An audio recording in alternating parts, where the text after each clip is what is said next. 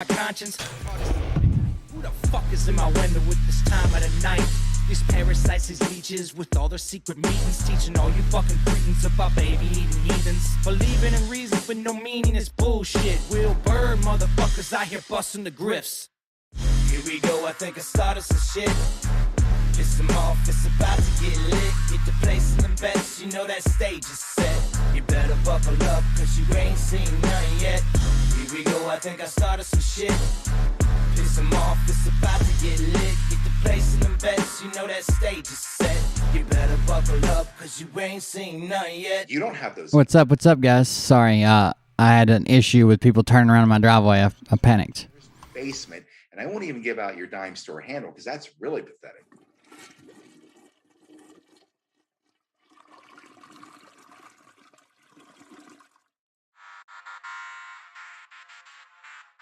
But I can tell you this about if this douchebag happens to see this particular show, you don't have Let me share this out. We'll start the timer, guys.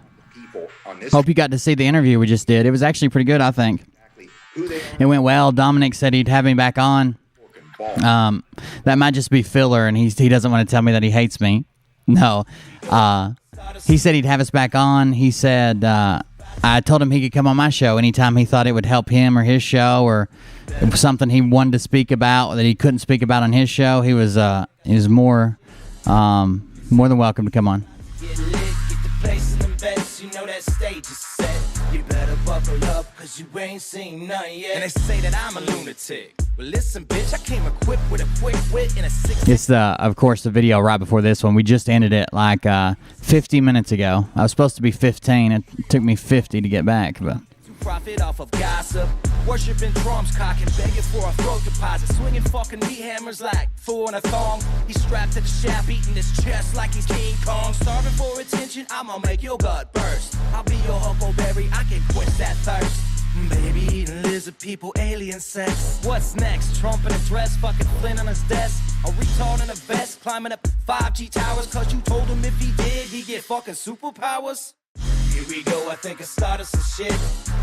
Piss them off, it's about to get lit. Get the place in them bets, you know that stage is set. You better buckle up, cause you ain't seen none yet. Here we go, I think I started some shit. Piss them off, it's about to get lit. Get the place in them bets, you know that stage is set. You better buckle up, cause you ain't seen none yet. I used to find clues too when I was high on shrooms. I found myself a tunnel that led to Jason. Damn it, where's the... Can't get the link, hold on. Meat rockets. I strapped it to my shoes and then I blew. Struggling over here to find my own link. I got it now. F-16, high on amphetamine, with Trump in between. Put on a light coat of baby oil and saluted the troops. He tapped me on the shoulder and said, "This is gonna be it." Whoa, wait. Stop. What? I'll get my files. What are you doing? Stop. Hold on. Fucking stop. Dude, come on. Seriously. My mom's an alcoholic. Give me oh my God. Damn it. Here we go, I think I started some shit. Piss them off, it's about to get lit. Get the place in them bets, you know that stage is set. You better buckle up, cause you ain't seen none yet. Here we go, I think I started some shit. Piss them off, it's about to get lit. Get the place in them bets, you know that stage is set. You better buckle up, cause you ain't seen none yet. Round 3. Down goes Nino. Please say it isn't so. Got him backed up on the... All right, I think we got it all shared out. Let's we get the timer started, guys. So well. It's all over. Hands on his shoulders. They ringing his bell. You got Frog News Network too. Research, they rework and copy on cocks that came first. Ninth and second string, and they acting like they know hitters. Assholes. Thank you guys for coming back. I appreciate it.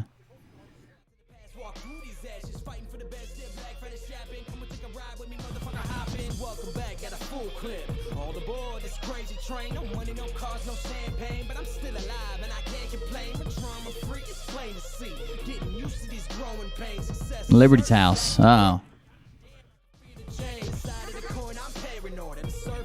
Oh, so I know that it's Liberty's been told that excessive emojis. Some other channels are doing this too, not just Liberty. Excessive emojis could get them banned. The only thing I can see from that is that they might think that you're botting your chat, because a lot of times if you buy bots, they'll throw a bunch of emojis. Maybe they'll think that you're botting your chat and they'll shadow ban it to see if it has real people coming to it or if they're bots. I wouldn't think that YouTube would just ban you because a real user used too many emojis. It might hide you from some search results, blah, blah, blah, because they see it as unusual activity. Anytime YouTube sees something as outside of normal, but not illegal or against terms of service or whatever, you just show up to less people until they can figure it out. And then if they figure out all's on the up and up, they show you to everybody, or supposedly supposed to. And if they figure out that you are doing something illegal, they give you a violation. But I've heard that for a while now, probably a couple years. I've heard that rumor. Emojis do it, but you guys see what you guys do with Ollie, right? When Ollie comes on, it doesn't hurt my channel. I don't think, but maybe it does. Ollie's over here asking for 1,000 of chickens.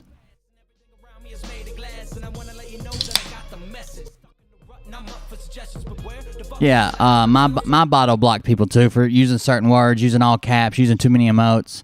It'll throw up a warning and then say you've been timed out for 3 minutes. Reason too many emojis or something. Yeah, I got you.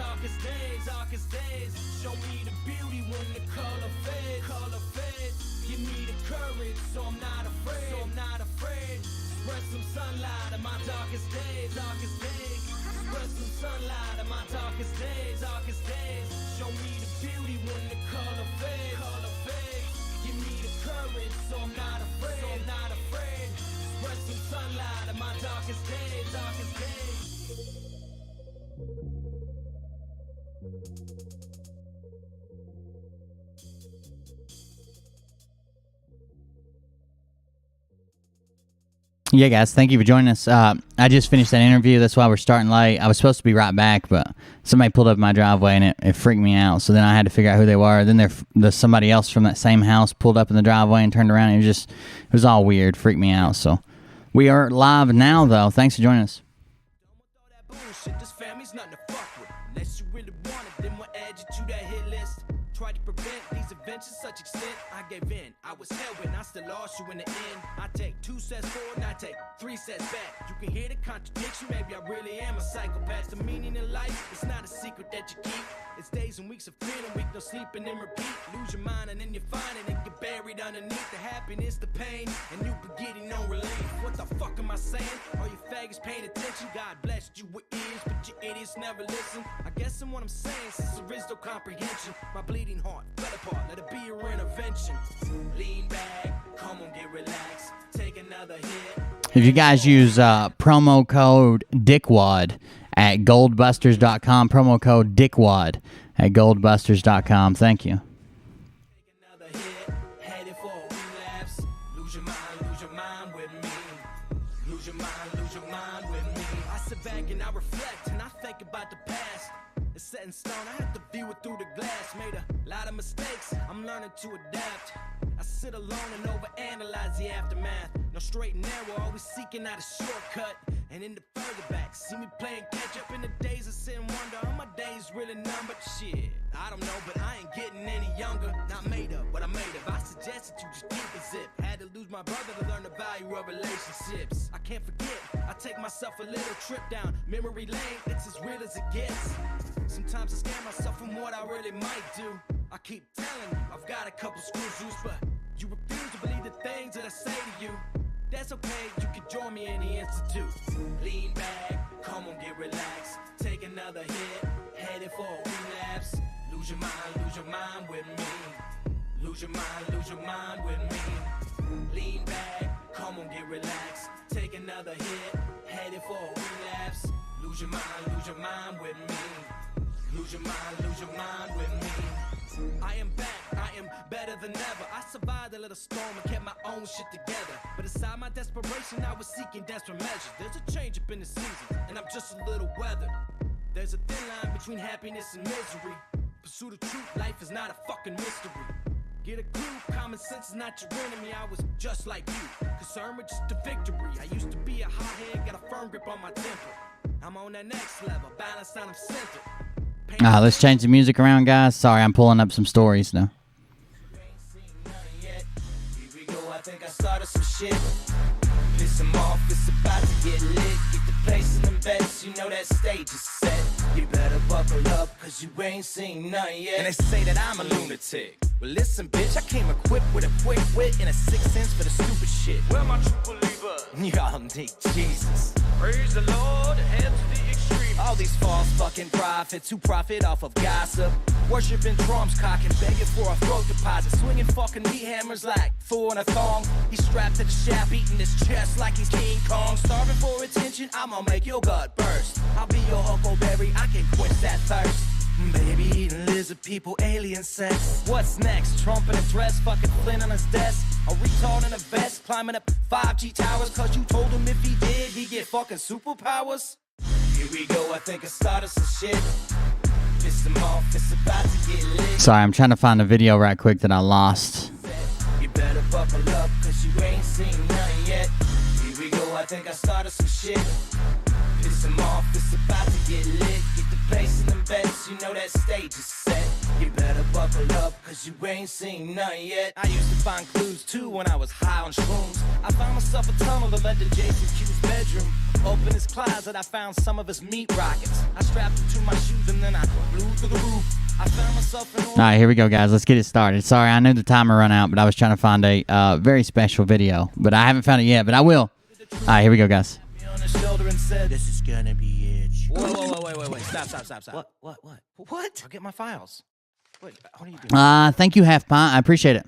Dude, come on. Seriously. Yeah, I think comedy would probably heal quite a bit of us, at least getting to laugh. I appreciate it. I think I started some shit. Piss them off, it's about to get lit. Get the place in them beds, you know that stage is set. You better buckle up, cause you ain't seen none yet. Here we go, I think I started some shit. Here we go. Piss them off, it's about to get lit. Get the place in them beds, you know that stage is set. You better buckle up, cause you ain't seen none yet. Round 3. Welcome, everybody. I am Will Bird. This is the Cold Beer Confessional. Special shout out to our own Jay Reese, who makes all the music. By the way, the songs that you listen to on the intro, all 4 of those songs I play on loop, plus the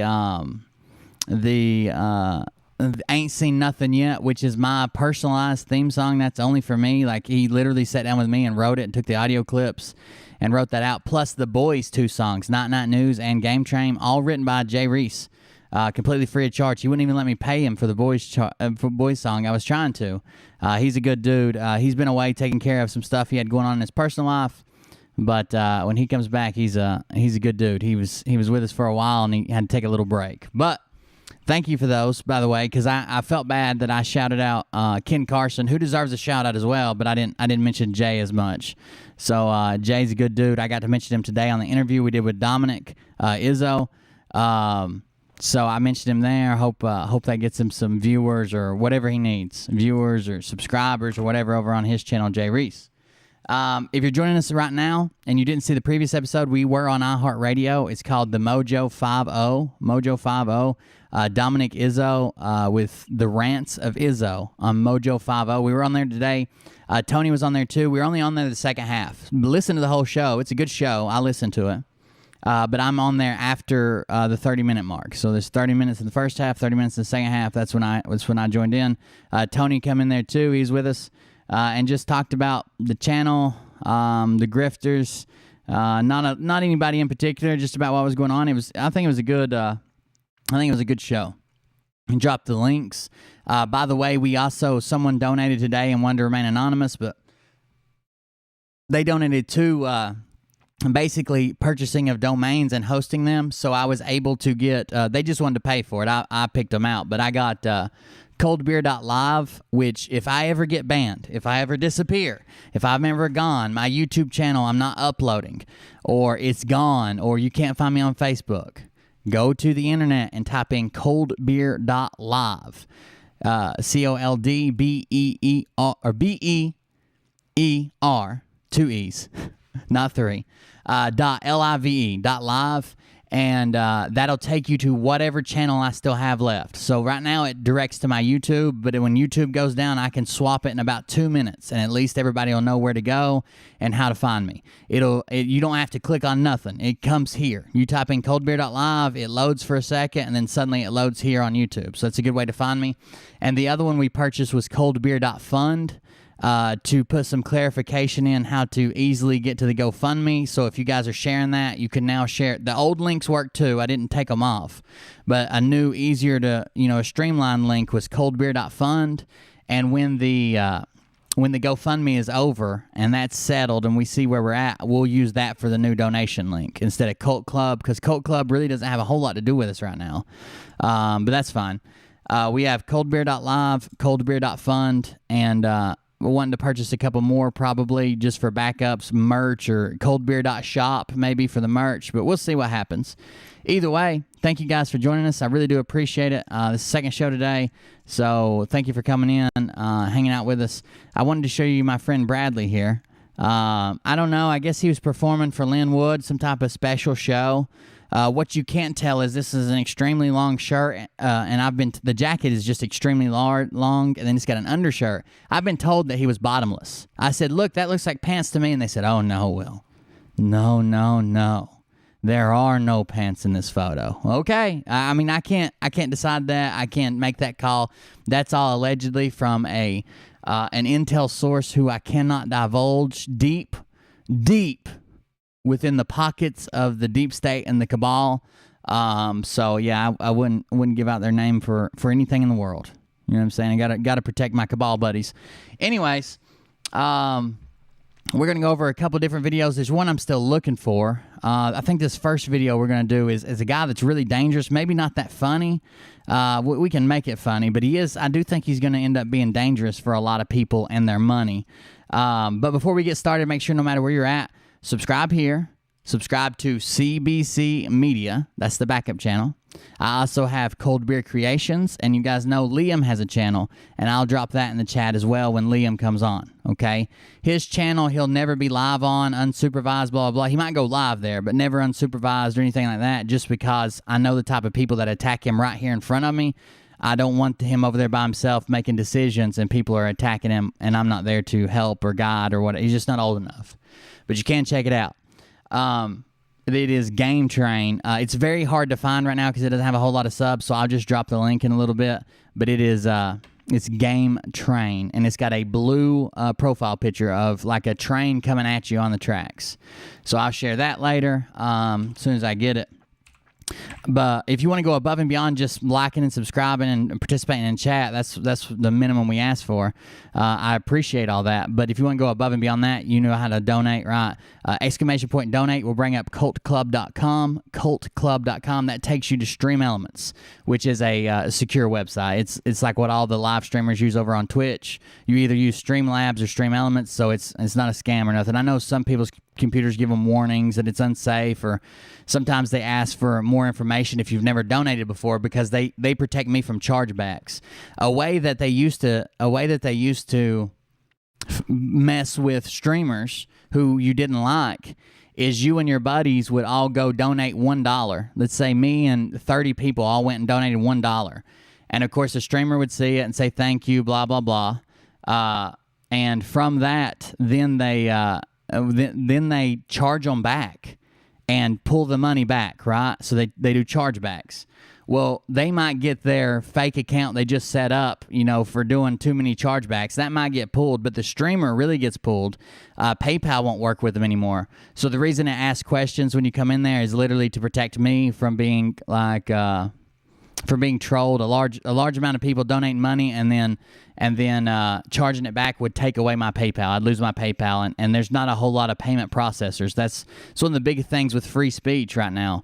If you follow any of the people who have been in like hot water over free speech, one of the things is payment processors. When you run out of payment processors, what do you have left? If nobody will process payments, you can't make... I know it's not all about the money. Sometimes it's about the truth or getting the word out there or being around somebody or telling somebody or blah, blah, blah. But eventually you're going to have to make money. Eventually you're going to have to pay rent or, feed your family or blah, blah, blah. So It's very strange. So that's the reason I ask extra questions. If it ever makes you nervous, that's fine. I'll just give you my direct PayPal or something else, and you won't have to worry about it. Or you can mail it to the post office box. If you're coming from Facebook, though, the best place to go is to buymeacoffee.com/cold beer or buymeabeer.com/cold beer. It doesn't ask you to sign up as a streamer. I don't know why it does that over on Stream Elements. It's not supposed to. And I've had a ticket in to get that fixed for, I don't know, 6 months probably, and they haven't even touched it. I don't even think anybody's looked at it probably. We have an Amazon wish list that's in the chat. We have the GoFundMe going on. We have less than a month now to figure out what we're going to do with our house. I've got some days coming up, just a heads up. I'm not sure what the days are, but I've got some days coming up that I will not be here to stream. I might check in and go live from my phone and holler at you guys and blah, blah, blah. But I've got some personal stuff that I got to take care of that I won't be around the house. And I won't be doing full streams for 2, maybe 3 days. And get that handled, and we'll be right back on schedule. And that's probably coming up in, less than maybe 5 days, maybe a business week, something like that. We'll be taking care of some of that stuff. So get in while you can and enjoy all the episodes before there's a 3-day drought and you guys go hungry. You dehydrate on me. So share those links, hang out with those links. There's one more thing that I legally have to mention. I'm not going to be like Doug, but in the description is an Amazon affiliate link. If you click on that link, anything you buy on Amazon for the next 24 to 48 hours, I can't remember which one it is. I think it's 24 hours.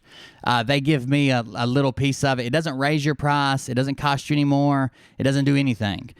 They just pay out about 2% of whatever your purchase is. And you can use that and it goes to the show. But if I link to, let's say I link to a pair of socks and you don't want socks, you want to buy a door lock. Well, all you got to do is click the link to the socks or whatever. I think it's just linked to the front page right now. You click the link to the socks or whatever, and then in the search bar, you just type in door lock. The cookie stays with you for 24 hours. So it doesn't matter what you click on or what you buy. It has nothing to do with products. It's just the website. If you click on me and then buy something within 24 hours, they send me a few cents, basically. That I was in this program before, and we actually made quite a bit of headwind from it, and then they kicked me out because they said I didn't have enough interaction or some shit like that. So there you go. Legally, I have to disclose that it is an affiliate link, and I do make money from it if you make a purchase through that link. I think last time we had 33 orders or something, and I made $2.85. So we'll see how it works this time. Every little bit helps. I've learned it adds up if you can stick with it long enough. Anyways, Bradley doing his special one-on-one. I heard it was some type of no pants lap dance. I can't be sure about that. I was advised the reason that Brad was sitting on his lap and facing him backwards is because his shoes were so large, he couldn't face him front to front and get close enough, which makes sense. Have you seen clown shoes? Come on now. Anyways, check this guy out. This is the one that I wanted to get to. This guy is dangerous, and here's why. Do you guys remember about 3, maybe even 4 years ago, Trump was president, or maybe fixing to become president. Maybe had been president for a little bit. But really, a whole lot of financial gurus started to blow up, like Dave Ramsey and his snowball effect, and Grant Cardone, and Gary Vee was blowing up.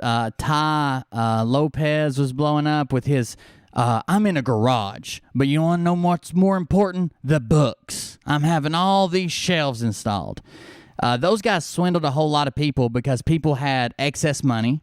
They were looking for a place to put it, or looking to make more money, or were down to their last dime and desperate. It's surprising how human mentality is.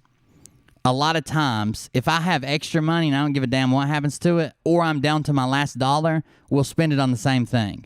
So those guys ended up being, those guys that Mark's on, those guys ended up making a shit ton of money trying to teach people how to make other money, trying to teach people how to sell courses, teach people how to buy real estate, teach people how to be social media marketers, teach people how to do this, teach people how to do that. And that's the field I was in. I did digital marketing, and I would watch some of their courses. There's a guy named Jordan Steen who was one of the first people to take Tai Lopez's classes and made an entire gigantic YouTube channel off of reviewing it because people were so curious about that shit.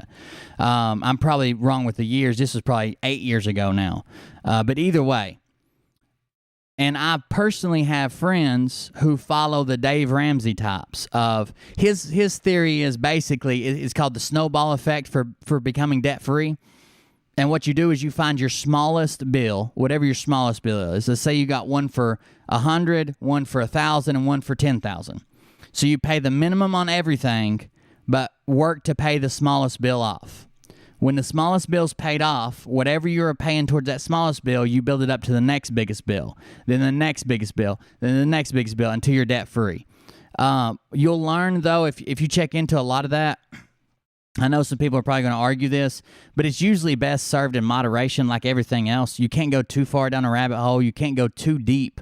You don't have to be 1,000% debt free and never carry debt and refuse to finance stuff. There's times when it's better to leave your money in the bank earning interest and take the bank's money, especially if they're offering like 0% financing and stuff. You really can, as long as you're responsible, as long as you pay your bills, got a steady income, steady job, blah blah blah. You're really making money by borrowing the bank's money when you have stuff like 0% interest or so many years same as cash, 0% APR. You just have to look into that yourself. But either way, people were fooled into following these people. And like Dave Ramsey, come to find out, he's filed bankruptcy like 3 or 4 times. He was more about selling books than he was about anything else. I don't even know a whole lot of people that listen to him anymore. But those financial types really took off. And it was because, to me, I think, it was because they seemed like they knew what they were talking about. So we've covered a whole lot of grifters who seem to be crazy. Like, clearly they don't know what they're talking about. They're assholes. They're making stuff up. They're drug addicts. We've seen them all, right? That's all wrapped up in one in Jason Q if you just want to talk about one of them. So we've seen the ones who are clearly illegitimate and they still get a big following, man. They're not people that are easy to get along with. They're not people you would normally like. They're fucking assholes. They're mean to their chats. They still have these huge followings. But this guy is not on that. He seems more like a college professor. He seems more like a teacher. He seems more legitimate. He seems like he knows what he's talking about. But what he's talking about is not actually true, so there's no way he knows what he's talking about. Let's just check it out. So he seems more of a legitimate person just by looks, the way he carries himself, and his little whiteboard like he's teaching a class. But you got to be careful because he's teaching people that the quantum financial system is going to come save them. And I'm afraid that this is going to attract quite a few people here. Let's check it out. Talk about NESARA, but what we're going to be... Hold on, I wanted you to hear his introduction. It's Dr. Scott Young. Hello, my name is Dr. Scott Young, and today we're going to talk about NESARA, but what we're going to be very specific about is the changeover in the money. Coming right up.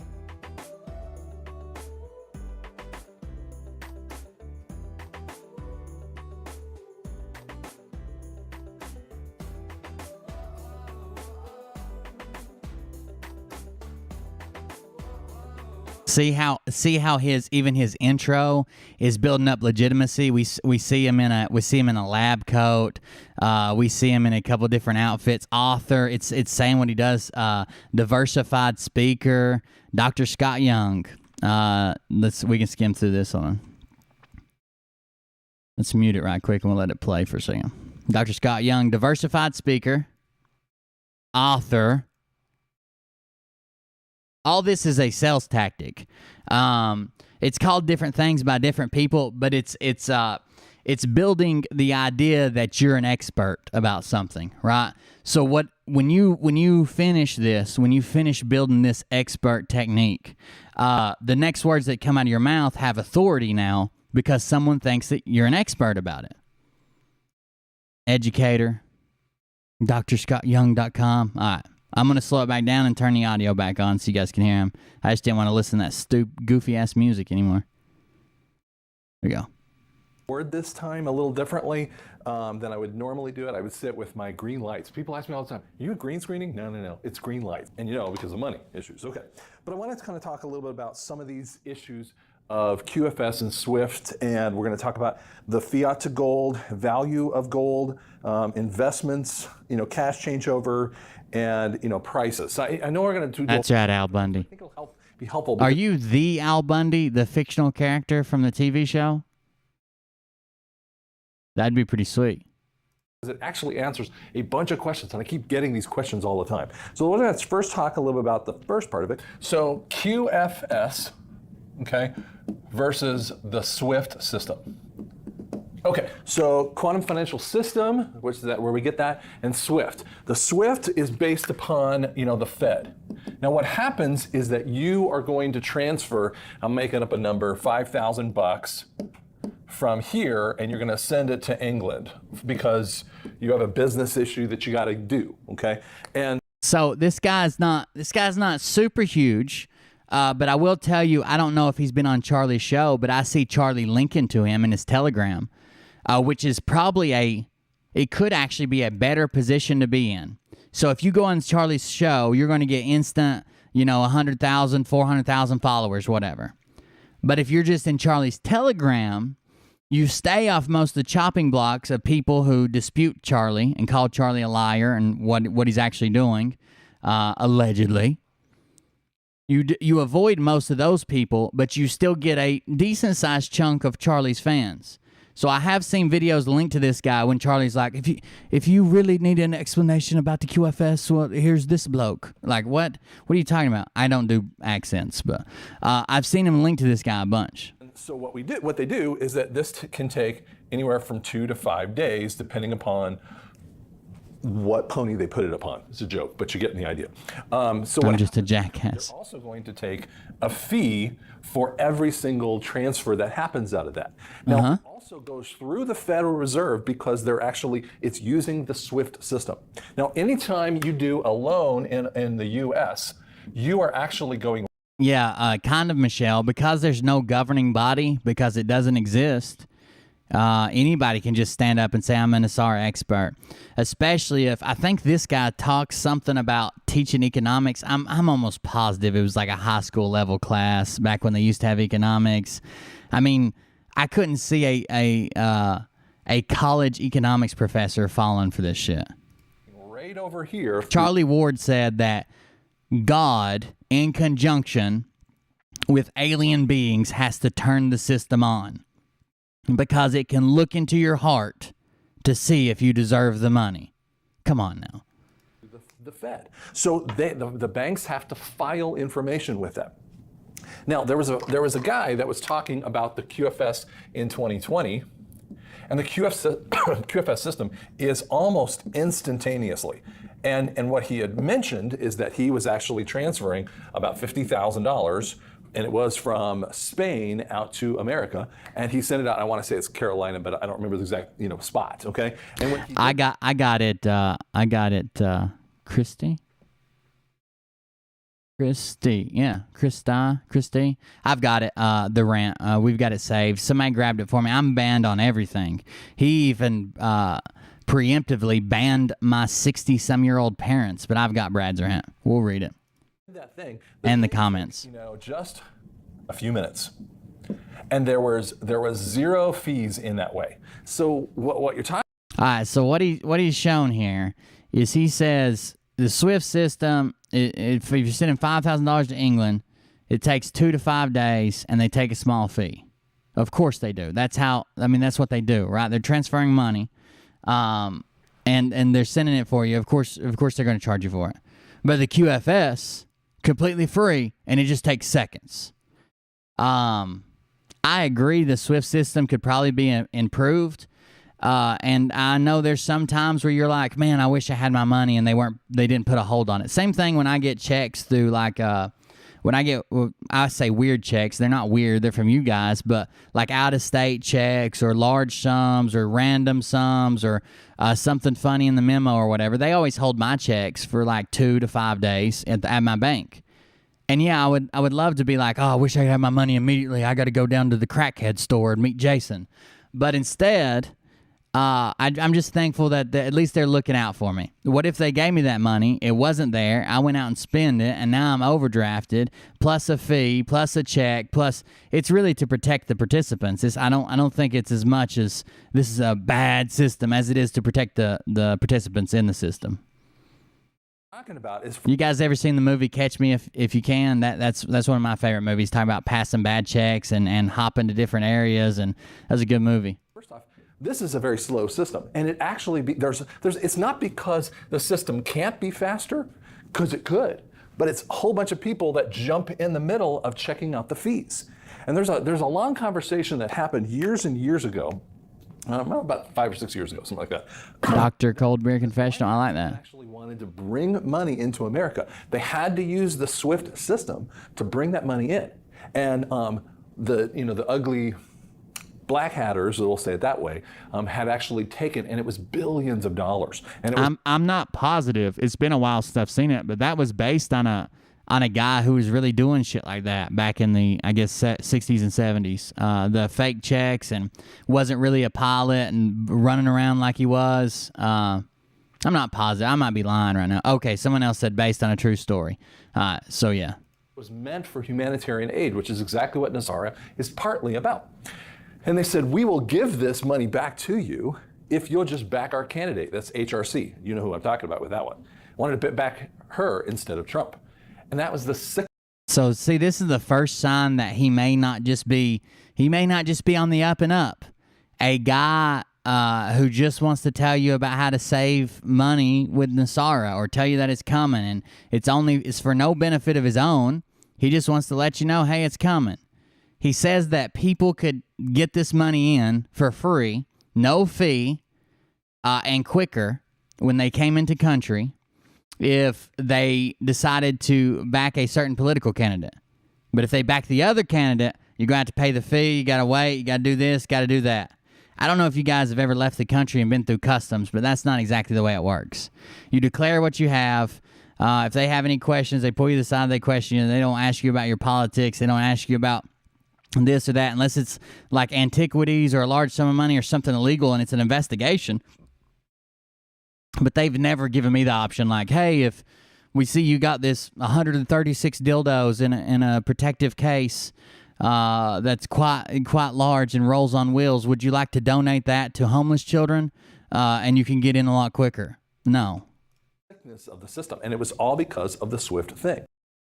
Because there's always someone watching every transaction. Now, I'm not talking about, there's a good reason for watching transactions like drugs and human trafficking, but we already have drugs and human trafficking. And it's because... Oh, we already have drugs and human... Yeah, I've said that for a while, Curious Scratcher, that it's funny that our right-wing fringe and the left-wing fringe have met on the backside of a circle. We always thought it was left and right on a line. It's not. It's a circle. They've met, and the reason being is they believe in med beds and that healthcare will be free. Well, there's your universal basic income or universal healthcare. They also believe in this Vatican gold being sent to you on a monthly basis as a paycheck. There's your universal basic income. They've actually went so far left and so far right that on some issues, not all of them, of course, but on some issues, they're actually meeting on the backside of the circle in crazy land. Because of this system, of the sickness of the system. And so that needs to die anyway, because that's the kind of stuff that has been a mess. Secondly, I get this conversation quite a bit, and so we're going to just kind of erase each section here. And I get the question so much of the time, what's going to happen with my money? Okay. He said, get a set of bunk beds over here. Okay, so let's say you have some money in a 401k. You have savings. Liberty Warrior sent me. Oh, thank you guys for showing up.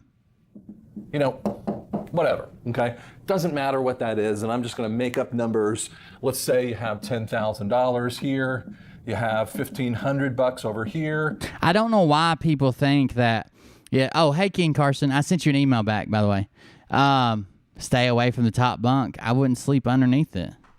Seems like death ready to have. You guys seen Step Brothers? I don't want to get trapped. Anyways, I don't know why people always give almost, it's instantaneous respect or attention or somehow put together that this guy knows what he's talking. Anybody talking in front of a whiteboard suddenly becomes an expert on something. It's even in some of those. I told you I used to do digital marketing for small businesses. It was like a side business. It never was my full-time income, but it helped when I was fighting the VA and couldn't work anywhere else. I was trying to do it. I mean, my mind was a mess and it didn't do so well, but I was doing it and I was doing good for the companies. I just couldn't personally manage. But I took some of these courses. One guy offered it to me for free because he knew I was a digital marketer and asked me to review it when he released it. And it was just a copycat of another course. And literally one of them was about teaching classes in front of a whiteboard. Because instantly when you stand in front of a whiteboard, people think you know what you're talking about. So weird. And you know you've really been being good, and you've been saving. And let's say you have $400,000 in this particular account. Okay, and so Simon Parks just said the lizard aliens got a virus on their computer is why we are still stuck in 3D or the third dimension. That makes sense.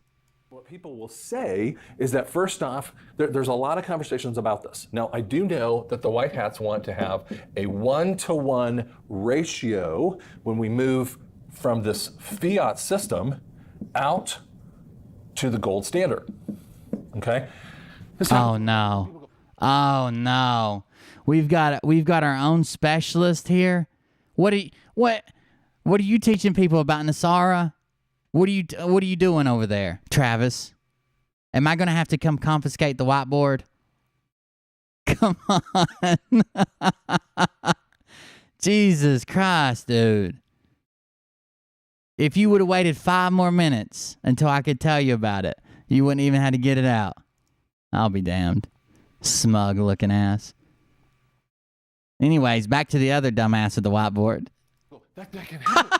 It would never be that way. Because, you know, the economists would hate that. Economists cannot believe that you would go from a valueless system to a value-based system. By the way, that's a little bit in First Corinthians 3:13 through 18. It's real interesting, another conversation all the way through. You can watch some of my videos to kind of catch up with that. But something that I've learned, I mean, I've only been here 32 years, but I've lived kind of a weird life, right? I lived a bunch of time in the desert, overseas. I've ran contracts. I've worked construction. I've been to college. I was an athlete for a while. Like, I got a little bit, like a little taste of everything, right? But I've found the same thing that most people say to be true. If it sounds too good to be true, it probably is. They're promising you free money for the rest of your life. They're promising that you won't owe anything on your house. You'll never have to pay taxes again except the taxes that you want to pay. And they're going to pay off your house. They're going to pay off your cars. Oh, you don't have a mortgage or a car loan? Don't worry. There'll be extras. They'll just be given away. You've always wanted to do some type of philanthropy project. Those will be funded for free. And it can look into your heart. You don't need credit. You don't need co-signers. You don't need a business plan. This machine, once God turns it on with his alien brethren, it looks into your heart and decides whether you deserve the money, okay? Because that's what we like to call not the credit score, but the soul credit score. I ought to do their commercials, honestly. They need to pick me up. But what they're saying is that you go... Like I said, this guy's not going to be super funny or super interesting, but we do need to cover him because I think he could be a danger to a lot of people who fall for stuff like this. It's easy to say, oh, you know how crazy Simon is. He said this shit about an alien. He said he lost his virginity at 5.5 years old because his dad let him have virtual sex with a reptilian. That's a true quote from Simon. That's easy. This guy with this whiteboard is a little bit harder to pick apart. From zero value here, innate value, into a very significant change in value. Now, you're going to ask me, and this is one of my questions on here. People Emoji freedom. What's the value ratio? Hey, listen, that's actually something that no one can fully answer, okay? There is going to be a set ratio that they're going to come up with the gold standard kind of thing. But your money is built upon gold, and that's actually in that you need to pay loans through the gold standard, and that's in the 10th Amendment, okay? That you cannot pay debt with anything other than precious metals. Okay? And if you're paying... I would probably be the prime candidate to be choosing for that. Like, I'm fighting the VA. I'm not getting all the money that I deserve. God only knows how long that's going to take to be settled. I'm fixing to be thrown from my home. Like, yeah, let's get it going. It's not true. As much as we want it to be true, as good as it sounds, as many times we can sit down and break it down on paper and say, here's all the benefits. No war, world peace, free energy, free internet, no mortgages, all that's retracted. Come on. You know that's too good to be true, and you know it's not going to happen.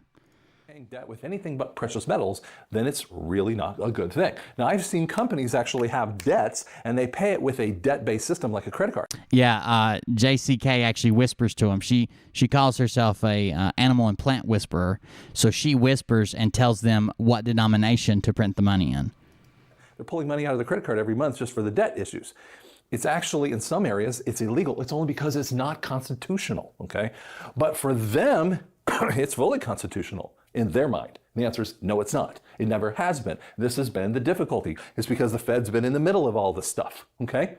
Now, economists go, okay, if we're going to end the Fed kind of idea, they think, okay, we're going to change this. So if we looked at the value and make up a number, you're going to have less in your checking or savings.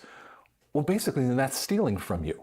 Do you kind of catch that? Even if we did a massive amount less to make it equal, how would that be right for you? This isn't just to make it better for all the economists and all the billionaires and the trillionaires because they've been stealing from us for generations. There's actually some unique information that's happened in the last from about 2011 to 2021.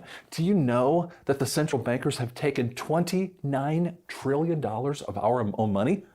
The national debt's around $29 trillion. So guess what? We would just be going, you know what? You don't get to do this anymore because you have been illegally seizing our money in different ways. So that makes sense. Through the debt area, and we're going, no, we're not going to pay it anymore. So this is like a bank.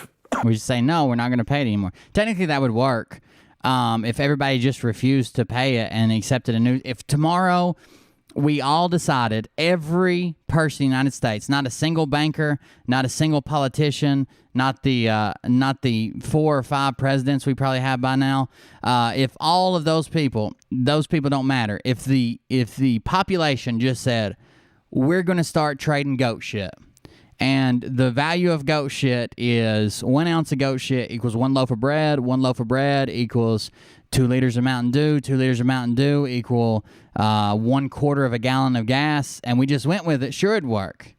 Have you ever seen us agree on anything? Have you ever seen us agree on anything nationwide? You know how many people would fight that? How many people would stand up? How many people wouldn't trust it? You know what's one of the funniest things I ever see? And I wish this worked. I do. But it doesn't. You guys need to fix it if you're participating in it. I'll see on social media, oh, the big oil companies and OPEC and the Middle East think they can fuck with us? Watch this. Tomorrow we're not buying any gas. No gas sales tomorrow. Shut it down. Show them that we're in charge. They'll lose billions nationwide. No gas. And then the next 5 posts say, hey guys, hurry out tonight before it hits midnight so we can go ahead and get the gas that you'll need for the weekend. No one's buying gas on Friday. So you need to get it Thursday night. And if you have to, you can get some Saturday morning, but don't buy it on Friday. What the fuck did that accomplish? The fuck? What? Like, what did that do? And not to mention, I still drive by the gas stations and y'all are still sitting there pumping gas. You forget as soon as you leave your house. But stock up on gas before and after. Did you buy more gas than you would have if you would have just bought gas on Friday? Did you buy extra gas? Is that what we're getting to the bottom of? Hell, that might be a plant by big oil Saudi Arabians to get in our social media groups and make us buy more gas. You gotta watch who you trust here. I need a whiteboard. Bankruptcy transfer. So in essence, what you're going to see is that instead of this system in the bankruptcy transfer, it's going to be a 1-to-1 ratio. Now, this is very controversial. People get, no, it can't happen that way. No. And here's the thing. You go, why can't it happen that way? Because it's never been done before. Gotcha. It has never been done before. Do you catch that? This has never been thought of. This has been dreamed about. This has been desired for. That's not true. What was the name of the Hold on, let me look.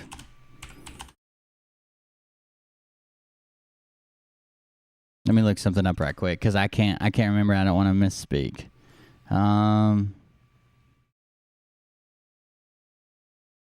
Bow, bow, bow, bow.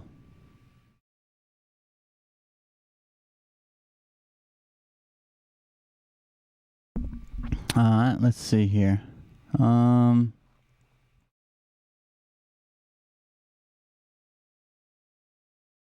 Damn it, it's not listing this. I want to say it only lasted for 3 years. But I can't remember where it was. But technically, it did last for 3 years until it was shut down by the Soviet Union.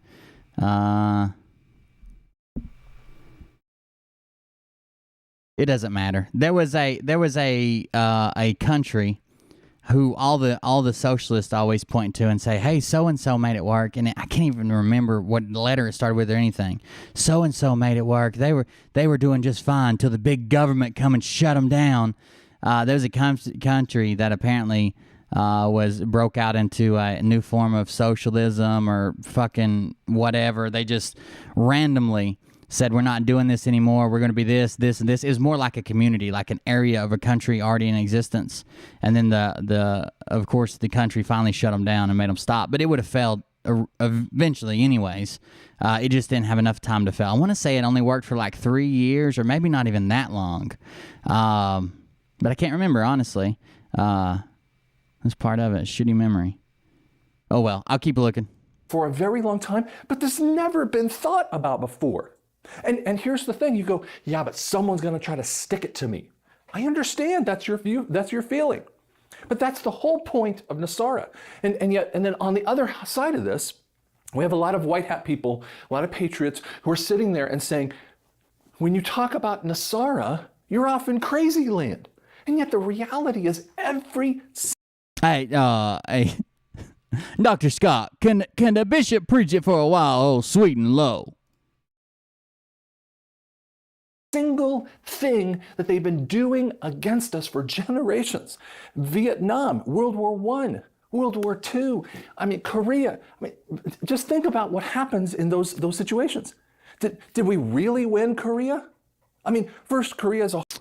Yeah, what is it? Catalan, is that how you say it? That's the one. It only lasted for a short time. Is that what you're talking about, Russia? Or, Rusky? Whole nation, and then it separates. Let me look it up. Is have a dividing line. Now, obviously, they wanted to take over, the North Koreans, the communists wanted to take over the whole nation. So Catalonia sort of won, but it kind of came to a stalemate. Vietnam goes on for 8, 9, 10 years, and it drops off with a loss. Okay, and they call it a pullback. What did we accomplish in Iraq? What did we really accomplish in Afghanistan? What did we accomplish in World War I? I know we say we did all these things, but there was just... Listen to that running meth nose. It's thick. Like, I feel like he's got shards up in there. Man, take that apart and reconstruct it like a puzzle. All about the money. And this is the generational stealing that they've been doing to people, and they've been programming you. The reality is, if it's all about money, and we know that, all patriots who are listening to this, you know it's about money. Well, then why would you say, what are they going to deal with the money? If you're gonna fix this thing, if you're gonna take out the corruption, you've got to deal with the money, because those same people will get back in there again.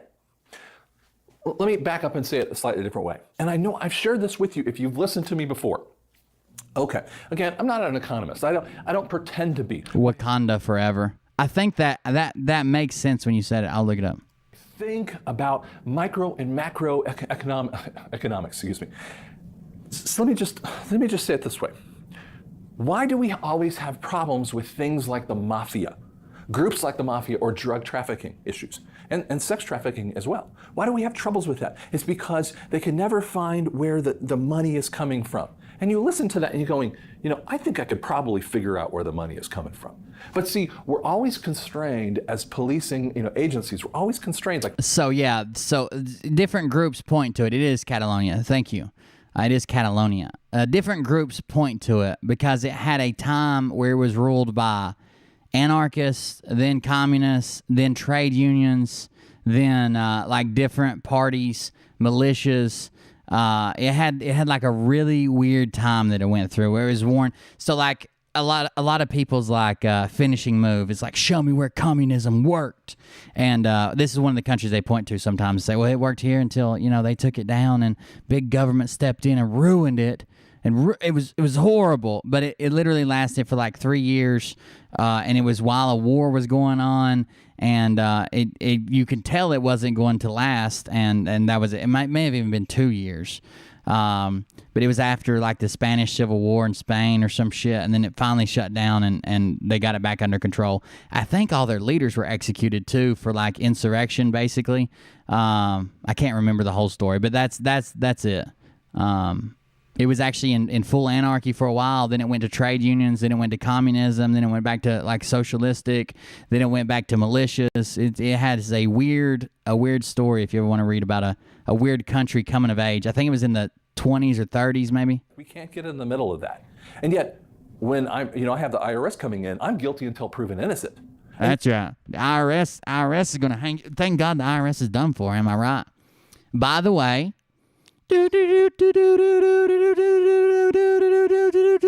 Major news update. Mark, former Frogget, has revealed that he is in special digital we gotta listen to this. Hold on. This ties into this right here. If we're gonna talk about the IRS and the Treasury and shit, we gotta go find Mark. Bring him, Mark and Doge. Yeah, Mommy's Basement, Marquette. Oh, it's Mike. I'm sorry. I can't read. Let me grab this video right here. Open link in a new tab. Go over here. Drop it. Let me back up. Now, I want to set the scene for you. Mike told everybody that they can turn in their birth certificate, Social Security cards, and claim money from the Treasury. He went as far as giving out the number and telling people to call it the next day. Well, of course, that blew up in his face, okay? And I called him out and I made my video. So then he comes on another video and says, I did not tell you to call the Treasury. Doug did not tell you to call the Treasury. And Frog News did not tell you to call the Treasury. But the way shit like video clips work is we literally have the clips. So we just played them again and again and again. So Mark was in hot water about that, and he's been having trouble recovering from that. Since then, he's lost his job.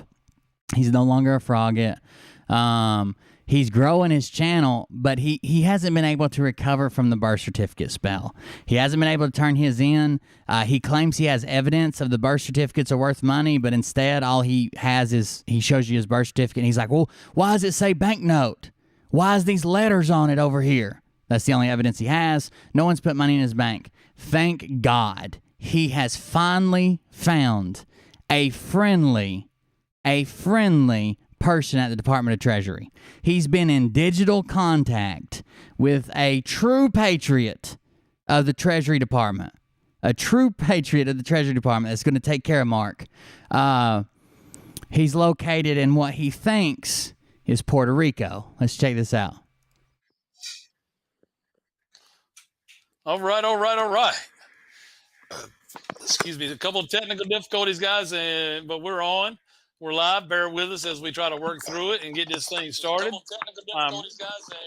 Please do not send important self-identifying paperwork of you or your children or your wife or anybody you're in charge of to someone who's foreign who you think might be in Puerto Rico.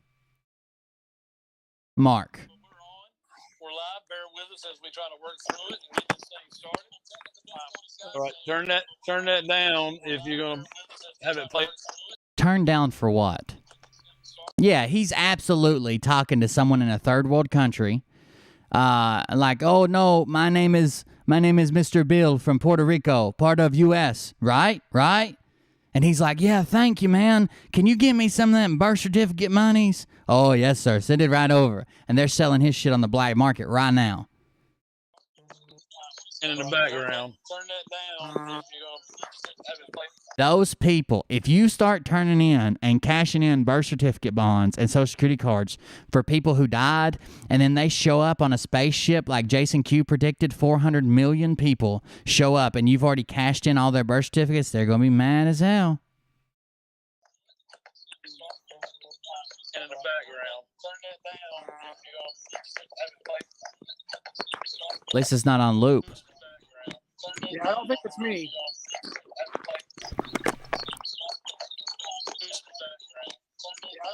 D.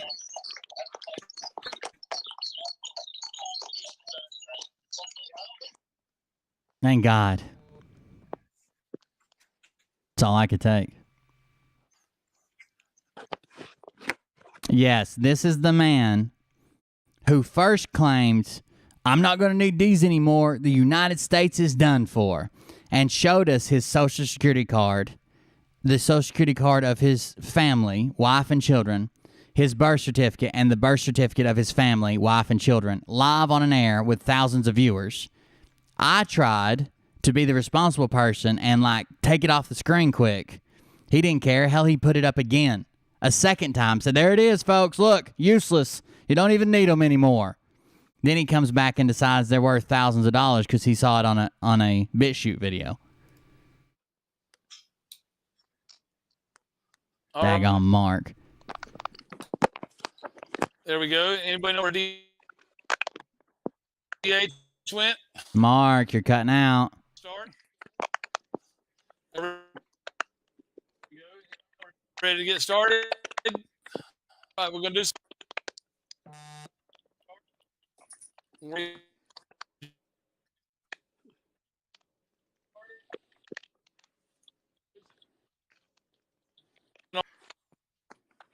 I can't hear. I can't hear. No.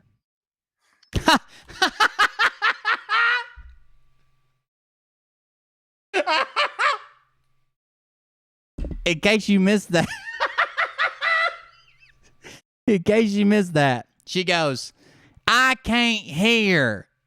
And then before Mike can even get, you can't hear us out of his mouth, she's like, nope. Can't hear a word. Oh, it would be so funny if all these people were trolling Mark and he had no idea. I got to get in on this nightly call or whatever. DH, you can't hear us? No. Instantly. How could she not hear you? She answered immediately. Mark. This is why people can't have nice things like be in charge of their children's Social Security cards. You should have to turn those over to the state, Mark, until you pass a test that says you're not going to show them online or sell them to anyone in a foreign country by accident.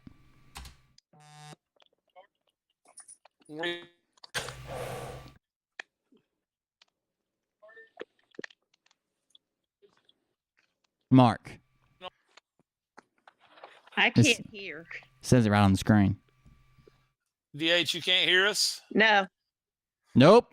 Can't hear you.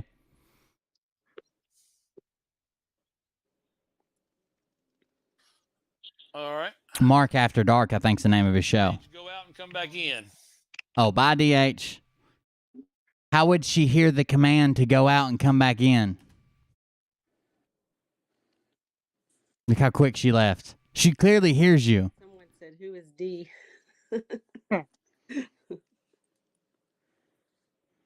It's a good way to pick out his fans when they hop in and say Mike. That's how we know that they're rooting for the wrong guy. It's Mark. Big Daddy Mark stick. Okay, now Mark's frozen. I'm glad this is going so smooth.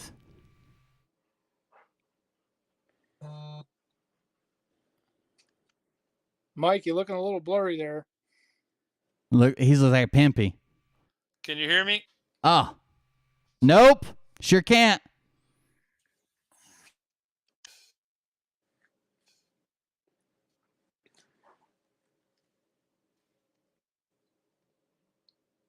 Yeah, to be fair, that's the recipe for disaster. Going to cry 96 tears. Mark went full intel, full secret spies, giving him this, and he watched this person. He discerned this from a secret code that was written by hand and with blood in the back of his New Age Bible and blah. And he is blowing up. Doug went, hey, let's get real guests, real sponsors. Let's make a talk news show, and he don't get shit. Like it's sad, honestly. But it's the truth. We've seen it on this channel. When I made the NESARA video, you saw how many people were here. And then I go back to tell them that NESARA's not real. Bye. This ain't what I want to hear. Good luck with Satan. Really? You were just telling me that I was anointed by God in the comments of the last videos. Oh, no. There goes Mark. There's an echo, Mark. Yeah. He knows.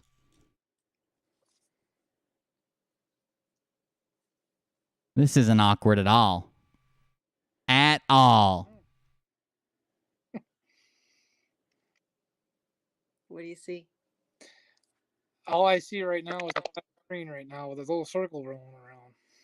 Little circle rolling around. What do you see, D? D's? I wanted to make mention to you, Scott, that you probably should get a new version of the Bible if you're not understanding the King James. This is Scott McKay's clone.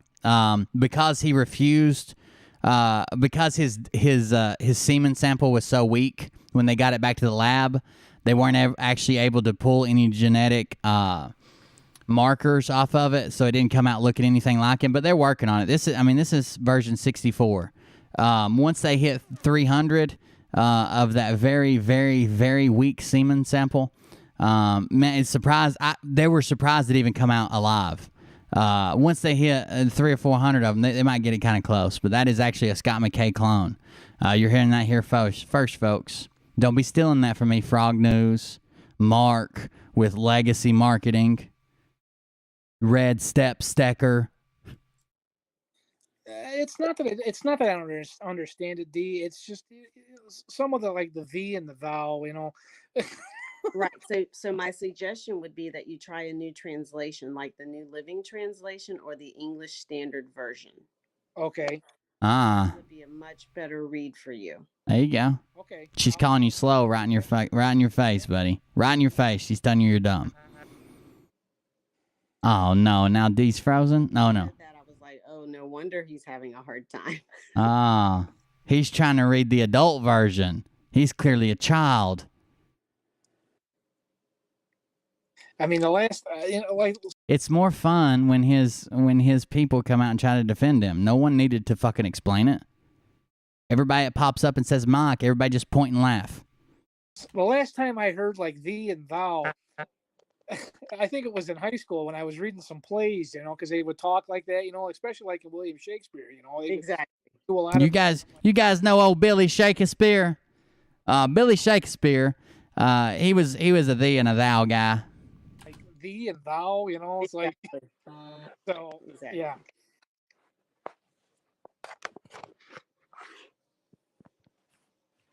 Let's see. Don't capitulate, D. Stand strong. So, whereabouts are you located, D? I live in Washington, D.C. area. I'm in Maryland. Now, how is it there? Is it, Washington, D.C. and Maryland. We have I would say a fan. Like, she used to watch a lot more when we covered politics, but we have somebody who lives there. Kim, I haven't seen her in a while, but I see her comment every once in a while. As far as, well, I remember seeing you on Mike's show there.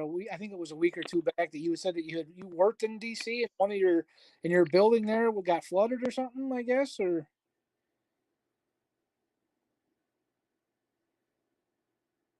Okay. Now I am alone. There you go, Scotty. Scotty, too hotty. Mark's in his car driving to 7-Eleven to get Wi-Fi. Folks, I'm sorry, but I do have an ugly mug. He's going to make a very special announcement that his chat takes into as, see, we knew he was preaching the truth because this is the devil working at him, trying to deplatform. This is Satan. Satan controls the interwebs. That's how they know that Starlink isn't up yet. Because if Starlink was up, that's a Jesus internet, and it's all free. Satan is the paid internet that goes out occasionally.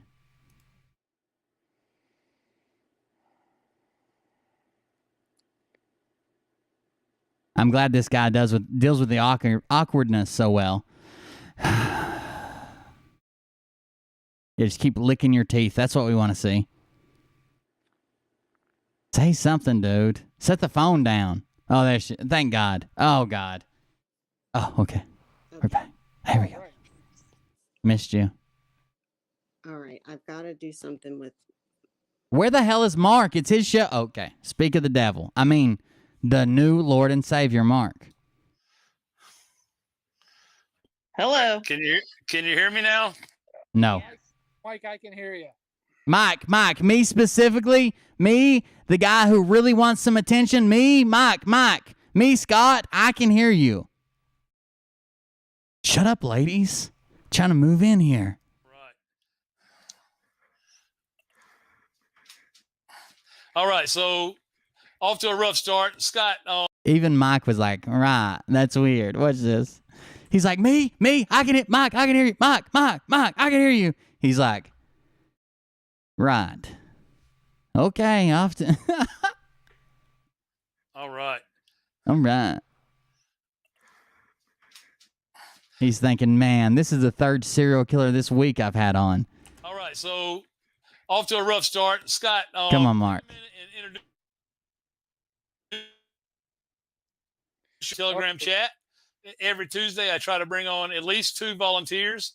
So we got 2 new volunteers. Yeah, he's got to have, he's got COPD or something. He had cancer and I guess went through chemo back in the, towards the end of the year, first part of the year.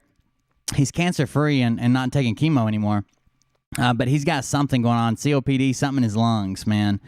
It doesn't sound good. And he keeps putting on them fucking patches instead of going to the doctor and talking about how they're working miracles. Like, I'm really worried he's not seeing the right doctors and instead is substituting with X39 miracle patches. And he won't even spend a little bit more money and come get the X40 Meat Hammer miracle patches. Those are so much better, especially if you have some type of disorder like he has. These work on moles, voles, sore assholes. They're actually derived from a little known village in northeast Tennessee. They harvest this liquid to make them from a tree that grows naturally there. It's called bird root juice. It's straight from the root. Okay, like they have to literally pull it out by hand. The root juice into the patch on your arm. Meat Hammer miracle patches will take care of all that. Okay. Please do not venture to Tennessee in search of a bird tree to steal the root juice. It is a protected natural resource. It's like taking a shit in a water aquifer. They won't let you do it. I've tried. Volunteers to share with us tonight and then have a conversation with. 5x5 I'm seeing in the chat. Thank you guys. All right. Scott is one of those and DH is the other. I'm going to have DH introduce herself in just a second. Scott, go ahead and take it away and give us a little synopsis about yourself. And thank you for jumping on and sharing being on with us tonight. All right. Well, Mike, I want to say thank you for giving me the opportunity. This is the first time I've ever done something like this, and I'm a little nervous. You can tell you're nervous, my man. Diana, get your knee up. What are you doing? You had total knee replacement today, and you're just sitting there like it didn't happen. Jesus, get in the game. Get your head in the game. Let's do this. Excited at the same time. As I was saying to DH and to D and to Mike earlier, Mark. I grew up in Rochester, New York. I live in a little town called Hammond, New York. I'm located about 45 minutes from Watertown, New York. And I'm a Christian. I got remarried to my wife, who I've been together with now for 12 years. Mike absolutely can't afford Starlink. And the way he could sell it to his fans,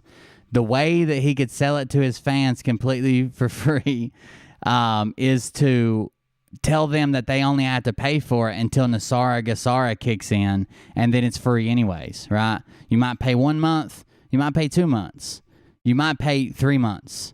In a turn of events, you might pay 4 months, and then perhaps 5 months, and he just keep dragging it out. Hell, Trump's not coming back. You keep dragging that out. You can definitely drag out, a few $100 on Starlink. I think it's like a $500 setup, and then around $100 a month.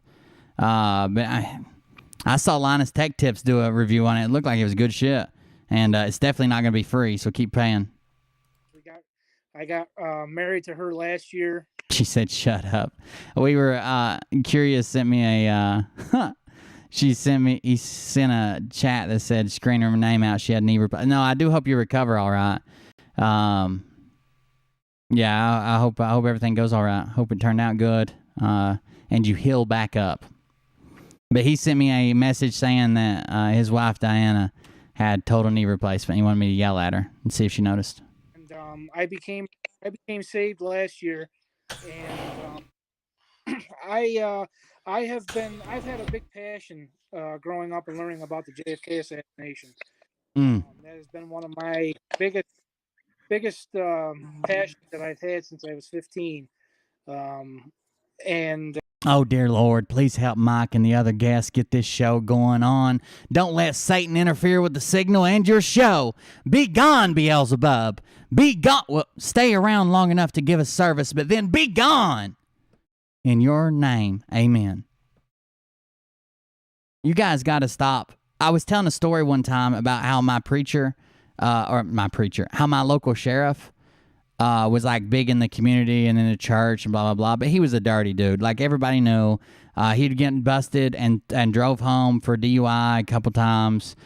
He was giving away guns in the evidence locker as presents. A bunch of the evidence went missing before trials even happened. Like drug-related evidence went missing before the trial even happened. And those people walked. These drug dealers walked because not only was it a favor that the evidence went missing, he sold that shit to somebody. It even climaxed at a point where he was on the lake on a jet ski, fucking off and drunk, and got thrown off the jet ski and hit his head on a dock. There is literally video and photos of this. They patched him up good enough, went and changed him into his uniform. Well, not his uniform, out of swimming trunks into like jogging pants and a hoodie.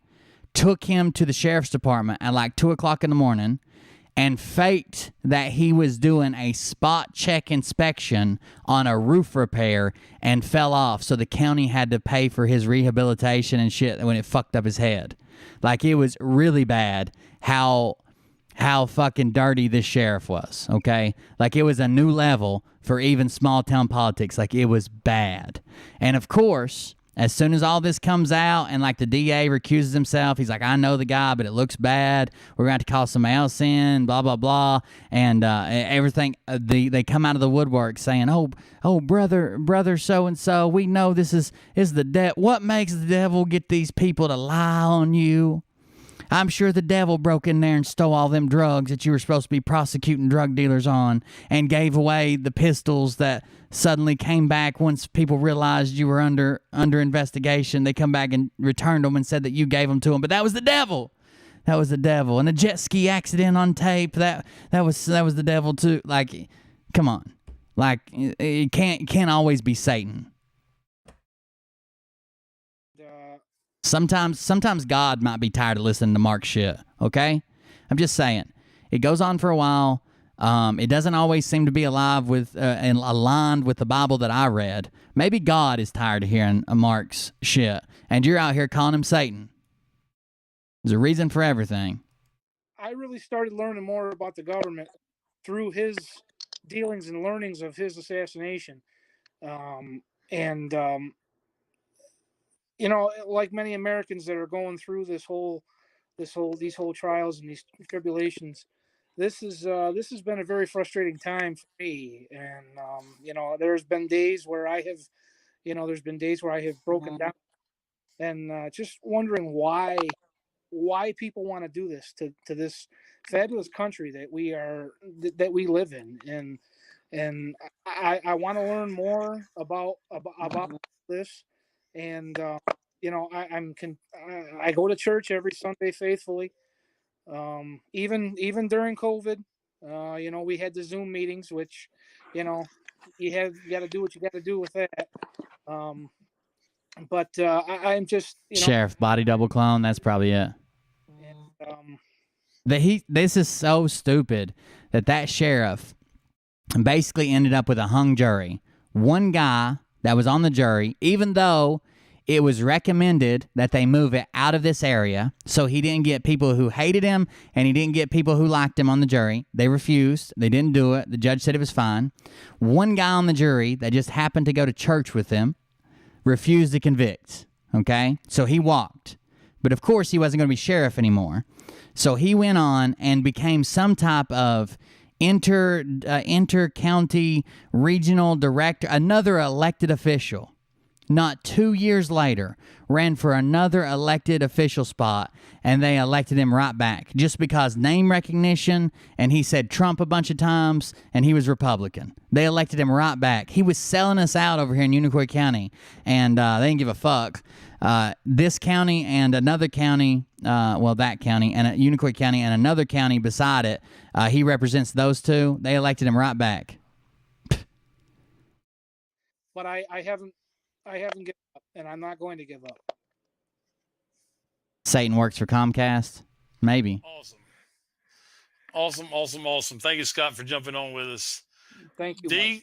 DH, you want to jump in and DH? Introduce yourself? Sure. I just use These Huggies, motherfucker. DH because my first name is really complicated for most. My name is Damara. Yeah, Mark would have never got that. He barely got Doug Mara. I live in Fredericksburg, Virginia. Lifelong. But it's spelled like Doug. A mom, Doug.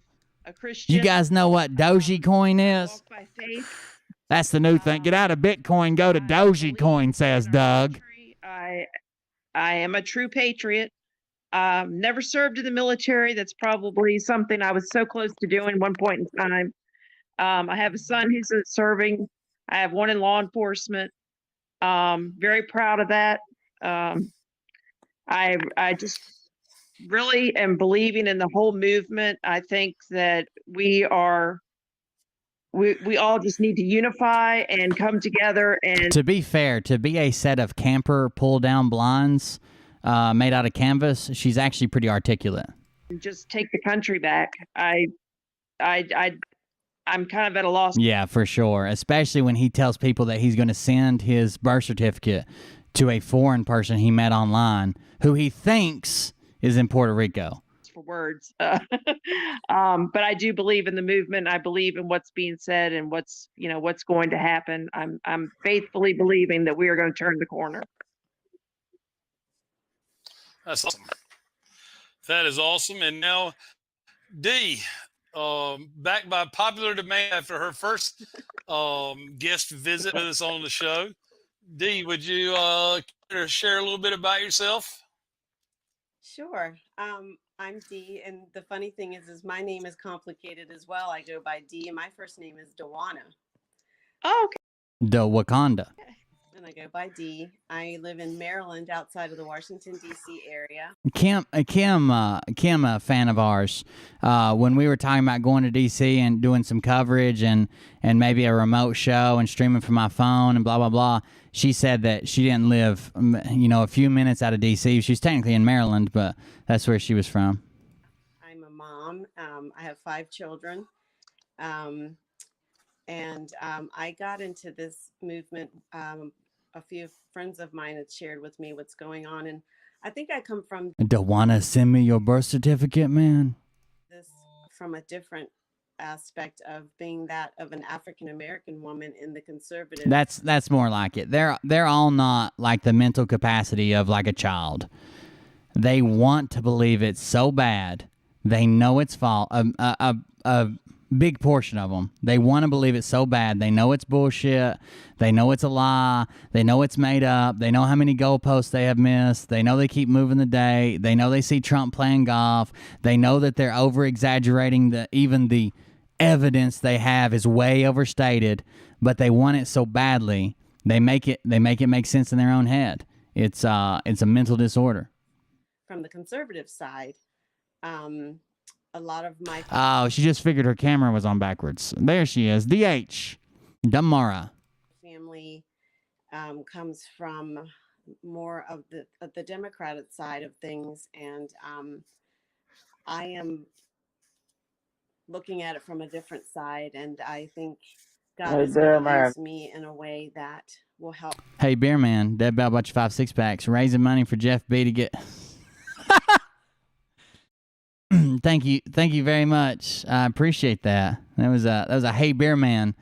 That was a Hey Beer Man coming in hot. I appreciate that, Deb Bell. Thank you.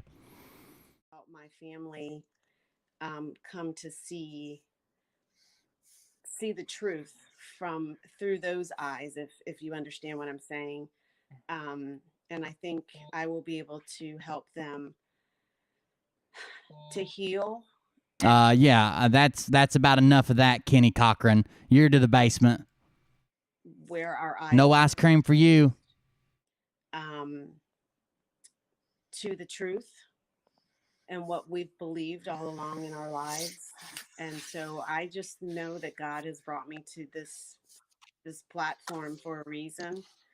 And I just want to thank you, Mike, for having me.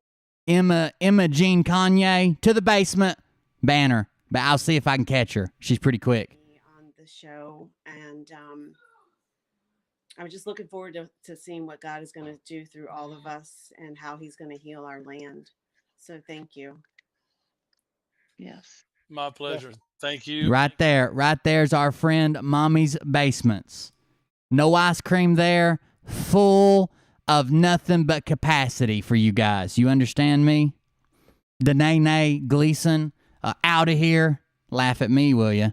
Thank each and every one of you, and thank you all God-fearing, loving patrons that are out there watching live. And be sure and hit the like. You guys be sure to try this Liberty fermented water. Looks like dog piss, but it's got a little bit of a bite to it. Share button. Let's get as many people on as we can. I'm getting ready to drop a little intel on you. I've been working digitally to reach out to somebody. That's weird. That's weird, Mark. Mariah won't let me have any lady cream in the bedroom anymore. In the interior of the IRS office, wherever that may be now. My understanding. Shart Rogan. Yeah, go back over there to Joe's podcast, okay? We don't have any Rogans here in the basement. Doesn't mean I have seen it with my own eyes, but my understanding is that it was moved to Puerto Rico. And there it was. On sovereign soil. Let's back it up. Now listen, he doesn't have eyes on this, but it is his understanding that the Department of the Treasury has been moved to Puerto Rico and no longer a part of the U.S. because it's in Puerto Rico. Been working digitally to reach out to somebody in the interior of the IRS office, wherever that may be now. My understanding doesn't mean I have seen it with my own eyes, but my understanding is that it was moved to Puerto Rico and it's no longer on sovereign soil. No longer on sovereign soil. It's in my understanding. I don't have eyes on this. And even if I had, maybe some really good binoculars or a telescope, I have no idea where the fuck is that? Central America?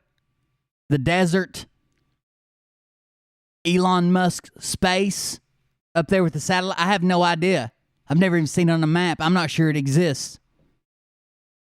Okay. But I got some. Same place that the sock or your left sock goes when it goes into the dryer. This son bitch is gone. Some information from one of them tonight that's going to help clarify what is going on with them. Okay.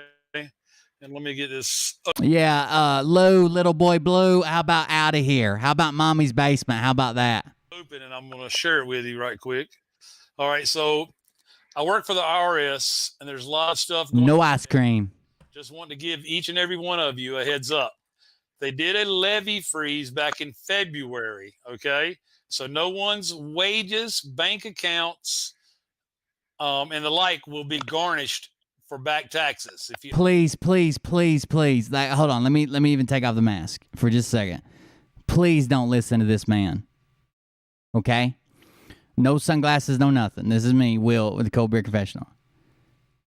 The IRS will still absolutely garnish your wages, come after what you own, extras that they're allowed to take away. I'm a disabled veteran, okay? I only get money from the VA, and nobody can touch it. Not a single fucking person can take that. It doesn't matter tomorrow if you have a legitimate claim that I owe you $10 bazillion and you go to court, you can't touch my money from the VA. It's a disability check. You can't fuck with it. The IRS can take it. I guarantee you the IRS can take your paycheck. They can garnish your wages. They can put a lien against your home. This man is fixing to get you into serious financial trouble. Do not bet that the IRS has they're all bark and no bite now. That is a stupid fucking bet. I understand if you're in a position you can't pay your taxes, contact them. They work out payment plans. They do shit like that. Do not say, I'm just not going to pay taxes because Mark told me I didn't have to. That is a silly, you'll lose everything you got. They came after my dad. My dad won a truck on a raffle on TV. It was we were watching a race and there was a rain delay and they were selling some type of NASCAR magazine thing and they were going to pick one winner for a new Camaro, a new pickup truck, or a new SUV. I can't even remember what the SUV was at the time. And he had my sister call in for him. And about six weeks later, maybe 3 months later, something like that, they called him back and he had won a pickup truck.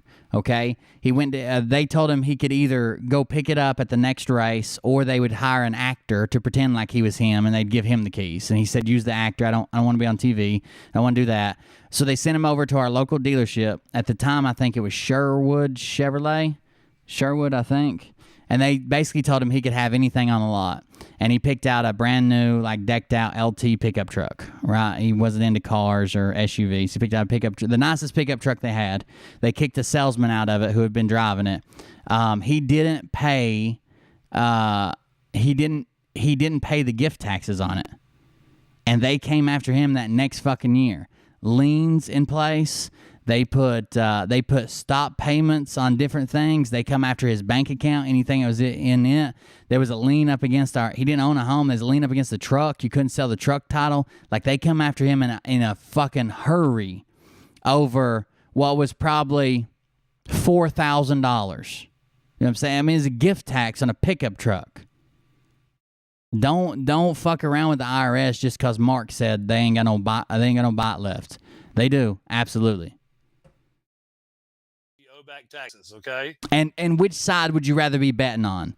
Would you rather be betting on the side that, oh, well, I knew I would have to pay taxes till I die, might as well pay them this year and not have to worry about it? Or, well, some guy who mailed his birth certificate to Puerto Rico told me the IRS doesn't exist anymore, so fuck it. We'll see if they take my house. Come on. All right. I'm good there. That's great.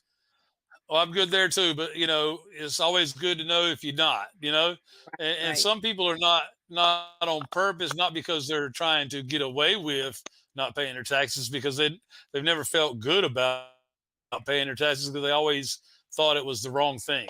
Okay. And in some cases, he's not even saying don't pay it because we don't know how that money is used. He's literally going as far as to say don't pay it because that money's used to torture children. Are taxed unfairly compared to incomes. There's a lot of that going on, but let's finish what he shares. Also, people have back taxes that they may not be able to pay. Call a CPA because it costs you money to. Mike finally was in contact with someone at the Treasury Department digitally. He made sure he specified digitally for like 4 times. I don't know what he's using, some type of burner phone that the cartel carries. I don't know. But he finally made contact digitally with someone at the Treasury who he says agrees with him that the Treasury Department and the IRS have been abolished and that they don't have to pay their taxes, and there's not going to be any liens or garnishments, and that the birth certificate thing's real, and he's going to help Mike get his birth certificate money. All he's got to do is send his birth certificate to this guy. And he thinks, the guy sounds foreign, and he thinks he lives in Puerto Rico. So basically what Mike's fixing to do is mail his birth certificate and other identifying documents to someone in a different fucking country so they can sell them, and someone's going to use them to enter our country. He's literally claiming that he wants immigration restrictions while helping someone skip across the border. To do that, okay? Right. Call us, call the IRS, and we'll get you on a currently not collectible agreement if you cannot pay based on financial situation. The form is 433F. Okay? Anybody that's listening needs that information. There you have it. All right. On the sense of all, we're not going to take your house. All of this needs to be held. So a form 433F is collection information statement. Let's say it's got your Social Security, all your identifying stuff, any accounts you have, any investments you've made, virtual currency such as cryptocurrency, real estate, other assets, credit cards, business information if you own your own business, employment information if you're employed, non-wage household income, monthly necessary livings. So this is when you're going to put in a payment plan, or you're going to request a for them to forgive it, or something. That's what you're going to do here. That's what that form is for. I don't know what he just said it was for, but that's what it's actually for. Also, sometimes you'll fill out one of these so you can't forgive IRS debt in a bankruptcy. It's just not something that's not included, but you still might fill out one of these just so they can restructure your payment plan. I don't know how often they forgive debts, if ever. I know it's an option, like it's written in their bylaws, but I've never heard anybody of being forgiven like IRS debt. But still, this is how you structure a payment plan, 433F. It lists everything you own, how much you're worth, where it's at, what it's tied up in, what the payments are, how much you need to live on, all the way down to how much does your heat cost per month. If you average it out, of course, with winter months being a lot more expensive, and you average it out down to like the dollar and cent, and then they make sure they don't take too much that you can't live anymore. In confidence until NESARA takes place. Okay. After that, it's all null and void anyway.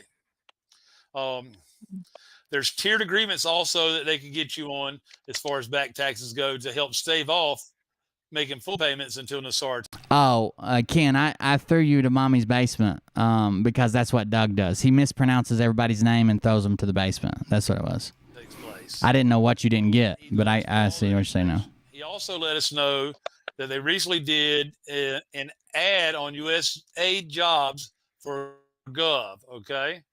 For government positions. Hey, off near, how about you get off this near her show? How about that? Head down to the nearest basement.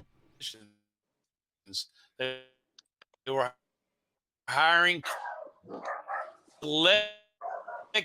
Hey, Kaborat, you're done. No ice cream for you. If y'all remember on a couple of shows, Biden was trying to, it was laughable. So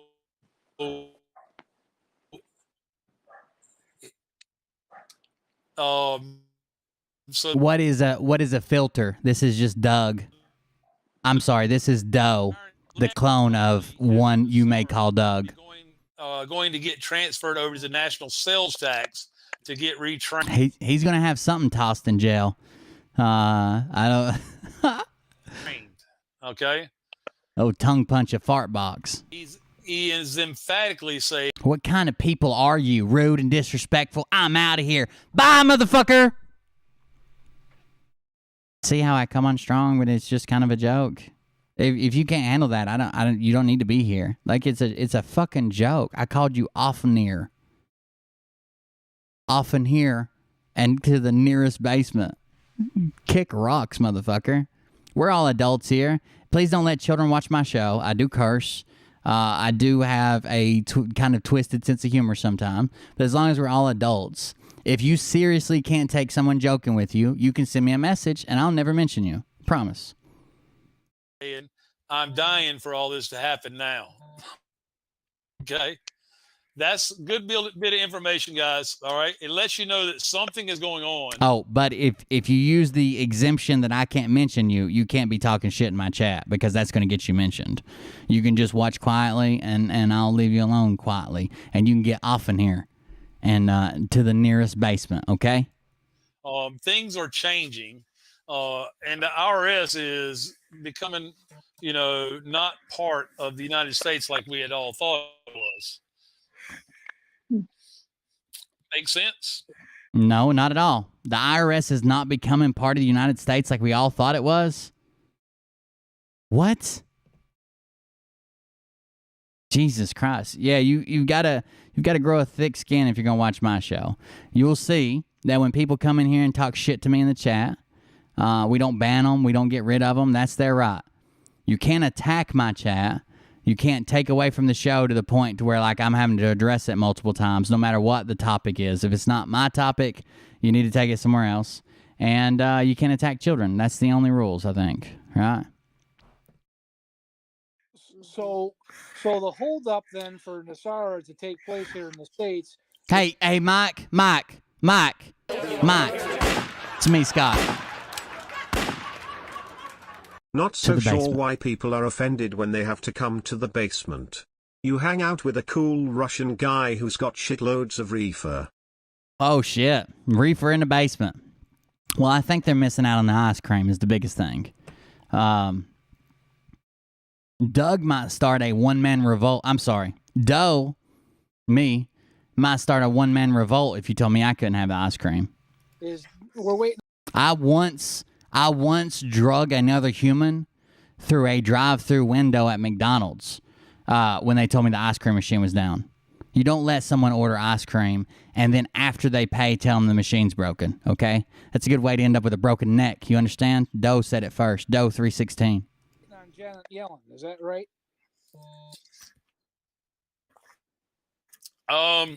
That's some of it, yes. How she could hold it up, I do not know, because she yields no power as far as the United States goes. Only for the Federal Reserve. Right. And the Federal Reserve is done for in the United States. Countries like Russia and all have already abolished them and publicly stated it. And hey, Mark. It's me, Scott.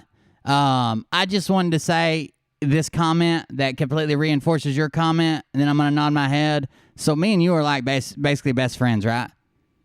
Can I be inside you for the rest of the show? Oh, I'm sorry. Too far. My therapist tells me to stop doing that.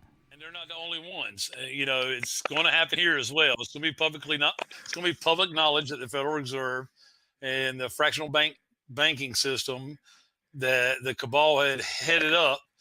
I mean, the banking system corrupted all our courts. It's corrupted a whole bunch of things. Mm-hmm. And NESARA is basically being held up by a handful of people, and from over at the Treasury, okay? Which is no longer part of the United States as well as the IRS. And from what I understand, those people have been dealt with. So, we gave them all a two-handed spanking. What the next event needs to happen, I'm not sure. I haven't been privy to that yet, but I think it's frozen. Mark.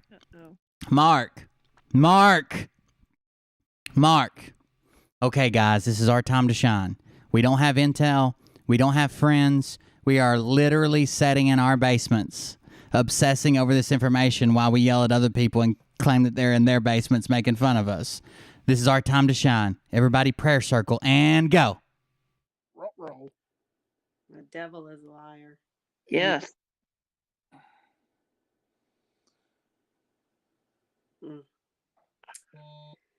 Jesus. With our powers combined, we form Captain Planet. He's our hero. Going to take pollution down to 0. Lord, Here we go. would you please remove the hand of the enemy off of this show in the name of Jesus. Remove the hand of the enemy from the face of the mark. Oh, Mike. Earth, fire, wind. The little kid that was Hart got gypped, to be honest with you. Good day, mate. Haha, this is for Cartoon Man. Thank you. Thank you. Mads Hart, tip 1515. Thank you very much. Good day, mate. Haha, this is for Cartoon Man. Thank you. I appreciate it. Yeah, they have to combine. They combine their rings and shoot them at each other. So each ring can do a special power. But even the Hart one kind of sucks. It lets him like know what the animals are thinking or some shit. The fire one's pretty cool. I could fuck some people up with a fire ring. But they combine and then they form this naked globe guy who comes down and is just a little too touchy-feely for my taste. It's all a weird show. Thundercats Ho. Oh, no. And then there were 3. Remove the hand from the face of the mark.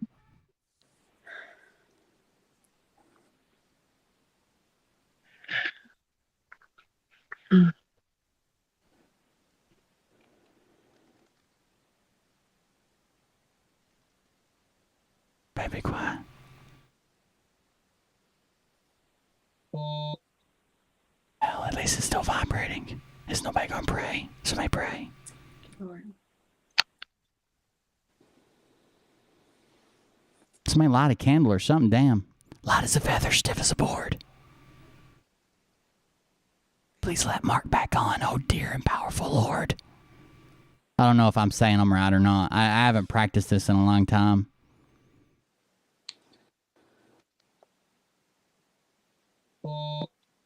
At least this isn't awkward. Like, Jesus Christ. At least this isn't awkward. Wow.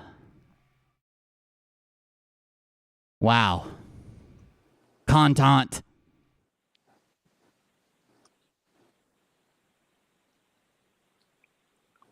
So we've all sucked a dick here, or what? I'm just trying to break the silence, you know? How much does a polar bear weigh? Enough to break the ice. Nice to meet you. Something. Jesus Christ. I'm praying. Thank you, Lord. Keep on praying, chat. We thank you, Lord. The devil unhooked Mike's modem.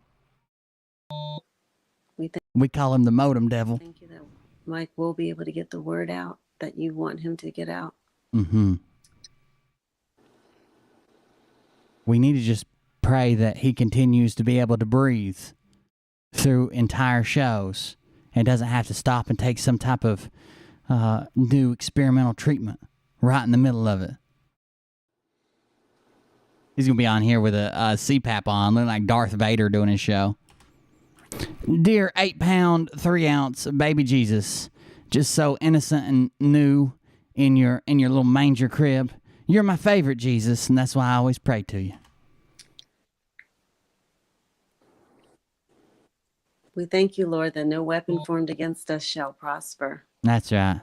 Yes. No demon of the interwebs, no monster of the modem, no illegitimate evil of the computer networks is ever going to keep us down. Can the Bishop Gators get a good check? Brother Sam, can I slow it down like sweet and low? Bring it in thick like syrup. Jesus' We name. thank you that your word is Sorry, I accidentally transformed into the Brother Bishop Larry Gathers. Yes. I'm sorry.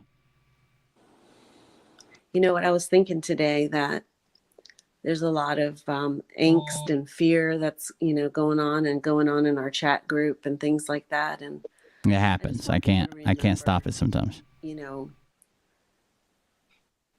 need to hold on to the truth. We need to hold on to God's promises. I was thinking today, we also need to remember the children. Oh, The children are what need to be praying for these children. Absolutely. These children that have been rescued and all the help they're going to need. I know, for one, I want to help and volunteer to help these children. You can literally do that now. No. You don't need to wait on any tunnel babies. You don't need to wait on any special forces teams. You don't need to wait on any amateur porn stars or random British women who claim that they're in charge of hundreds of Navy SEALs. You don't need to wait on any incubators or med beds or Trump's return. You can literally volunteer to help kids now. So if you want to help these kids so bad that have been abused, neglected, and really, really mistreated, just go do it. Instead of saying, oh, I'm waiting for those kids they're digging up because that's the kids that I want. The fuck out of here, Mark. They come out of this. Somehow I want to volunteer to help mentor and nurture and care for these children that are going to need the love. You know, have you guys thought about what you would like to do to volunteer? You know, that's like saying like I really like to help veterans, which I do. I like to help veterans, do what I can. I used to go sit with veterans and talk to them that were on hospice care and shit like that. I like to help veterans. I'm not going to say I like to help veterans, but I'm going to wait on the next war because it seems like it'll be a good one. Shit out here. Wayne LeClaire for Baby Jesus and the Tunnel Babies. Thank you. Thank you. Appreciate that. I've tossed a few things around internally, but What have you had tossed around internally? Internal salad tosser? What got tossed internally? That seems like a you and your prison guard problem. I got to really pray about it, and yeah. I know there's something. I just don't know what. I haven't pinpointed it. Yeah. Right. Yeah, I think, you know, we all should, you know, ask God, seek God and ask him how we would be used of the Lord. All right, show's back. Stop talking. How he can use us to help the children, because we know that they are the main part of this situation. And let's seek the Lord together and ask God to show us how he would use us to help the children. But I'd be interested to see in the chat over the next coming days, ask God to reveal to each of us how he would use us to help the children in the. Is that a huge spider on DH's ceiling? That is the locust she keeps on her wall, just in case the plagues start. It whispers to her to hide from their kinfolk. The weeks and months and years to come. Definitely. To volunteer, and let that be our focus.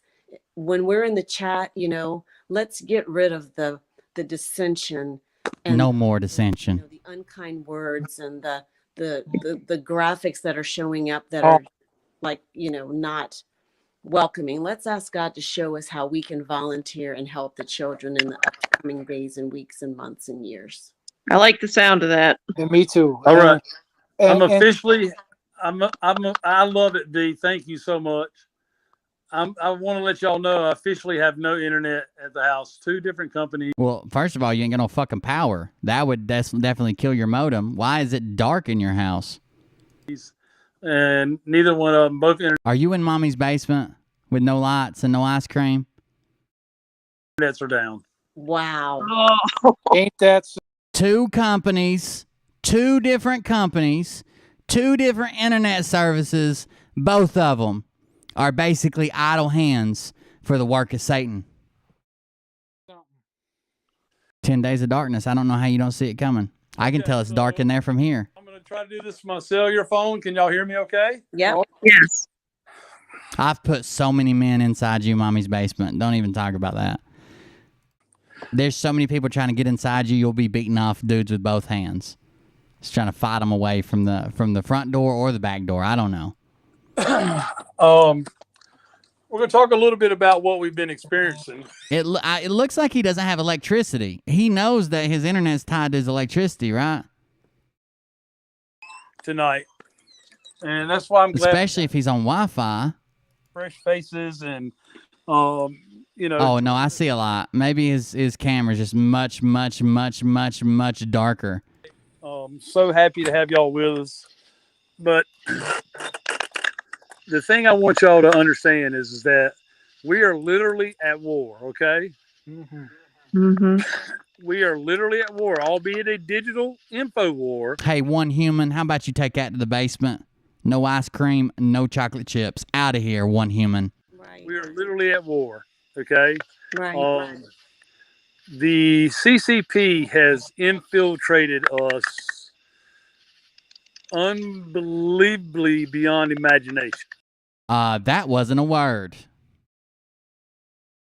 Unbelievably is not a word. I'm calling it right now. Call Satan. Call Satan's modem company. Call the internet controlled by Beelzebub himself, both companies. Call Donald Trump. Call Joe Biden. Call everybody in your little chat. Believably is not a word. There's too many syllables or some shit. It doesn't even sound good. Back that thing up. The CCP has infiltrated us unbelievably beyond imagination. Is going on. What the fuck? I didn't mean to get back. Did you hear that? Unbelievably beyond imagination. Unbelievably beyond imagination. Wait, let's get him back outside. Here we go. Us unbelievably beyond imagination. Okay. Unbelievably beyond imagination. Someone define that. Unbelievably. Okay. They almost own more farmland. Come on, Mark. Stick with it. At one point. Okay. Now, I know that stuff is being taken. You think they just don't understand how Spanish works? And they've all been chasing around some guy just named Jesus, and he's just been trolling their asses. Oh yeah, Gasara, man, it's coming. Look at my ID, Jesus Christensen. But we are in danger of still unbelievably their ability to come back and not the White Hats not be on the winning side because of the infiltration of the CCP. Okay. Now, these are not my words. This did not come from a source. Well, it did. It came from. You want bird shit? Is that what you're saying? Or like my name as a splat? General McInerney and General. I can make anything. I program my own animations. We've got some actually really complicated ones that just don't. There's supposed to be a program coming out that'll let them work with chat and on YouTube, but it's not out yet. I've been waiting on it. Wow. Okay. We are literally at war, guys, and need to take heed and understand that at any time, the North Korea, the CCP, any of them can decide to shoot a nuke at us. Okay. This is Scott. This is Mark. This is D. And this is D plus H. Her last name is Hubbly. Okay. We are vulnerable because of the presidency situation. So now we've went from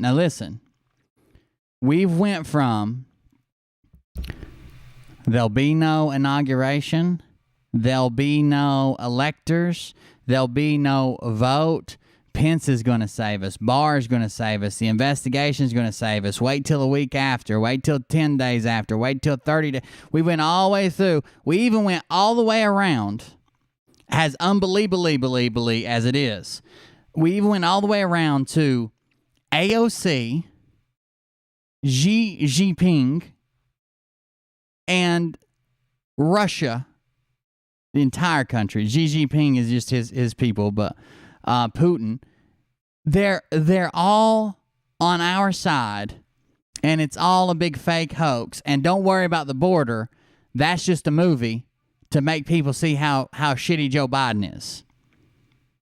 2, okay, looks like other countries are calling us out because Joe Biden's a weak president, admitting he's the president. Our borders wide open. We're being infiltrated every day. China fucking hates us, and they're thinking about launching a nuclear weapon at us at any moment because they don't think Joe has the balls to return it. Joe, the guy who we were saying wasn't even real, that he was setting in a movie production studio 3 months ago or 2 months ago. That guy is now real, and he has the control of our nuclear weapons and facilities. Trump is just waiting. He's not doing anything for some reason. And we are at a literal real war where we may be hit with nuclear weapons by the people that I was claiming was our allies this year.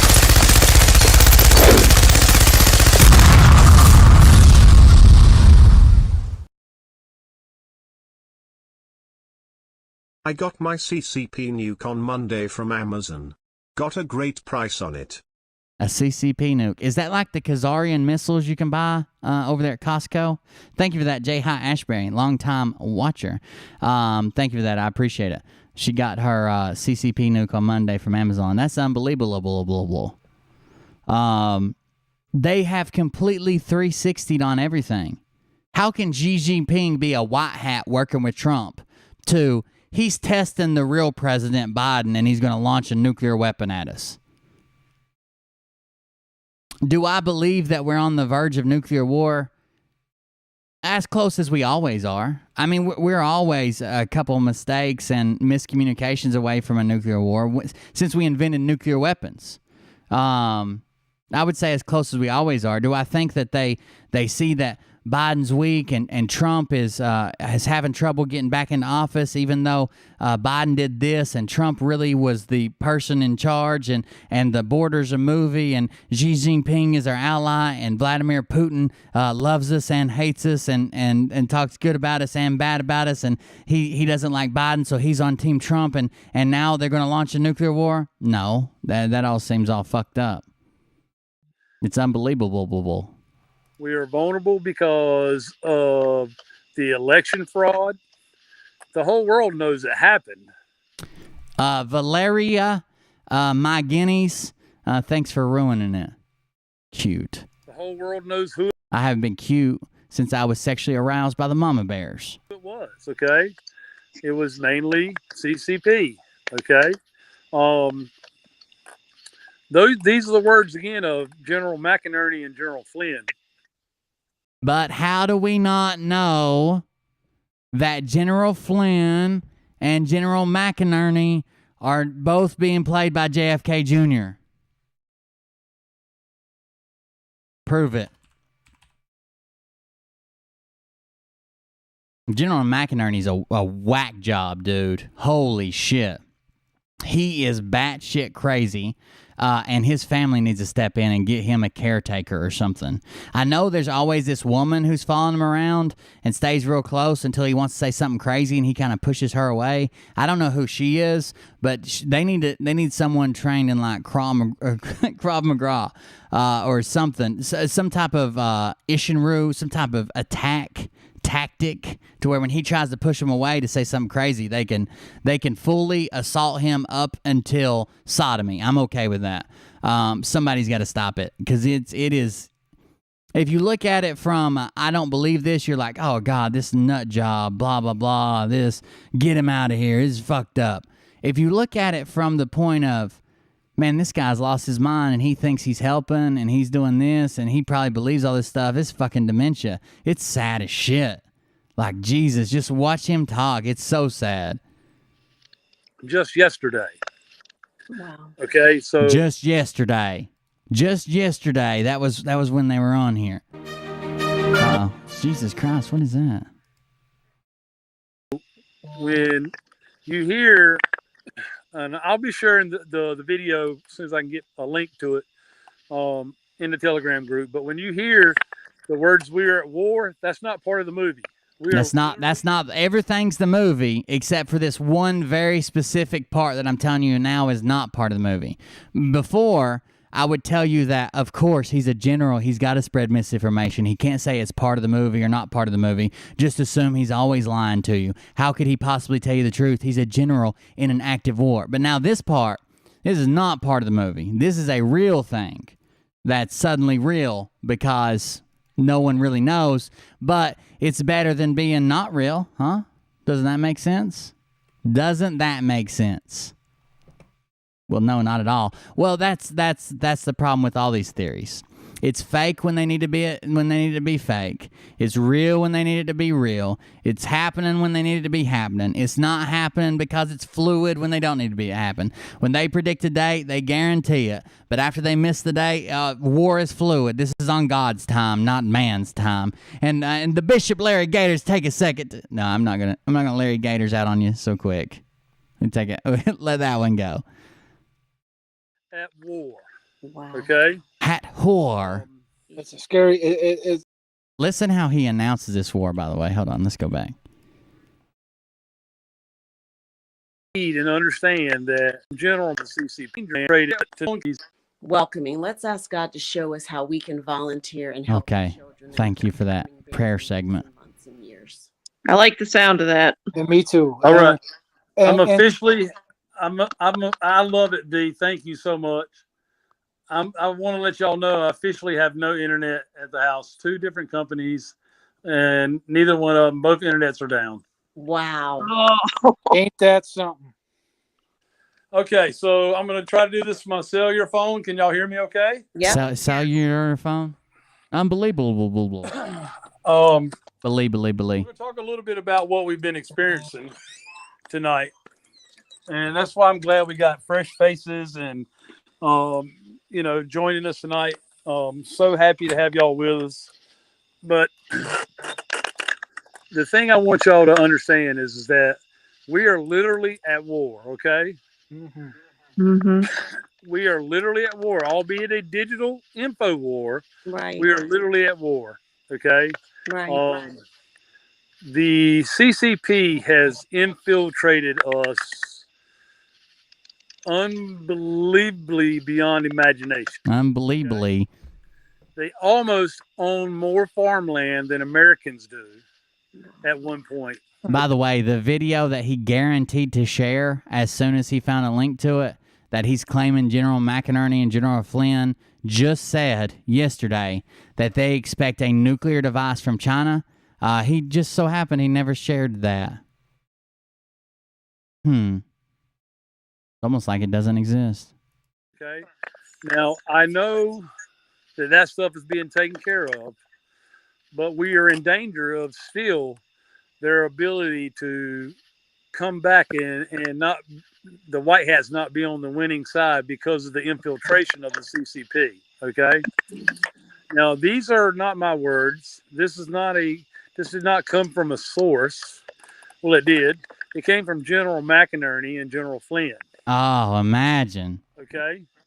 We are literally at war, guys, and need to take heed and understand that at any time, the North Korea, the CCP, any of them can decide to shoot a nuke at us. Okay. Still waiting on that link, We are brother. vulnerable because of the presidency situation. We are vulnerable because of the election fraud. The whole world knows it happened. The whole world knows who it was. Okay. It was mainly CCP. Okay. These are the words again of General McInerney and General Flynn just yesterday. Just yesterday. Okay, so He'll be sharing that any moment now. you hear, and I'll be sharing the video as soon as I can get a link to it in the Telegram group. But when you hear, It's so weird you didn't share it at all, though. that's not part of the movie. We are literally at war. Okay. It's a scary. It's scary. Yeah. Okay. Well, it's going to be scary. Okay. It's going to be scary. It's not. It's where we learn to, like Dee was talking, to find God and let Him direct our path during these times. Okay. The truth will always set us free. Right. Exactly. Yes. Yes. Amen. So with that being said, Scott, I understand it's scary and it probably throws more confusion into your thought processes about what's really going on. What do you think? What do you think is the next possible step for us as patriots, knowing that we're at war? Continue just to Is this, continue. hold on. Is this what he's talking about? Because this is over 3 months old, and I don't even know what this is the only one that's. We want to welcome all of His Glory Nation from east to west to north to south. Welcome. This is His Glory, by the way. We haven't even got to that yet. Commiserating prior to the show for all the listeners, all the viewers about some of the things that we're involved in, and I'm just going to tick off some things, some items that I think people need to be just some aware of items if they're not already, or if they have not already looked at them. But there's a couple of things that are happening. Makes sense. Mike Lindell, of course, my pillow of My Pillow fame, but really even more so, he's an American patriot. He's a perfect American story of from sort of rags to riches in his life, and what he's learned and what he's contributed back to our nation. But he's got some documentaries out. One is called Absolute Proof. Another is Scientific Proof. So he's got Absolute Proof out already. I think it's already been seen by 150 million people. He's got Scientific Proof, which was recently put out this past week. It's a 1-hour documentary with a gentleman by the name of Dr. Frank. And it's just. I'm trying to see if there's anything that's got a tag on it. It seems half-ass recent. You know what I mean? Like, that would be enough to fool Mike if it just had a date on it from like today. Oh, I just found it. This premiered 14 hours ago. Let's see what this is. Our nation's most experienced flag officers and general officers who have led the world's finest military, the United States Armed Forces, through the enduring challenges of the Cold War and the Oh, this is fake as hell, but let's go. Step forward on behalf of our country once again. It is my honor to present some of the U.S. military's finest generals and colonels. These men know exactly how to identify America's adversaries, both foreign and domestic, and define the full spectrum of the threats those adversaries present during this new age of unrestricted warfare, from everything from biological warfare and information warfare to sophisticated cyber warfare attacks on our election. These men of honor have many, many decades of experience at the highest levels of military leadership, from the halls of the Pentagon to the skies, deserts, and jungles of the battlefields. Most importantly, these warrior leaders. This is inspirational shit. It's so weird. What is this? It's loud as hell too. Emerging threats to our republic, to our American way of life, and to Western civilization. These military leaders came forward to speak directly to you today.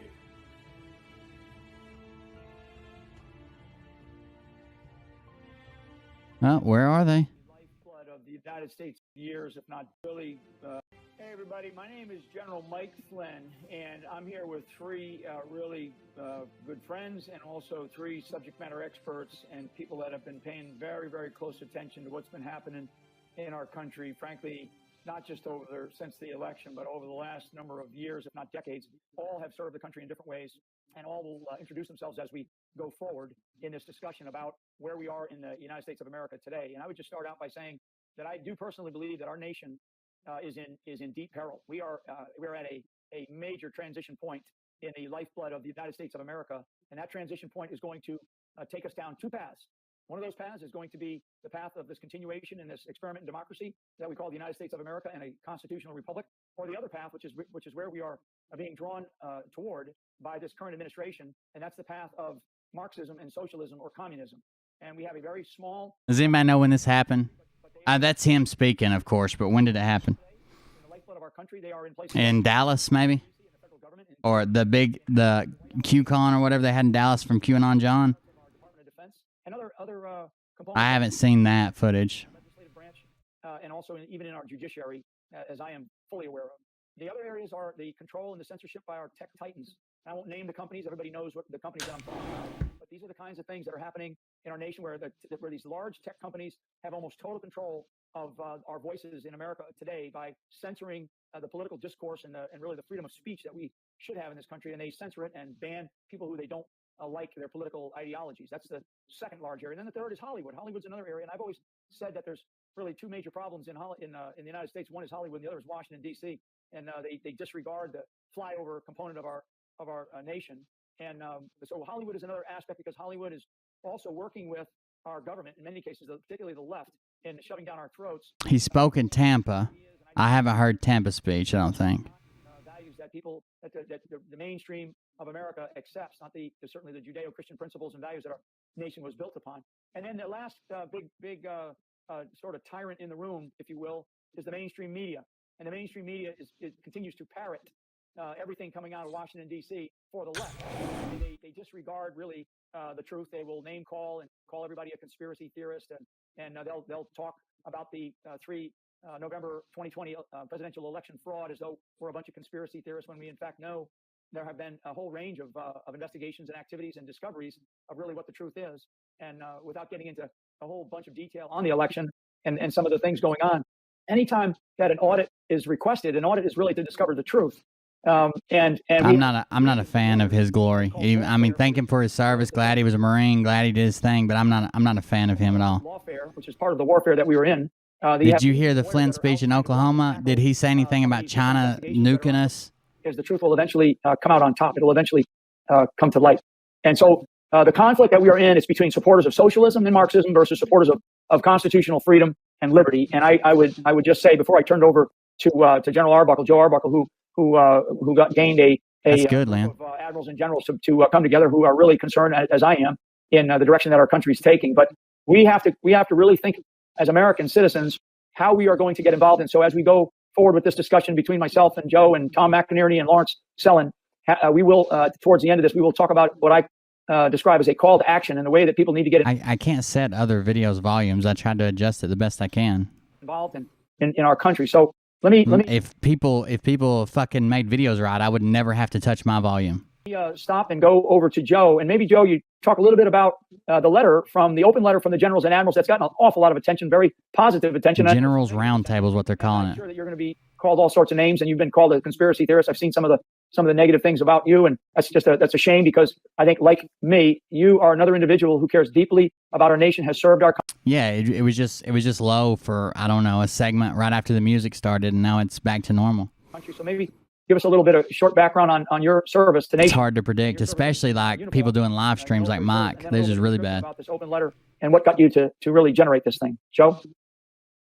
Really happy to. Well, I'm mostly from Colorado. Graduated school here in Colorado in '68. Of course, that was a peak of the Vietnam War and also the draft. And I'm probably a draft-induced person coming into the Army. I came in as a private and went through the whole basic training as a combat engineer. Went to OCS, got commissioned. Then into the infantry. I was an infantry lieutenant advisor embedded with the South Vietnamese Army. Came back in missile systems, spent most of my time in missiles. And as I became more senior, I got into national level strategy and national level logistics. And I retired after roughly 32 years in the Army. And that was the year 2000. So that's quickly the bio in terms of my Army background. Regarding the letter, you really understand where it came from. I got to turn the clock back a bit. You recall when Trump was running for president in 2016, a letter came out to retired generals and admirals. We're calling flag officers, by the way. And it was sent by Major General Shacknow. And he was asking for retired flags to sign that letter. I did.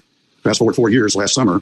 And I noticed there were some very prominent and highly visible four-star retirees that were making quite public statements, negative statements about the then sitting President Trump. And of course, the news media picked it up right away and broadcast it far and wide. That became the narrative. I became concerned that it was creating the impression among the general population that handful of retired four-stars represented the attitude of the majority of us retired flags. Of course, it did not. So we put the letter out. 317 retired generals and admirals signed that. And in that letter, it was a warning. It said basically that our nation is at a turning point and that we are in dangerous waters in terms of losing our constitutional republic. And this was probably the most important election since our founding in 1776. That was in that letter that the 317 signed.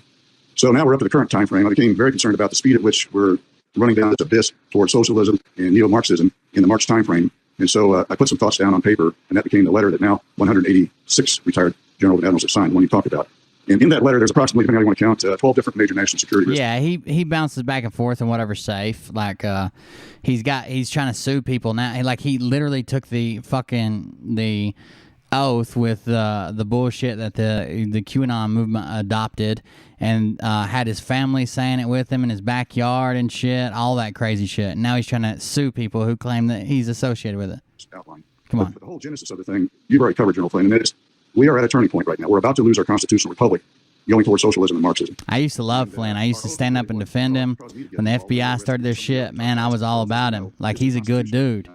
Damn, he went downhill quick. It stands for our freedoms, our liberties, our cherished Bill of Rights, the 10 rights we have, the first 10 amendments. It stands for a system of government that's set up with co-equal three branches for balance of power.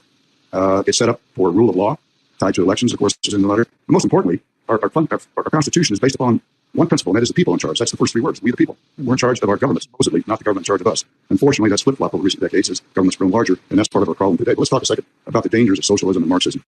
I reflected back on that a couple weeks ago, and it struck me that during my entire lifetime, we have been fighting socialism and Marxism. Now, that's a pretty shocking statement, but when you think about it, it breaks down like this. It started at the end of World War II, 1945. We engaged in the Cold War with the Soviets. That lasted until 1989. When the Berlin There you go. Like the video. Yes, that was a Cold War, but also in that interim, we fought two hot wars. First in Korea in the early 50s. We lost 37,000. We figure out what's going on here. I don't think this is going to be the clip. Socialist and communist China. About 95,000 brave Americans killed by that ideology, and kind of a kick in the teeth of the. Holy shit! There's 250 people in here. Yeah, to me, and I know 240 something. That are listening, is that we now have that very same ideology, socialism and Marxism, that we fought over those entire time frames, losing 95,000 Americans. So to be fair, the Where We Go One We Go All existed before, like the QAnon movement and shit. It was on fucking one of the Kennedy's boats and something else, and it was in a movie, White Swall or some shit like that. But it wasn't popularized until the QAnon movement picked it up and started running with it. And then everybody fucking started saying it, signing off posts with it, and identifying each other with it. Like, it went crazy, and that's clearly when he picked it up. Of our government. Now, how did that happen? You've already covered that, General Flynn. Basically, it's Italian communists in about 1880 to 1930. Chinese communists. Maybe we are the right video. So that anyone who wanted to take over a society and fundamentally change it, do those words sound familiar? Fundamentally change America?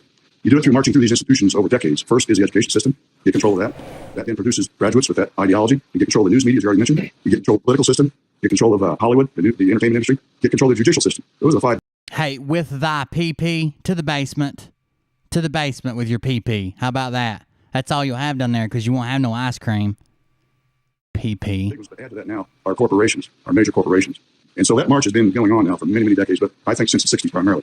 So that's kind of the background behind this letter, in my thinking. Desecrated flies. Nope. To the basement. Desecrated flies. Somebody ban him. I can't catch him.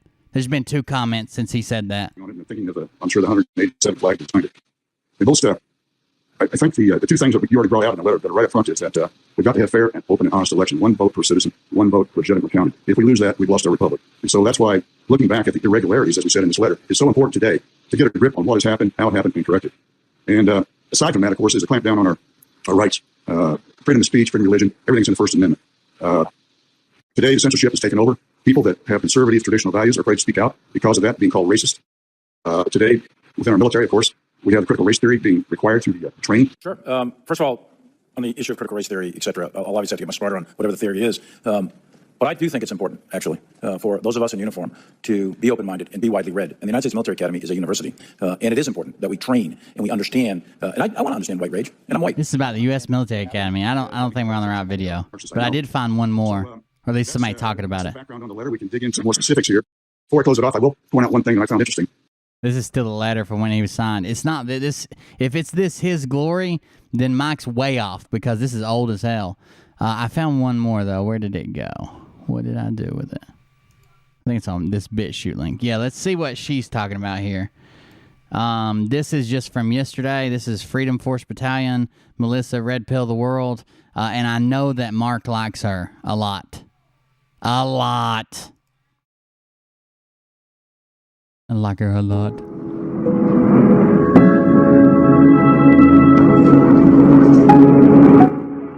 See, nobody can level their fucking audio. Hey, Patriots. I hope you're having a great day. Who wants to listen to a jet scream for 3 seconds as the intro? That sounds amazing. Biblicky. Melissa Red Pill the World and Buddy. If you notice, Buddy right there. It's storming again. Again. Literally, it rains every day. You guys saw that giant Texas-sized mosquito. It's because everything is just like a swampland. We're turning into swampland in Texas. And Buddy was like, I want to be near Mom.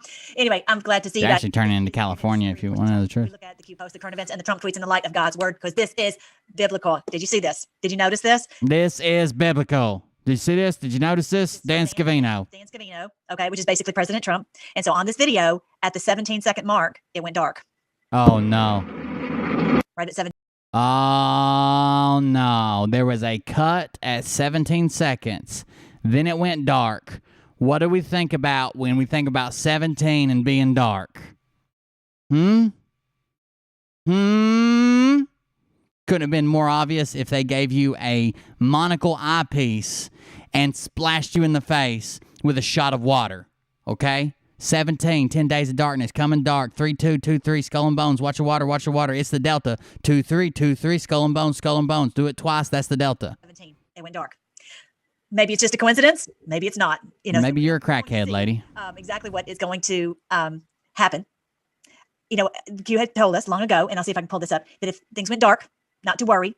That let me see if I can find that post. I meant to have it right there handy. Here we go. Here it is. Post 64. Way back when before Q was cool, right? But we ended up having this post November 2nd, 2017.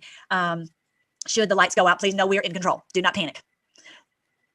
Maybe that was just a coincidence, but maybe something might go out. Maybe the internet will go out. We're waiting on emergency broadcast. We don't know when. We don't know, but I'm just telling you, he was just put that the 17-second mark in case you guys missed it. So just be prepared. Try to help your family not to worry that we are going to have to pull this Band-Aid off. Realize what's that's right. going on. At some point, we're going to have a giant wake-up call for the. We're an amputee. We're missing an entire limb. This bitch is gonna run out there and pull a Band-Aid off. I got you. Because many people are listening to what's on YouTube or Twitter or whatever, and they don't realize, they don't realize it's not true. They believe it still. And yes, they should go, oh, the president was removed. Thousands of other accounts were removed. Why would they expect to get truth on anything from Google? Anything, and anything you search on the internet, it is very difficult to find truth. It just really, really is. So just continually pray. I'm just so thankful that we have, research. Can someone get rid of the Vatatas Mackinine? I don't even know who that is. The Vatatas Mackinine needs to go to mommy's basement. Okay. For years and helping us to piece all this together. And of course, our wonderful Q. No doubt about it. All right, so let's get started. I wanted you to see this one also. This is a wonderful post from just so many wonderful patriots constantly posting good things. That's not a good look. Check this one out. All right, so what we're looking at here are two different batches of votes. Scanner 5162, batch 234, image 59, and scanner 5162, batch 235, image 19. And what you can see is that, like on this vote right here, we've got this exact same little tail that shows on both of them. And if you think that maybe that's just a a mistake or just a coincidence, here's the next one. That shows, you can see Republican is written there, Republican's written there. This is ballot 61. This is ballot number 2, and then each one of them even has this little dot in the Fannie Willis. Okay, and do you have more of those? We have the entire batch. There's 62 images in here total, and I didn't even get a chance to go through all of them. But these are the most obvious ones where it's clear that it's the same. So thankful for these wonderful patriots who have worked hard. That's really what it takes is for everybody to jump in here and to get this done. And so we want to keep our attention on the audit. They may do this, they may do that, but our bottom line is that the audit, because this election, it's going to be very clear that the Vatatas Mackinine. I'm pretty sure I'm saying that right. No, look, I'm no word Scientologist of surgery. I'm just here because I'm good at getting numbers on you. I mean, God gave me water, and I decided to watch it. And you decided to watch me, folks. It all comes back to God. Thank you for being here. Bologna Fried is going to tell me what I can and can't say here in a moment, and then we can start the show. This election was fraudulent, and that's why they tried so hard to stifle that information. But it's going to come out for everyone to see. And Jason Q's been knocking over mail trucks. You think so? Understand it, but we will get this righted. There's no doubt about it. All right. Hell, Hitler's 88. Patriots who are working so hard, everybody doing their job. And that's really a big part of what this is biblical. It means is that from the Joel Army, I've told you guys before, in the Joel Army, the Lord put in his word, chapter 2, that we all march in lockstep, working toward this goal, and no one gets in the way of each other, even each of us doing the job that the Lord has given to each of us to do. So that's really cool that you guys we're all part of this together. I love our Freedom Force Battalion. If you're new, you want definitely check out freedomforce.live. This is where we have all of the links. Freedomforce.live. Freedomforce.live. That's our home base. This is where you can find all the links. And in the past, we've been banned off here and banned off there. Thankfully, we have all these terrific places that we have not been banned off of. Good deal. Really. Tell us something we don't know. Here we go. What's this? Here are the links to the BitChute and the Rumble, and also how we can get fit and get our health back. Really is the issue. And then I now have a Spotify. If you guys don't know that 3223, 32223 inverse delta, double it up, flip it and reverse it is Skull and Bones, I don't know what to tell you.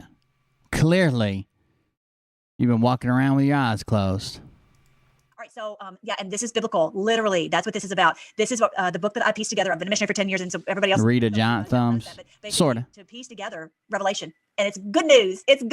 Less Dolly and more like street prostitute here, I think. Good news. I'm so glad you're here if you're new. And if you're not, please, if you're like the old timers, make sure to share this with your friends because so many people are afraid. And so you can get it on, actually, there's a post right here somewhere. You can get it on Amazon for $2.99 and you can read it. You can listen to the audiobook and you can understand that this is the end of their rule over us. We're seeing through it all and we're stopping them. So the fake news was actually used by the left first, and then the right took it over. I'm going to show you all this great information we're getting from so many sources today. But yeah, right here's where you get the audiobook, right here on the freedomforce.live. Now, our wonderful Flynn, as we know, we love him so much. So thankful for him as we've seen. So thankful. As we know, I'm so thankful for him. Okay, I took my daughter to the mini mart, and they was completely out of Cheerios. Those little Mexican things that's got cinnamon in the middle.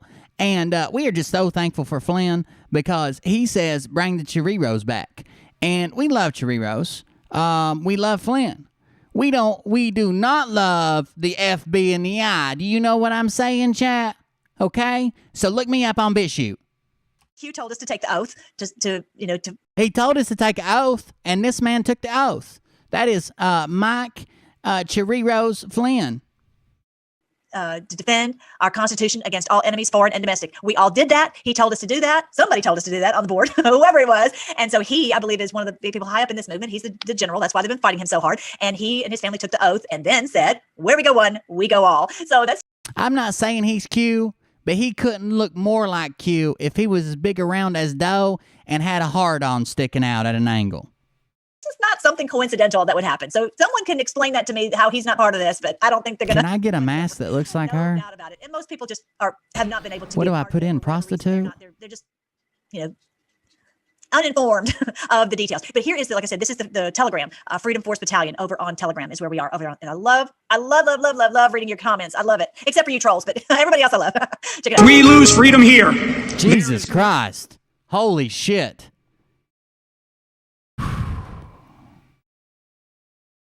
I'm about through the keyboard.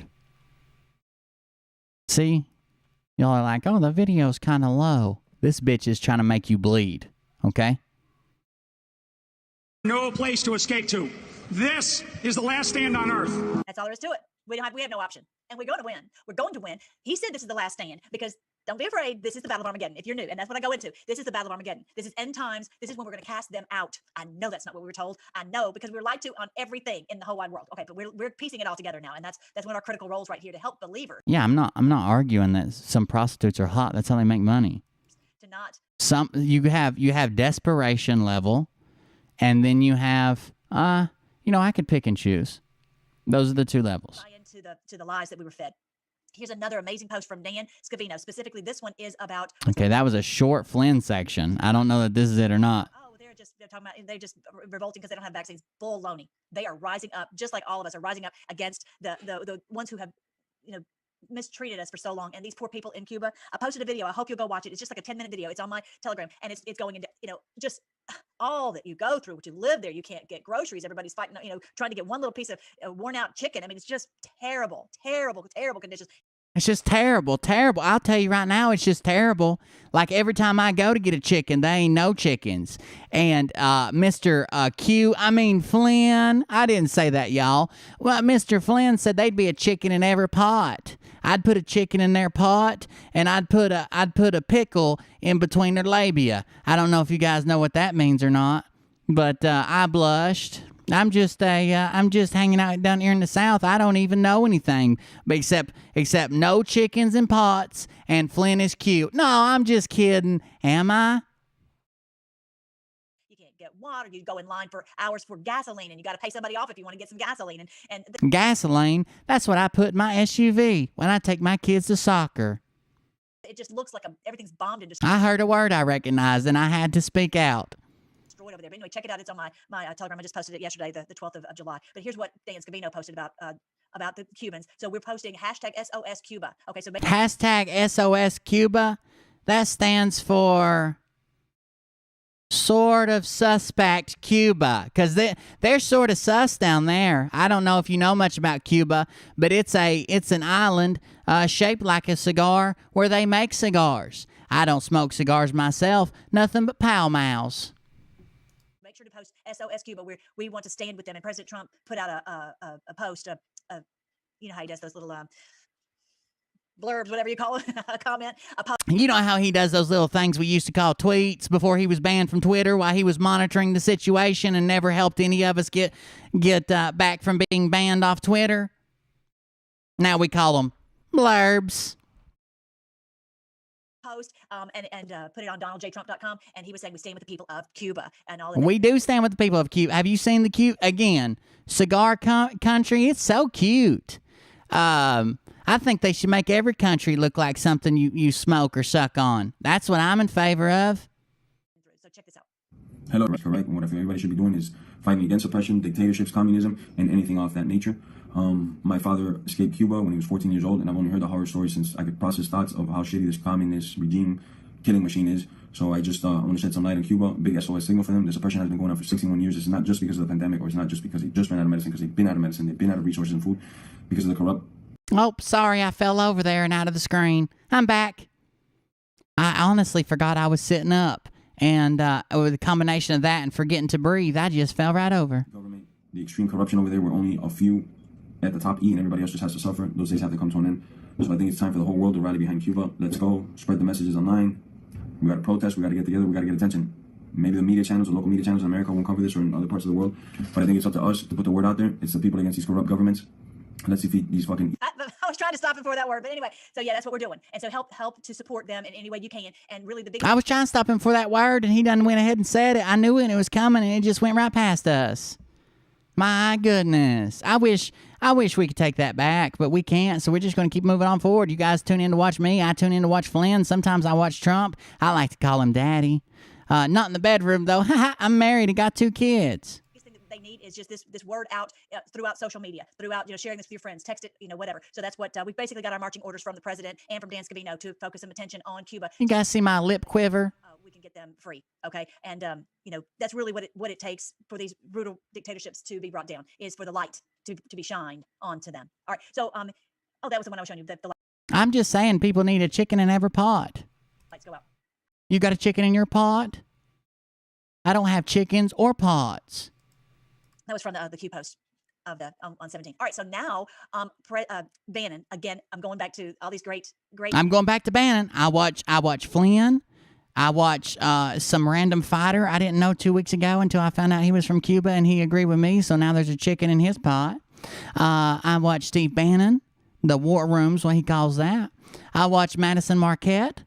Every time she's anywhere near a penis, it just falls inside of her, involuntary on everybody's behalf. It's amazing.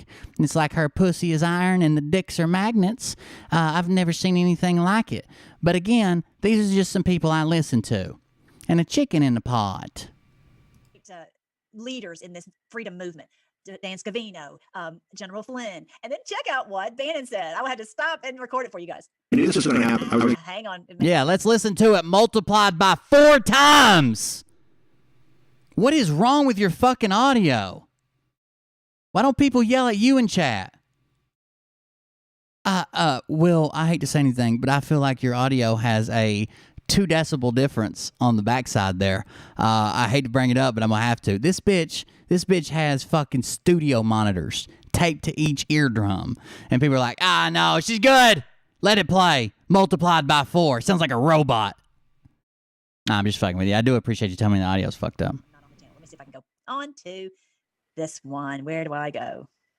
Let's see if I can get. It's so angry and so frustrated because it's like you're in.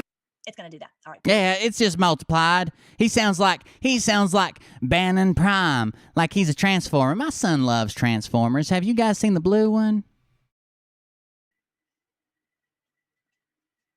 Let me see if I can find it. Sorry, guys.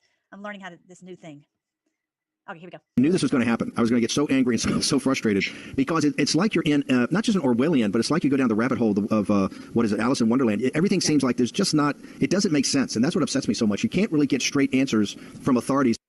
Yeah, I knew this was- I love that. So yeah, he is. That's the tiniest fucking clip I've ever showed. It gives no detail into what he's talking about or for what reason. It doesn't even let him finish his answer, and no one gets to respond. But I feel like if you're not like me and Steve Bannon and your hair isn't shaped like a helmet protecting the rest of your head, where are you even living life?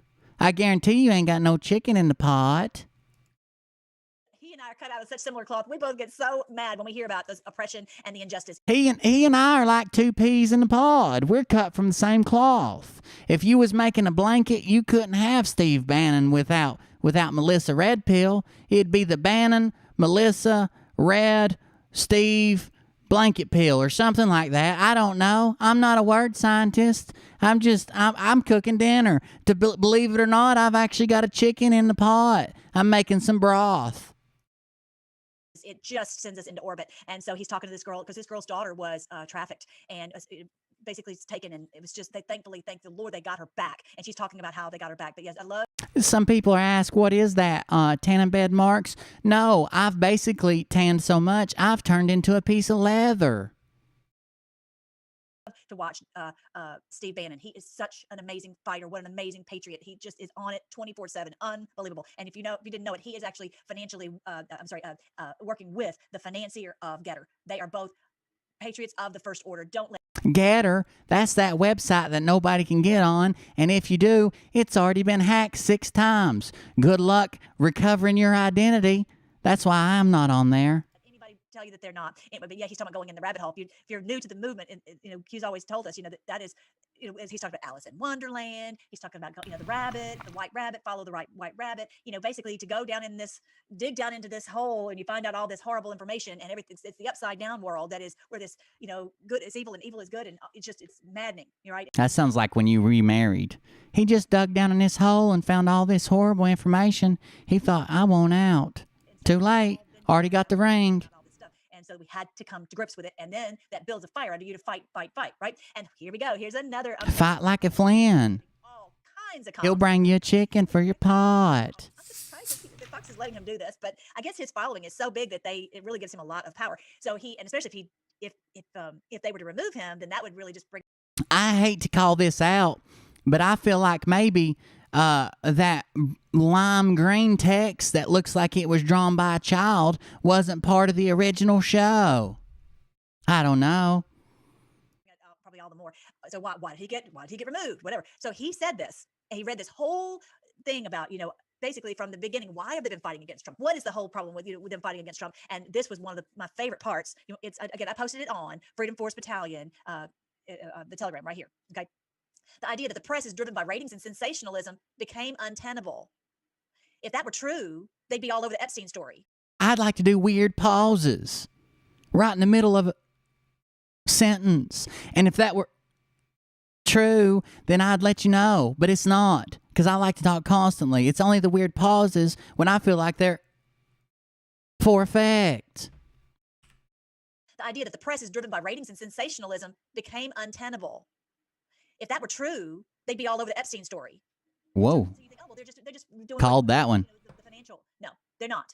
They're not. So what is their motivation? What leads the decision making on what stories get told and what stories do not get told? And I got to tell you, this was the first thing that woke me up in 2016. I got so mad because I realized they've kept this information from us. They've suppressed the truth in unrighteousness, as the Bible says. And it is not a free press. It is a controlled press by, as he said, the regime. Who's this regime he's talking? The Khazarians. That's what I like to call them, because I just think Jew sounds dirty. The corporate press is the propaganda arm of the regime. The regime, he's talking about the New World Order cabal. Who's in control of it? So he's not really saying Democrats or Republicans, somebody above them. I even love the trolls because I'm quirky like that. And whatever you want to call it, regime, cabal, bloodlines, New World. Same reason I never could have any girlfriends. I only hung out with guys, which is basically me just saying I was railed out by the time I was 16. Useless. Nazi World Order. That's who's controlling everything we hear. I shouldn't have said that. Big tech, YouTube, Twitter, Facebook, 6 o'clock news, radio news, Google searches, all of that is totally controlled. And that is why Flynn told us that we needed to be digital soldiers, that we needed to take over the idea of information. And that's what we've done. And they have not been able to stop us. Thank you, Lord. And this is exactly what the Lord told us in his word. And again, I go back to You can't stop us. Thank you, baby Jeebus. Joel chapter 2. He says that we would go over the walls and through the windows, and that is exactly what we've done with every one of our. Over the walls, through the windows. I slithered down a crack, busted through the ankle deep water that was there. It was pretty amazing. You may tweet, you may comment, you may post, that you will never know whose life you have touched. Do not doubt it. We are. It says the fire burns before them. That we're burning down all their lies, and before them is a Garden of Eden, and behind them is just stubble, because we're burning down all their lies. Okay, this is just so amazing. So thank you, Tucker. He was doing a great job on this, just reading this whole thing, but basically talking about how this was planned, this was orchestrated for them to stop the truth from coming out. But we have beaten them. They can't stop us from getting the truth out. I don't think we should really talk about people's looks, okay? That's just a little too much. And have you saw that dirty whore Kamala? She's ugly as fuck. Clearly, if they were even able to through shadow banning, they wouldn't have had to ban us completely. We've been able to work around it, and just like our forefathers. Remember how you heard? I don't know if they teach this in school now, but back in the day when I was in school, we talked about our wonderful patriot forefathers who did not go against the redcoats. You know, one on this side, one on that side, and mowed down like they did at the Battle of Culloden, and they were just decimated because of the cannonballs. No, we got smart. We're going to do this stealthy, and you know what? It's okay if we don't get attention. That's okay. We don't need attention. We don't want attention. Because we're stealthy. We don't need attention. Then we wouldn't be stealthy. Yes, we want our message to get out, but we want to do it by stealth. We want to be like our forefathers. We're behind a bush. We're over here behind a building. We're whatever, and we're attacking, and they don't know where it's coming from and when it's coming and how it's coming. That's the art of war that Sun Tzu, that the president has told us about, and that's what we're doing. Okay, so we don't want to be out in the open, really. And yes, they've. I've never seen so many people with such a low average IQ read The Art of War, or at least claim to have read it. I don't believe it. They talked about Q, but enough to get people to go, well, what's it about, and maybe to dig into it. And yes, some people are deceived. Transgestured, that's the term. That was going to be the case too. So, but then enough people find out, they're like, I'm not satisfied with that answer. That doesn't hold water. Okay, people who have critical thinking skills will go, right? There's some that will be duped. We know that. All right, so thank you, Lord, for Tucker. What a great man. Now, I love you, Tucker. I didn't even play your clip. I just showed some text on the screen. Then I circled it in my favorite color, lime green. Again, quirky. And then I wrote Deep State Cabal right there, and then talked about how I was stealthy. Some of these things that he's doing now. The jury. I hate this woman. Some things I love, some things I'm like, what? But again, maybe just control. Okay, so check this out. So what's going on in Texas is that these people Look at that next fucking dimension eye roll. This is not of this world. Look at this eye roll. This screams, I want to see your manager, and I'm going to get you fired. Look at this. This is unworldly, ungodly for sure. But again, maybe just control. Okay, so check this out. So what's going on in Texas is that these people. Look at that. State senators have decided. Jesus Christ. So they would not she saw her brainstem. In the vote. Hold on just a second, Ollie. We got to get Karen down. Melissa Karen the world. Hurry what? Tell me to hurry. I told you to bring them 2 hours ago. We were busy. Mm-hmm. Let me fix your noise gate, Ollie. It's time for your show. It's time for Ollie's part of the show, guys. Give me just a second to get it all set up. It's Ollie time. It's Ollie 30. Time for the Night News. Ollie, I'm going to play your music. You ready? Nothing wrong with it. Get up in here. I'll put it in the freezer. Mom, Seems that we have break. let me tell you. You can tell them in a minute. I'm a cat. With that night news. Here comes Ollie with that night news. With that night news. With that night news. Here comes Ollie with that night news. With that night news. With that night news. What's your mama gave ya?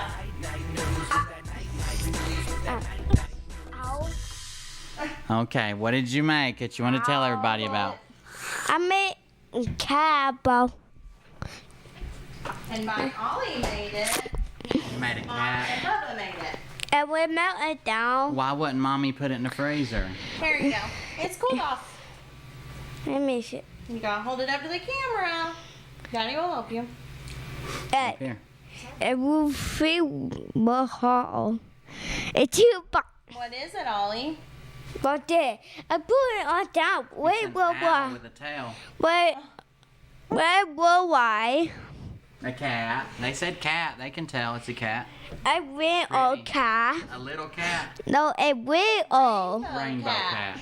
Rainbow cat. Ding. That's the best cat. Sing. So we did bead fusion. Huh? What the ding ding Hey, that? you're gonna break it. Give it to mommy. Hey, I want to play with it. You can play with it in a minute, but don't break it while we're on the show. Give it to mommy for a second. Hello. Talk to him, and then I'll cool it down more while you talk. Okay, what'd you do today? Besides making a cat, what else did you do? Did you eat anything today? No. Wait. What did Chicken nuggets. Chicken nuggets. Chicken nuggets. What Hey, else did you do? hey, I'll wear that. You wear Ollie, the the headset? huntsman said his chickens said hello. I want, No, just one. I need to be able to talk to you. Stop. That one, I'm gonna go there. hey, I do that about myself. Oh, I'll just stay here. I won't do. You gotta talk.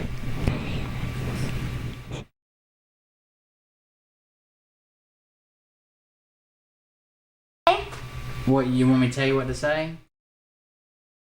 I say. What do you say? Your job is to tell them what you did today. So you slept and then you woke up, then what? Did you get your tablet? I don't. Tell them. Say I got my tablet and I watch videos. And you probably played some video games, didn't you? Ollie.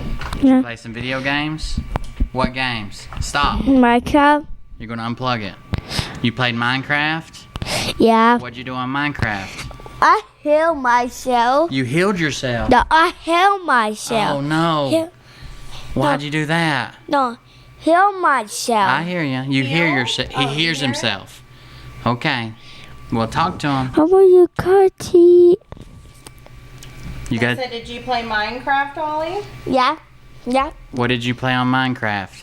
What'd you do? Did you build a house? No, I don't build house. You showed mommy your Minecraft baby.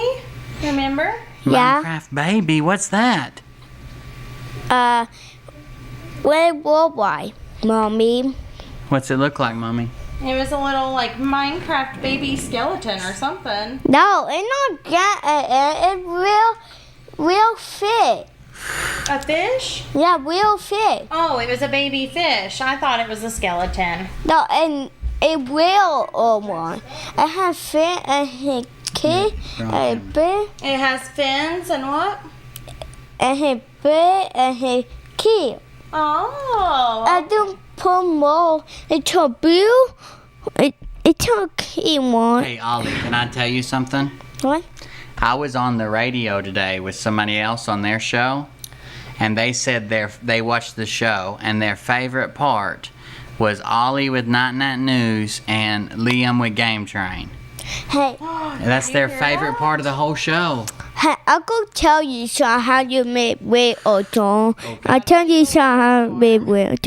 You did one maple, a fish ocean, a free red or a boom, well done. Yeah, but it doesn't work on your tablet, does it? Yeah, I'll call. You know where I call? We don't have the right expansion. They don't make it for tablet. I gotta put it all on the. Okay. This hair is frizzy. You know where? You're looking Hey, rough. you know where? Hey, I made a. You know where I made a maple. Maple. Don't want maple if you will have a fish short. And I'll try word for I will. I will one more at blue and not down. Ah. You looked and it wasn't It's there. gone. Maple. You know maple where you build something come real white in Minecraft? It comes to real life in Minecraft. Yeah. And I A command block. Yeah. Yeah. It do all do the We'll find another command block. No. It's okay. No, don't one. What? Oh, just one. We'll find one. It's fine. Don't one meatball. Not two. Not two. Me that how you know me win or do and not how to. You gotta have one command block to make a wither storm, and 3 wither heads, And fish soul sand. 3 soul sands. I don't me will can no me will do. Okay, Yeah, we can't make a wither storm. but we'll try. It's okay. Thank you for telling us how. I got shot a ball to a real or don't. I don't do a baby one. I don't want okay. Upgrade. Wait or don't. But you put a water. A dead water get how we find. It keeps getting bigger, don't it? Yeah. The more it eats. Yeah. You put a water, it can wait or Yeah, if you put it in water, it gets giant almost instantly, don't it? wait it fast. Yeah, really fast. That's right. Boom, will do. Boom, wither storm. It's not a tiny one. Not a tiny one. It's a big one. No, it's not a tiny one. Oh, it starts as a tiny one. A short ball. But if you put it in the water, it goes from tiny to big really fast. Yeah, you want me, don't you want my boy? If will free social. Good job. I don't find social free will okay. Okay, we'll go find them. I want you to tell everybody who you are. I will not on you. And what do you tell them? Say love you. Will you bye? You did so good, Ollie. Yeah. That was a good show, That buddy. was amazing. It's probably your best show in a while. Yes, you talked so clear. All right, let me get Liam set up for his segment and record it, guys. Remember in the chat that the on-screen chat is being recorded when Liam does his segment, and then I upload them to his channel. So just remember that. What are you talking about, Liam?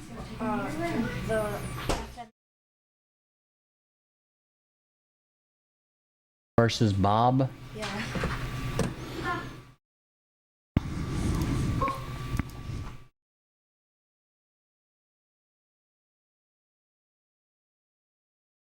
Give me just a second. Let me pull up him a screen image.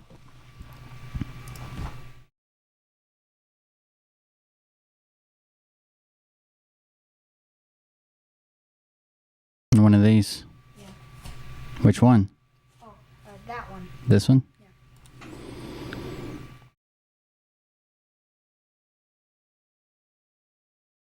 Alright, I'm gonna turn on that screen image and then I'm gonna look up your music, then we're gonna swap, okay?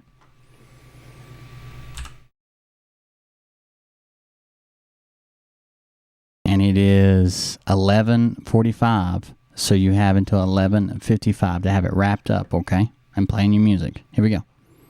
It's always 11:50.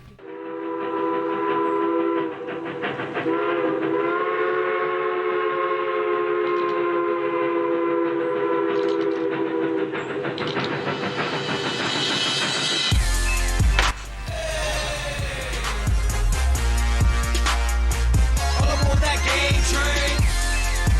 Hey. All aboard that game train. Game over. Okay, hello everybody.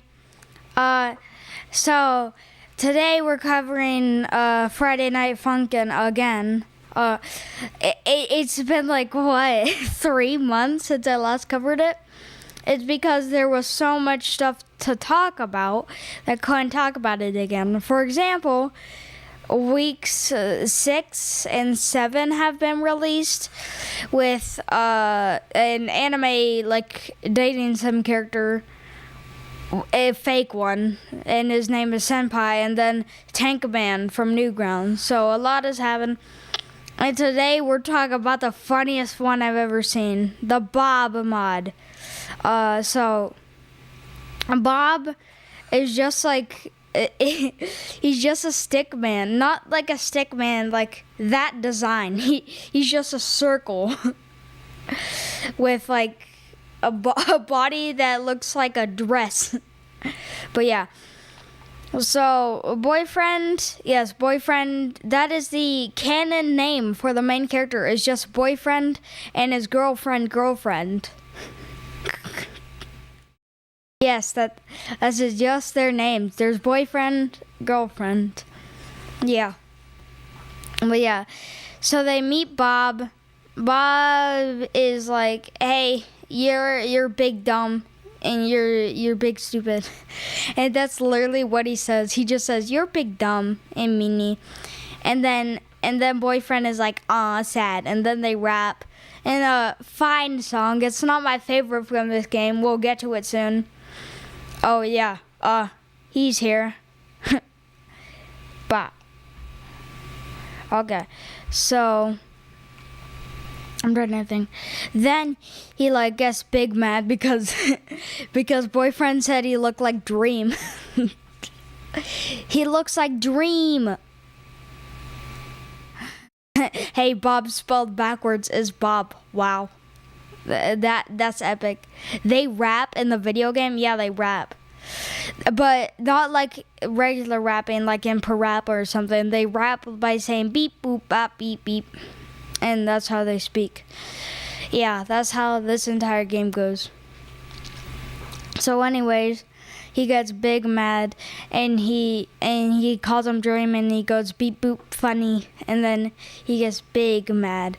And now after that song, he like goes crazy mad. Like his entire, instead of like being the white color, he just turns entirely black with like real eyes on him, which is spooky.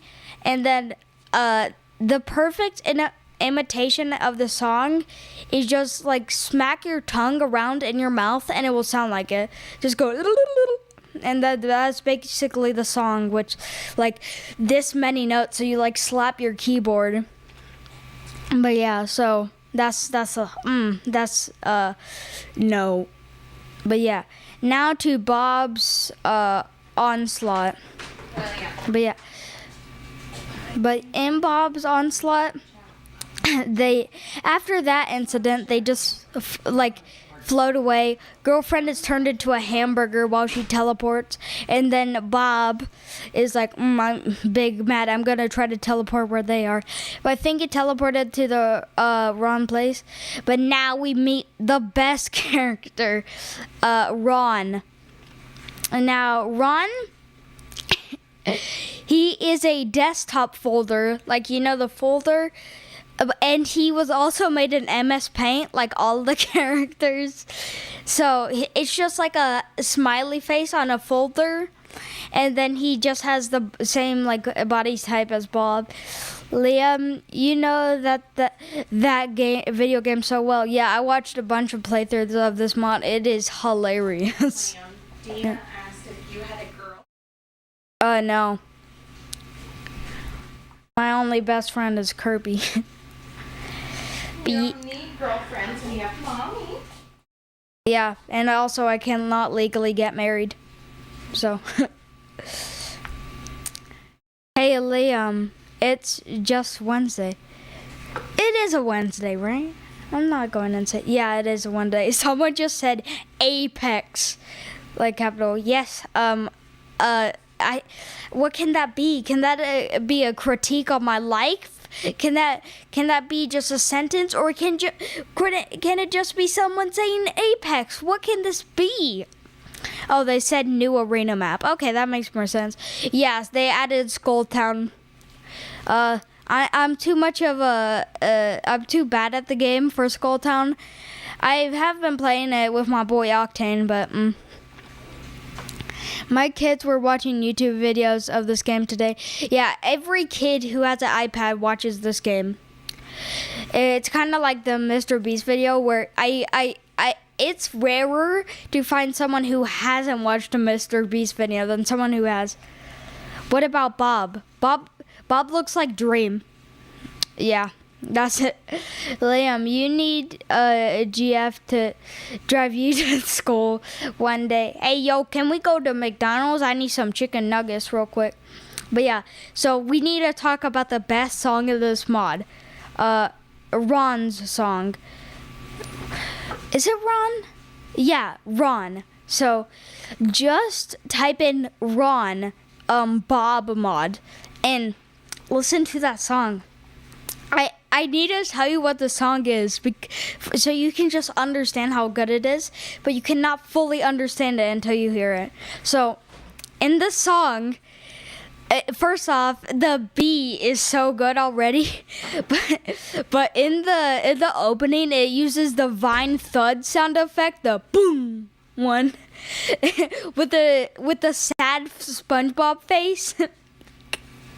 And it said, "This is a certified," before he hits the note, so it says, "This is a certified," boom, and then the sad SpongeBob. And then after he hits a few notes, it plays the bruh sound effect. Liam, listen to me. What? Oh yeah, Dad just put my channel in the chat, and we're gonna be uploading this video Go over too. there and subscribe. Yeah, go over there and subscribe if you want to see my videos. Because tomorrow you're going to read comments from your channel. Oh, and leave a comment, because tomorrow I'm reading comments from my channel, so you can talk about how funny the song is when you listen to it. Yeah, just look up Ron, like no commentary and stuff. It is hilarious.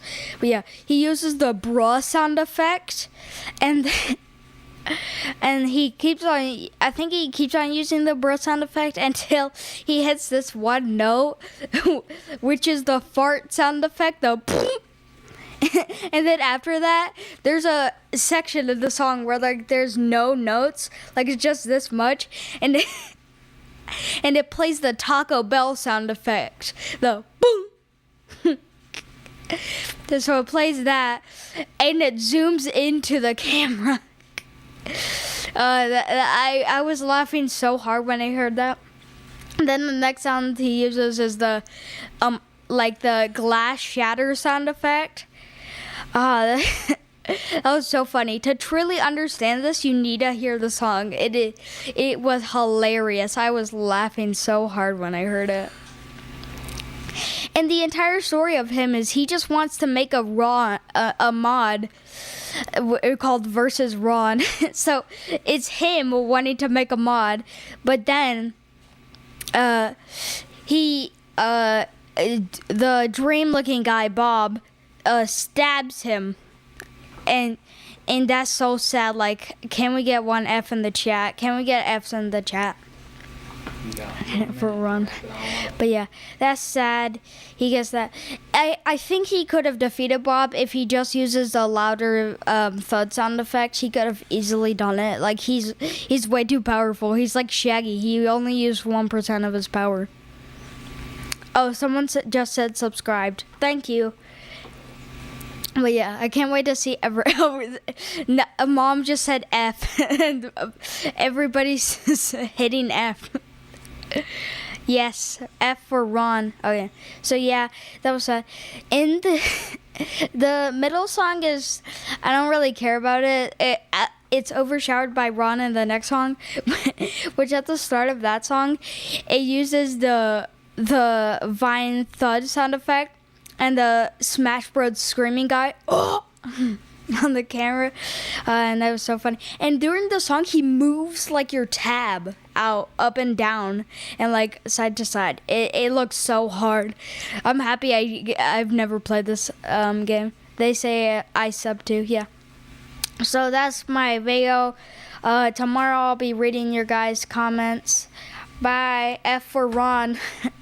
Go listen to that song, by the way. It's just Ron. Look it up on YouTube. Subscribe to your channel and leave a comment. Subscribe to my channel. Leave a funny comment so I can read your guys. It will be like a Q&A, so basically. So, bye.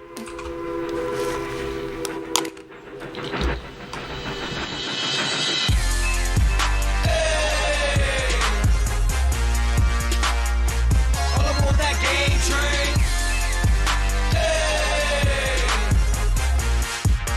All aboard that game train. Game over. Alright guys, we're back. Let me stop the recording. Damn, I forgot to. I wasn't supposed to talk till I stopped the recording. It's fine. Hope you enjoyed that part of our show. Let me get the noise gates back on. I can see it's loud as hell. And I'm just whispering. I wrote the bill. Who you think wrote the bill? Sandy. Sandy, who Who do you think wrote it? I wrote the bill. I wrote it. I wrote it so good. Anyways, back to the show. Thank you guys for joining us. I appreciate you hanging out through Liam and Ollie's segment. They both had good segments. They seem to enjoy it. Liam's got a little attitude, like when I tell him, like, you only get 10 minutes. And then I tell him, like, you literally have less than 1 minute to wrap it up. He starts segment 2 and then gets his little attitude. You guys might get to see him take a beat down right in the middle of a show one day. We'll see. We'll see. We'll work on it, at least. No, I thank you guys for joining us. Let's hop back into this video.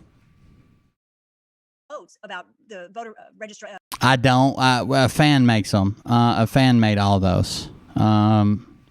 Jay Reese, he's got a YouTube channel.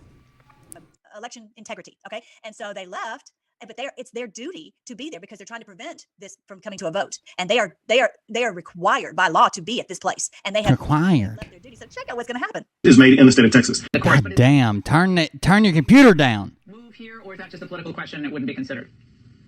Well, there's no law on the issue. What the law is, it's in the Constitution, and that is the House, the State House of Representatives, who are here in the Capitol in Austin right now. They do have the ability to issue a call to have their fellow members who are not showing up to be arrested, but only so long as that arrest is made in the state of Texas. That's why they have fled the state. Once they step back into the state of Texas, they will be arrested and brought to the Texas Capitol, and we will be conducting business.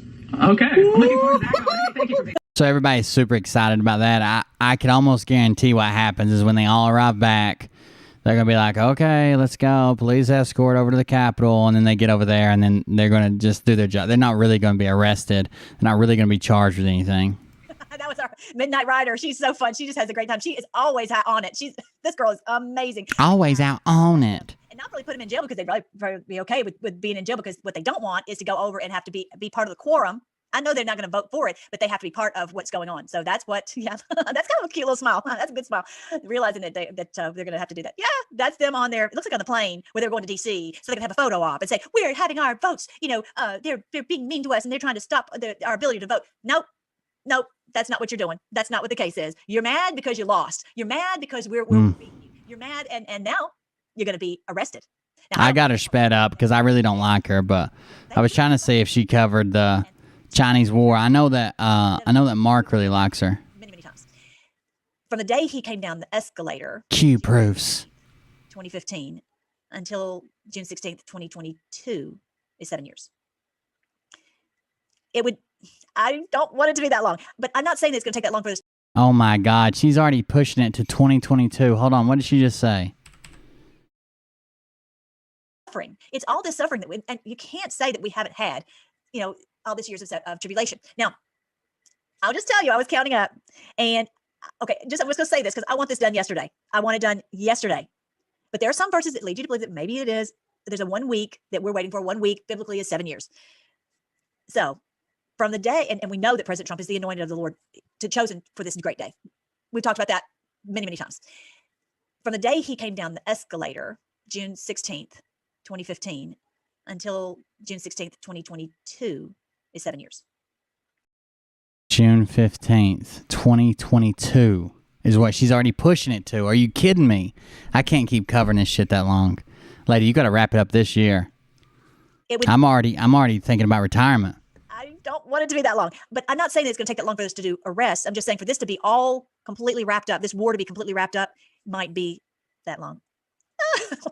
I'm having this conversation. I'm like, Lord, I really don't want it to be that long. I want this done today. But, here we were. I was hoping it would be done by, the election. We all did. This is all part of a methodic plan. And I do trust the plan. I trust the plan, whatever it is. But I'm just telling you, I just want to tell you that. To just think about it. And the bottom God, that's Jesus Christ. I hope they don't carry it for a whole nother year from today. And we're going to win. That's one thing we do know. This is the great day of the Lord. This is the great day that we'll be set free from these people. And however long it takes is what it takes. Okay. And just to trust God's plan, because that's what the board really talks about.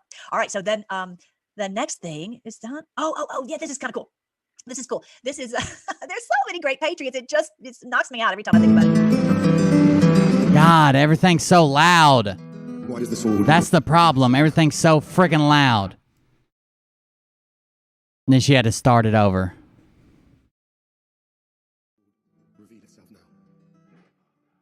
That's probably copywritten, I would assume.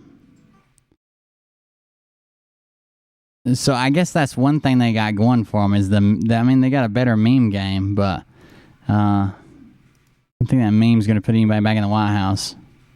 Really such a beautiful thing. And it talks about the pulling the sword from the stone. So let me see if I can find that for you guys. Okay, so when you go on here to myfreedomforce.live, you see the categories, right? All these categories. I know I'm in the way. All right, so if you look at the categories of biblical astronomy and the biblical festivals and Gassar and all that, when you go to the Lost Tribes of Israel found, this is a couple years ago, I did all and talking about the I love how she uses the word research. Does anybody honestly believe that she's doing anything to a caliber or a level or a difference in what she does compared to someone else who reads memes and messages all day, that she could be called research?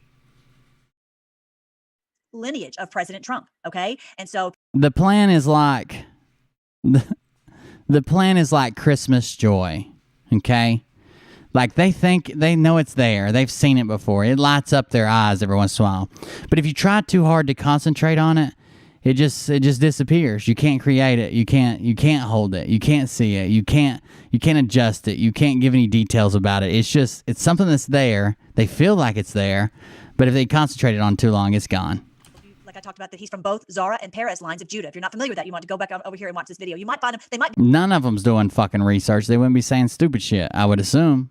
be on that shoot and rumble. But anyway, just you'll type in. Done my eyes 3 times. Oh no. What's the significance of that is that that's the ones destined to be the kings. Okay, and they use. Doug had to go. Doe had to go. I always mispronounce his name. Doe, a character affiliated with our show and no other show in the world. A unique character that I made up myself. Doe had to go. He had an insulin injection at midnight. It's the only way to keep him from dying through the night. So he ate 4 donuts and went in for a gallon of insulin. I think that's what they top him off with. At least a couple quarts. I can't remember. The throne, and they took over, which they usurped. What is that? What's the significance of that? Is that that's the ones destined to be the kings? Okay, and they usurped the throne, and they took over, which they were not allowed to do. And that, I believe, is why the queen is no longer in Buckingham Palace, because she did not have the rights to the throne, and he proved that to her. Mariah, you slurped to everyone, and the throne. But you know, the thorn. That's what we like to call it. The main thorn. Not make it a big to do, but we clearly know. Come here, I'll give you a rosebud. And we know that, you know, that's really what makes it where they weren't going to get our tax money anymore, our IRS money, because that was all going to the queen. Okay. And so, of course, President Trump, who is the rightful heir, is not going to take this money. Okay. So this is it all fits in together. And so. Yeah, it's just, I don't know who the main purveyor of this stuff is. Probably like an autist, like someone who just sits on the internet all the time trying to link everything together. Like probably somebody who really does the research and is like crazy, or multiple people from that on message boards. But somebody gets it first, and then they put their video out. And some of the channels, you can literally tell that they're so far down the line, and the show they watch is so late in the day, and their videos are an entire day behind. It's very strange, but you can figure it out. Like, oh, you obviously watch these people, or they watch you, and you must watch these people, or they watch you, and you can go back up the line. But it's hard when it gets to the very top. Like, who's the first person making all this fucking shit up? Probably Joe Biden. Yeah, definitely check that one out. But this one right here, Joe Biden is hanging out with Jim Carrey and James Woods, just making all this shit up. The stone of destiny, the stone of scone, also called Jacob's pillar. So this is such, we always thought this was just a story, but it's not. This stone, and you can see on here, can you see it? This gigantic stone, they said this was the #1 most prized. Got the meat pillar. Amazing information that I was able to piece together, and that it was taken to Scotland, which is where you get this great story about the sword and the stone. So who has the power to take the sword from the stone? My contention is it is President Trump. Wait. You literally think that they found a sword that's been magically implanted in a stone, and that Donald Trump is going to pull that sword from the stone as if he were King Arthur and the Knights of the Round Table? Not like in a let's make a meme, not like in a hey, this would be funny if we did a face swap, not like in a let's facetiously tell this story because it sounds cool. But you literally think he's going to do that?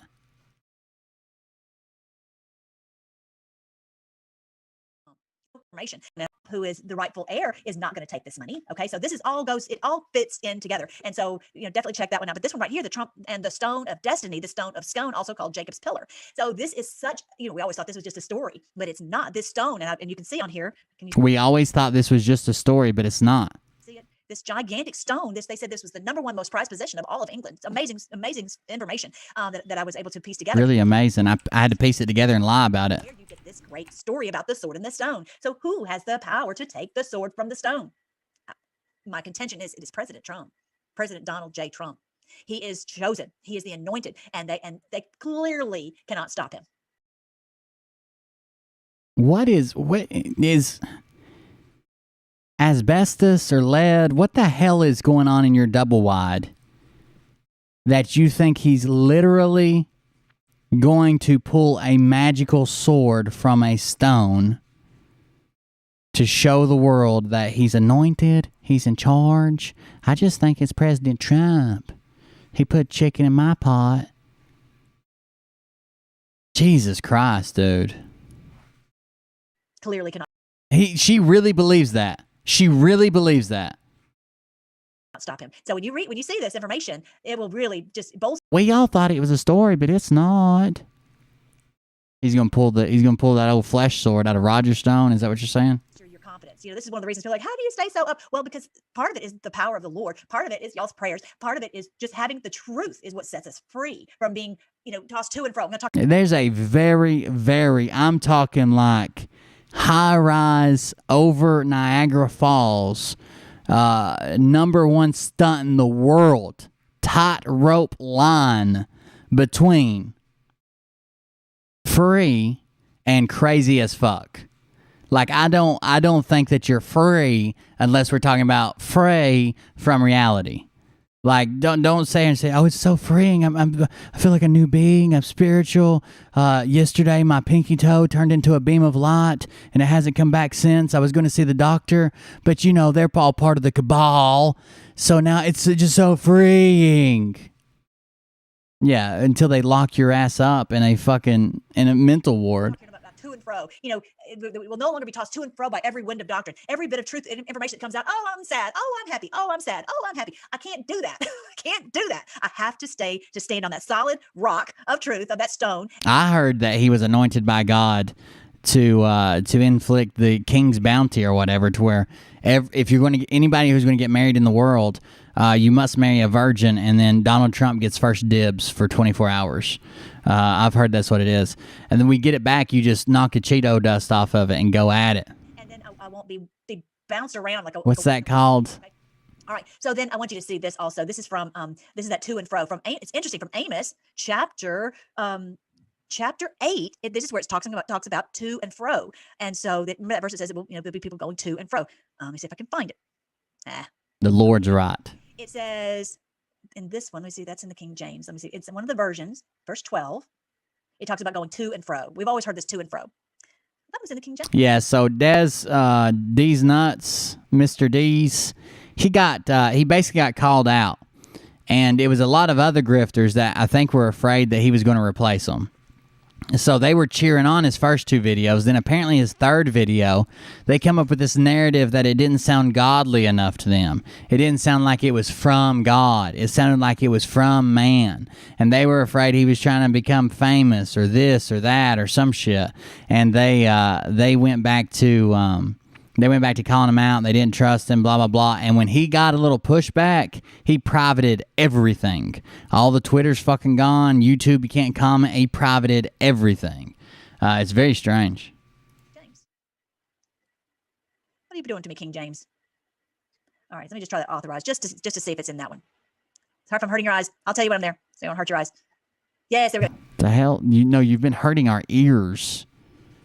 Probably our IQ, but not our eyes. I think it's okay. It's just wide, right? Chapter 8, verse 12. This is what we do. We look at. Well, you do your shows at like 4 a.m. or something? This is biblical. We look at all these verses to see this is definitely what's happening. And this is what's happening. We see it, that everybody's going to and fro to find some truth. And it's like not easy to find when you're looking on the internet, right? Let me just back it up. Behold, the days saith the Lord, the days come, saith the Lord, that I will send a famine in the land, not a famine of bread, nor a thirst for water, but of hearing the words of the Lord.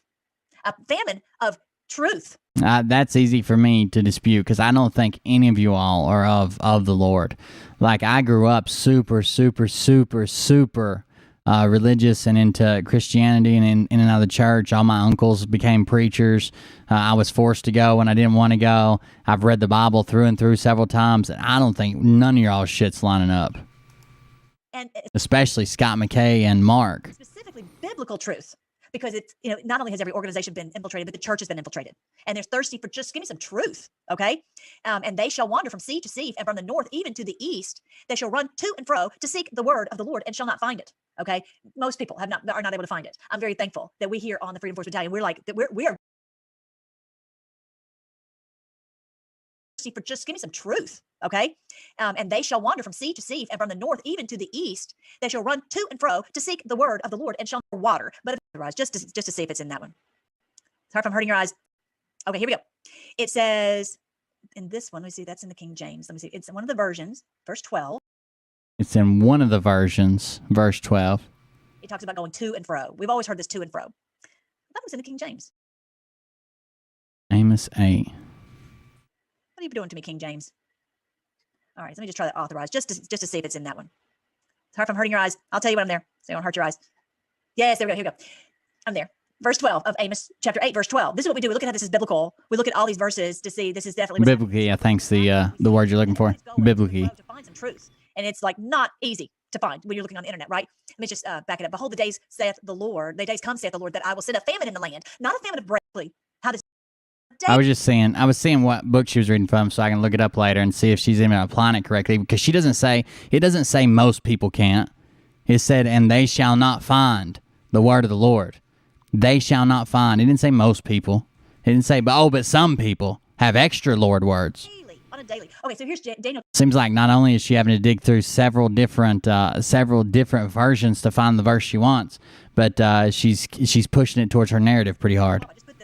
On the Freedom Force Battalion, I played giant swaths of God's word and posted on there. But thou, O Daniel, shut up the words and seal the book even to the time of the end. Many shall run to and fro, and knowledge shall be increased. Okay, so I've told you about this before. The Lord told Daniel that this amazing thing would happen. Some people would be, would shine like the stars, and some would be severely exposed and punished. Okay, but he said, shut up the words. Okay, we're seal this up. We're going to not. I'm not going to tell you any more detail. What I told you is more, is plenty. We're not going to tell you any more detail. Kind of like on the cue board. He's like, I'm not telling you any more details because the bad guys are reading this too, right?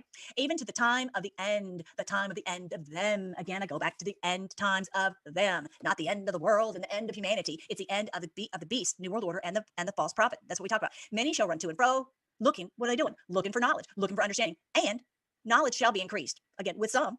And many of us more and more and more and more every day. So I wanted you to see that. That's very encouraging to see. Again, just so much of the Word of God. All right, so I want you to see. Oh my goodness, this is so good. If you haven't seen this, you're going to just love it and just enjoy it. We're going to do this together. Let me see. Let me do one other quick thing before we do that. So don't forget, go on here to see all the categories, and you'll be able to search about the lost tribes of Israel, which would include the Stone of Scone.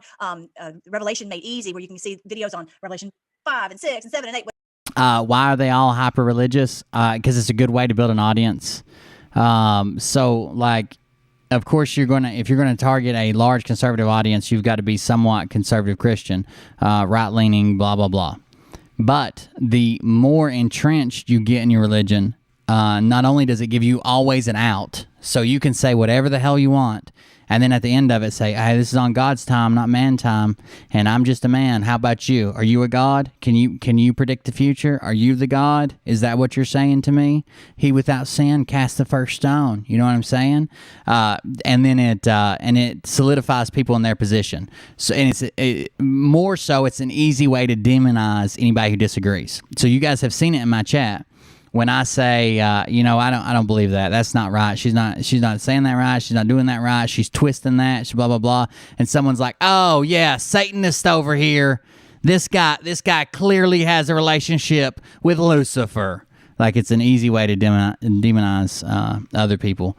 So I think I don't think that these people go in there specifically, and most people don't go in there specifically. Some do. I think Scott does. So most people don't go in there specifically and change too much about who they are. They don't go from like not even believing in God to super Christian to get more views.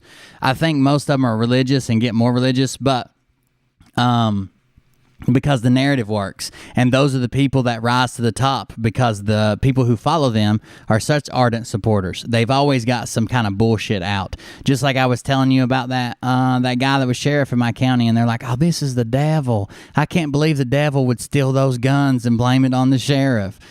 Shit like that. So the people keep coming back no matter how wrong they are, no matter how what. At least she admits she's wrong. She's not God. We see the same shit over and over and over and over and over again.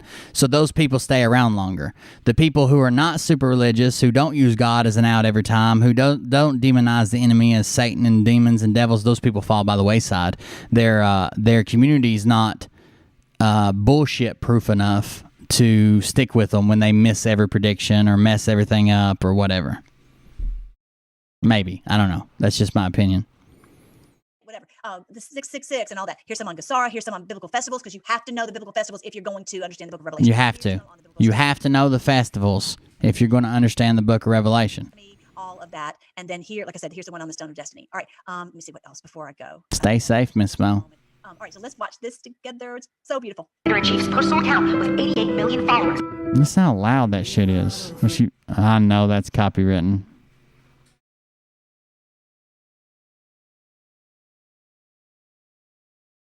She's just like, what's her name, Kelly? It's hop video.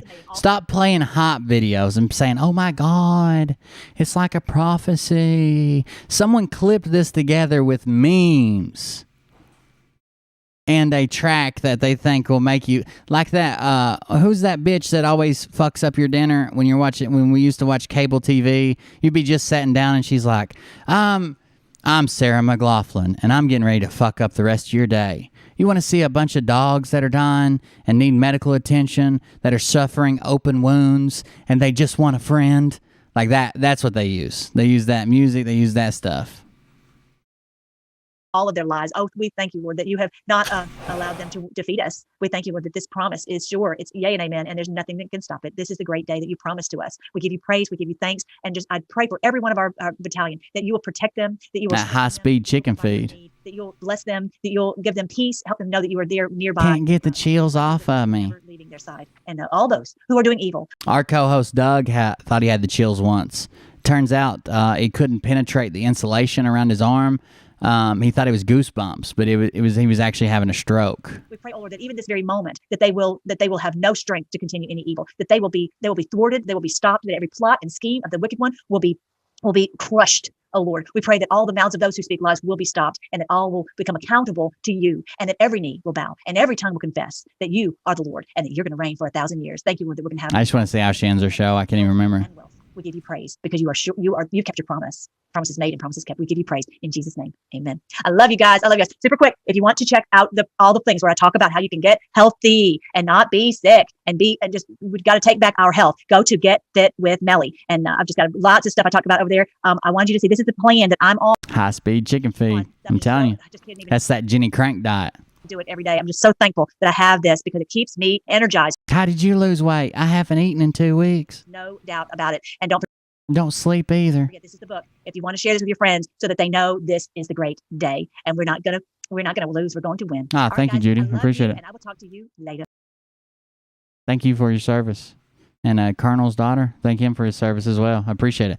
Let's go back to Mike's video and see how he wraps it up. I just wanted to see where he was getting this information from. But considering he didn't drop the link like he said he was going to, he usually does a good job. If he says he's going to do... if he's going to do a drop a link, he usually does. Since he didn't drop a link, I'm going to just assume that he's lying about it or misinterpreted it, or it was a video that's like 6 years old and he's trying to share it as new. Something happened, and we know they never come out and say, "Oh, I was just wrong." It's always, "Oh, it's God's time," and we never told you to call the Treasury. Frog News never told you. All that bullshit, right? We're praying every single day, and just be thankful for what we have and for our families. And he's got this guy scared to death. I mean, this guy is clearly the brown noser of the group. Mark. It's me, Scott. I just wanted to say how right you are. But he's also got him scared to death that there's going to be a Chinese nuclear war. Just live life as the best that we can. And as my mother always says, take one day at a time.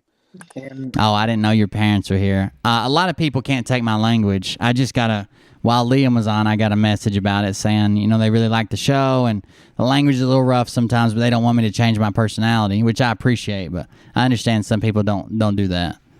but keep the faith strong. Never give up on your faith. I have seen in other Telegram groups on here, I have, and like Dee said, with the negativity, it has gotten to that point where I have to. I don't know who they're talking about in their group with negativity. They also talk about someone right here that says keep sharing photos, the negative Photoshop photos. I don't know who they could be talking about.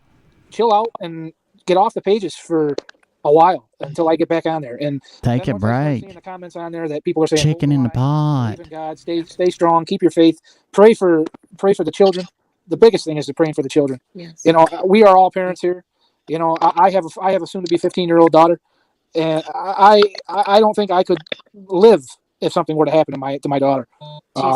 You know, I had a brother who, you know, my brother was autistic. My brother had passed away 28 years ago. I didn't grow up with any siblings, so I had to learn the hard way. And I as a parent, I am. It's the greatest. Do you think there has to be some point where we rise up, maybe protest, let everybody know that we're ready? We've had enough. You're not as one. You are not. Oh, it's probably alone. You are not alone is probably what they meant. Yeah, but that's also pretty sketch, you know, because Scott McKay is going to have people showing up with ARs and tomahawks. Then what's the first? What's the event that kicks off the rounds going off? And they're going to use you guys as a narrative to come try to take my rights. Feeling in the world to be a parent, and you want your kids to know their history. You want your parent, and you want your child to be in God's faith. And for me as a parent, that's the biggest thing that I want right now. All right, that's good. Demora, real quick.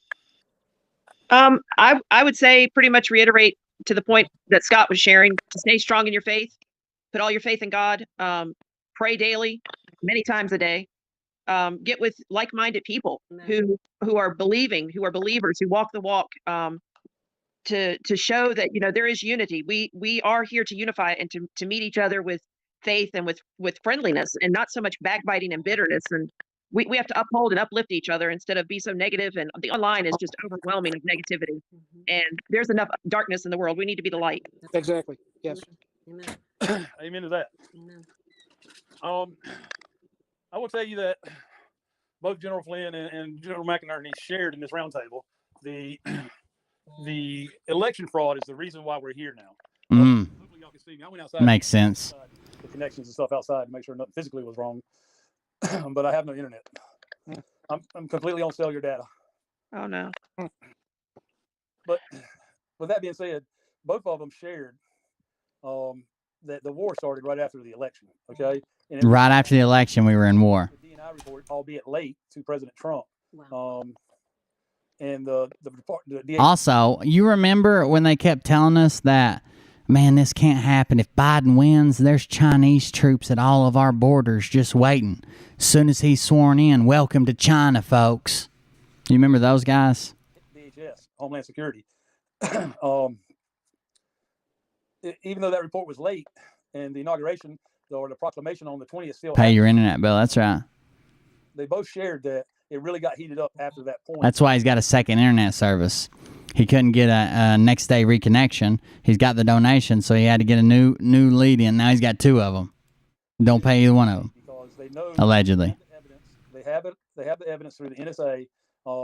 I hear you, Sarah. I mean, but it's rough either way. Like, man, it would have to be quick, in and out, and you have to win. Or that's the last chance you get. If you give them time to mobilize, to bring in armor and air support and this and that, well, Jesus Christ. Hypothetically, if something like that kicked off YouTube, it would have to be, man, it would have to be perfect. And you don't want, a lot of people, you hear people like these idiots running around screaming, Civil War, Civil War. There's a difference between a civil war and a revolution. So a civil war would be us fighting us. A revolution is restructuring of the government. at the hands of the civilians. Where CCP took Hypothetically. our election and helped commit the fraud. Okay.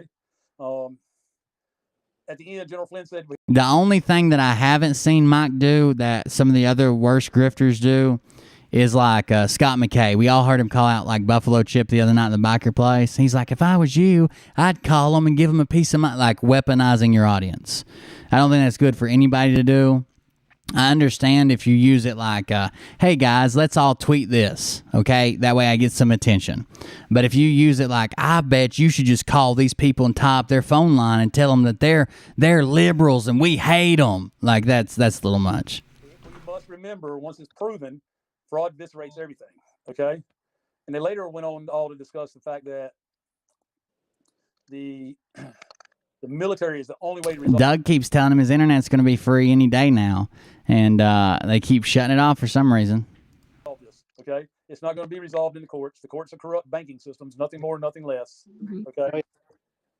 I have something to say. Oh, we'll say it. The only way. And that military action is being drawn forward day by day, okay? And it has to play out. Unfortunately, for us, it means we're gonna experience some things that are not going to be fun, okay? Like having a full understanding that we are literally at war right now. All right, that's not fun. It's not exciting. Have you guys not heard about Gassara kicking off in Portugal? I don't think we're supposed to be paying these things.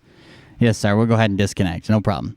It is unbelievable, and yet we're still at war. You know, there's no denying it when two generals get on and collaborate about it.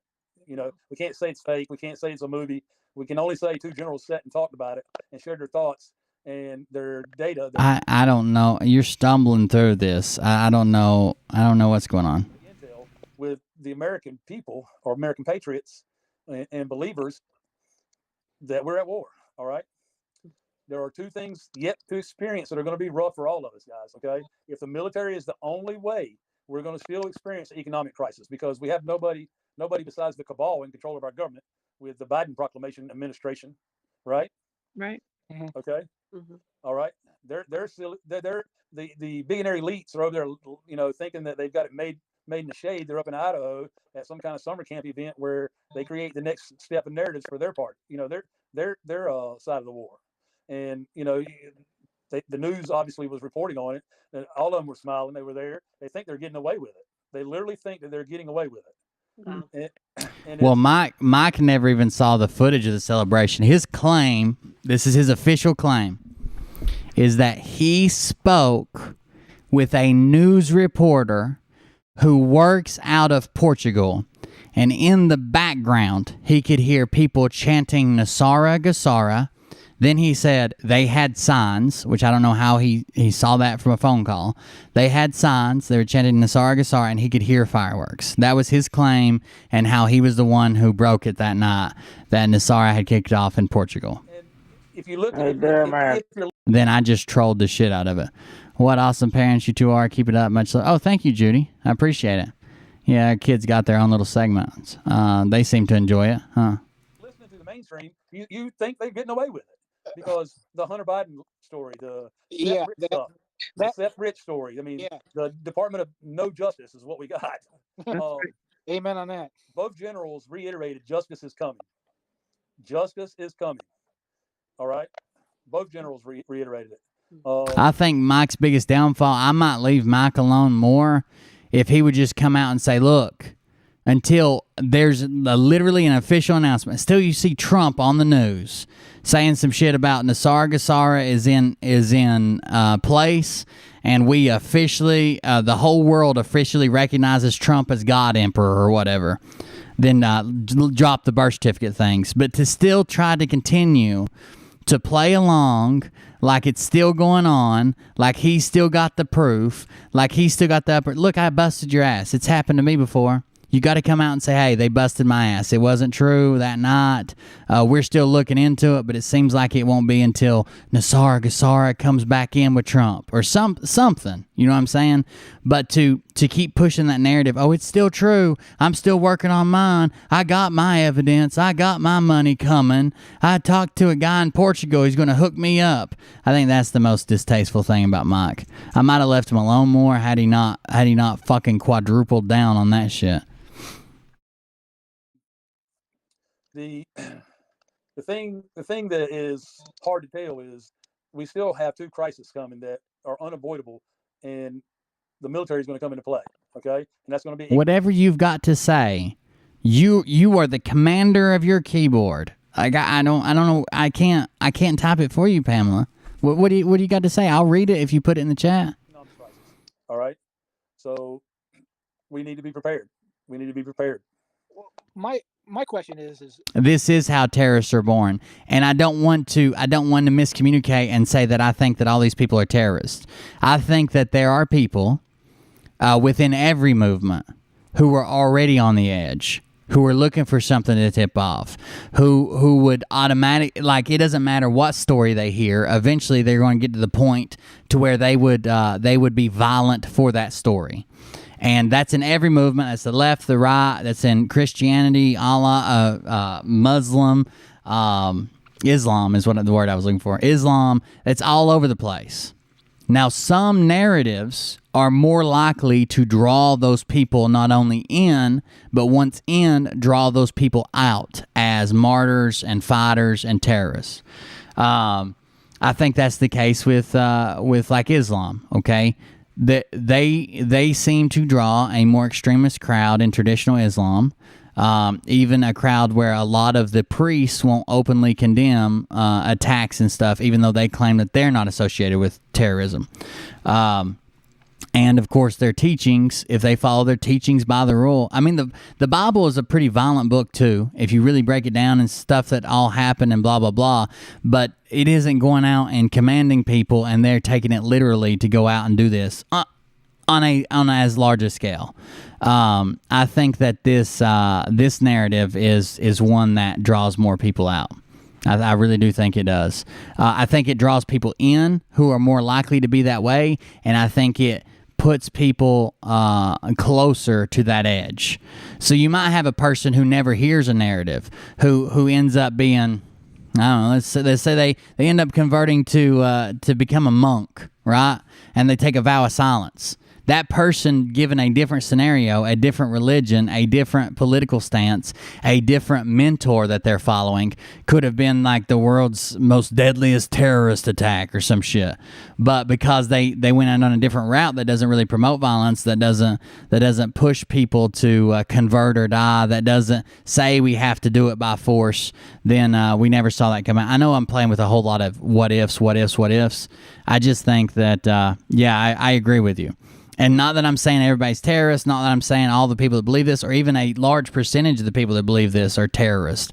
But people that are more likely to do some crazy shit at the Capitol are going to follow this. And those people are probably easier to push towards some crazy shit at the Capitol. Do we know? It's hard to explain, I guess. And I know that General Milley has been detained and has been arrested. Do we know for certain that the military is 100% behind us? I mean, I know that I have seen some comments, Mike. I had seen. Do we know 100%? Mark. It's me, Scott. Do we know that 100% of the military is behind us? That there was still some dissension in our military about this whole thing, and you can't believe what everybody says. Even on Telegram, you can't believe everything that everybody tells you. Right. And I mean, if like I seen this thing today, and I don't know how true it is about. Terrorist cult leader, something like that. It's definitely over the edge for me too, Rusky. On Telegram about it. I mean, really? Yeah, I mean, we have to use discernment when we see those things, guys. We also have to remember that So they're talking about the video that I already debunked. That's why this one ties in together. So there is footage of what looks to be a National Guard unit administering an injection to maybe 16, 17-year-olds at a high school.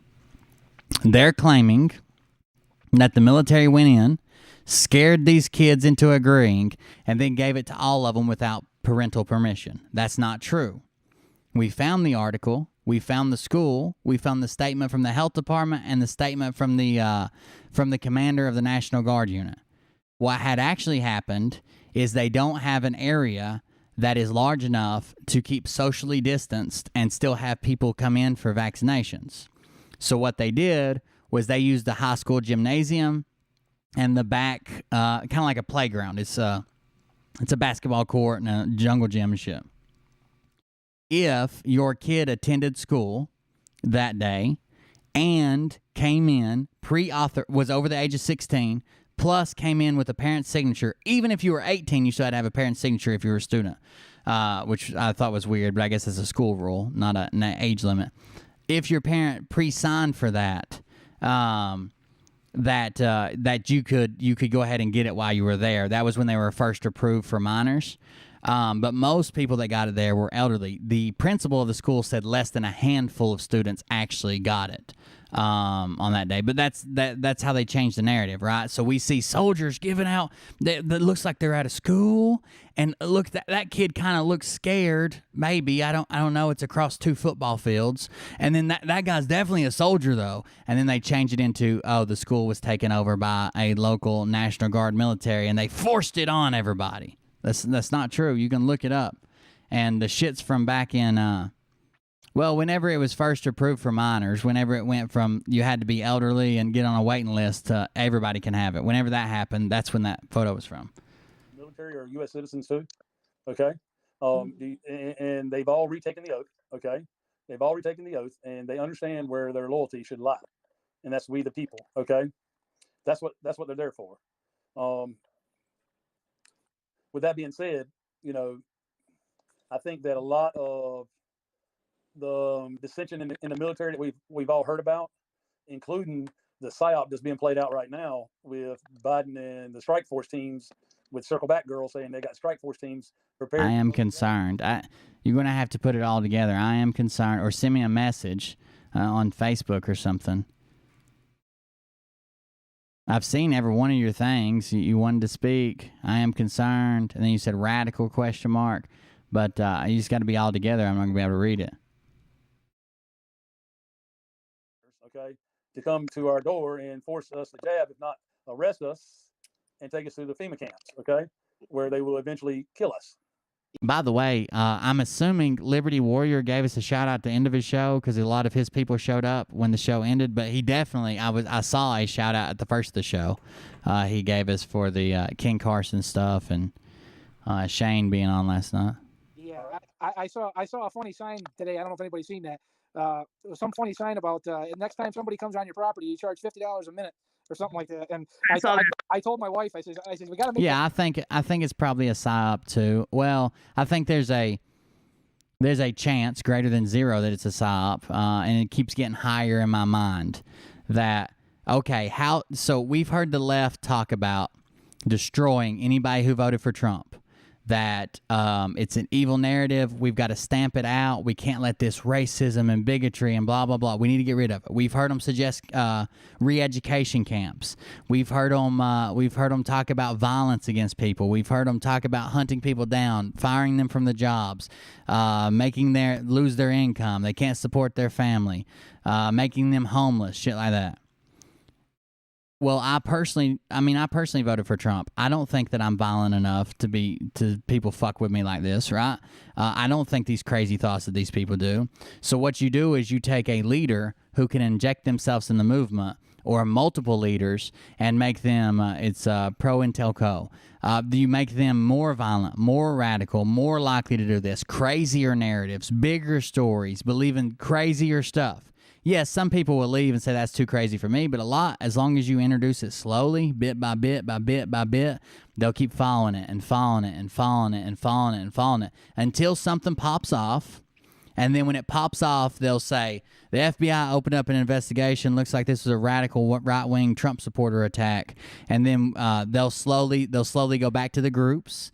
They'll slowly go back to And they'll slowly go back to all the videos they watch, the narrative, and they'll go all the way back through all this crazy shit, and it'll show how it built up and how it built up and how it built up and how it built up. And where did it start with?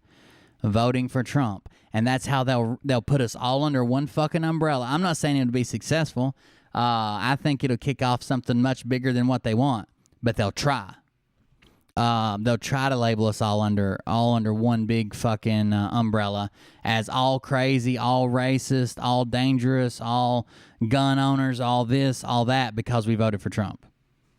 And they could be setting these people up to be that. With just a few charismatic leaders, you'll get underlings. You'll get, like, if you have one good CEO, or let's say a CEO and a board, then you'll get some supervisors, and you'll get some assistant supervisors, and you'll get some, you get some shift leaders, and you'll get some hard workers, and you'll get some regular workforce down, all the way down until you've got a fucking army.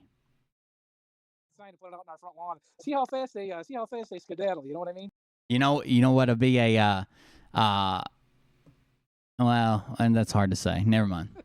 I did see, Mike, that Charlotte, North Carolina suburbs has their health department going door to door. I saw that. Yes, they're knocking door to door. Oh yeah, they were keeping a list of anybody who supported the Trump narrative, and stuff with the election, and anybody they're going after any senators that wanted to discuss the electoral college that brought up an objection. Which was their right to do. I mean, they can bring up an objection. If it doesn't go anywhere, it doesn't go anywhere. But they can still, anybody could have brought up an objection that day. But they're definitely making lists of people they don't like. If you've had the jab or not, okay, Yeah. which is also unlawful and unconstitutional. Okay, those people should be locked up. I mean, we.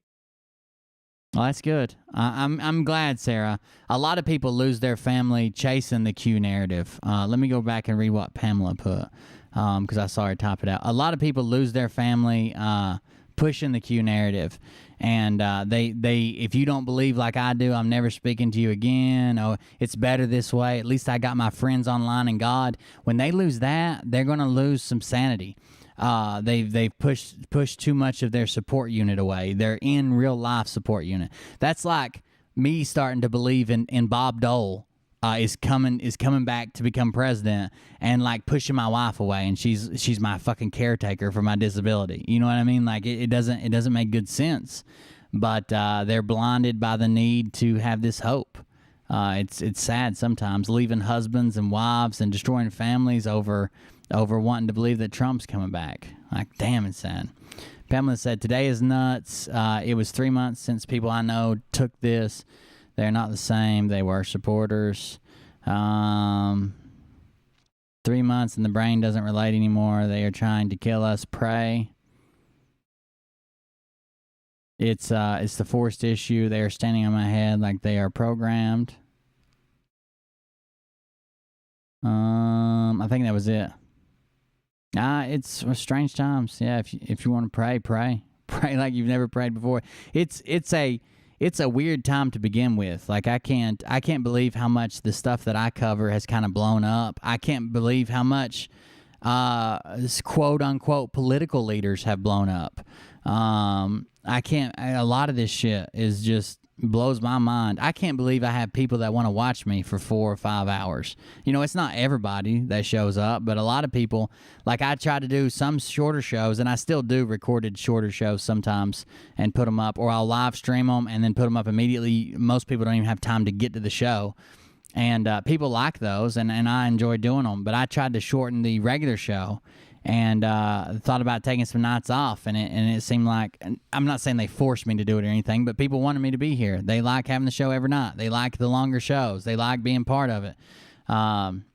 So it's just crazy that people even fucking watch me this long. Matrix, we have the power. Somebody should just need to step out and lock. It's hard for me to even watch the computer this long, much less watch somebody talk on it. Citizen arrest. Okay. Yep. And the bad thing is people are taking it. Yeah, thank you, Dancing Warrior. Taking the jab.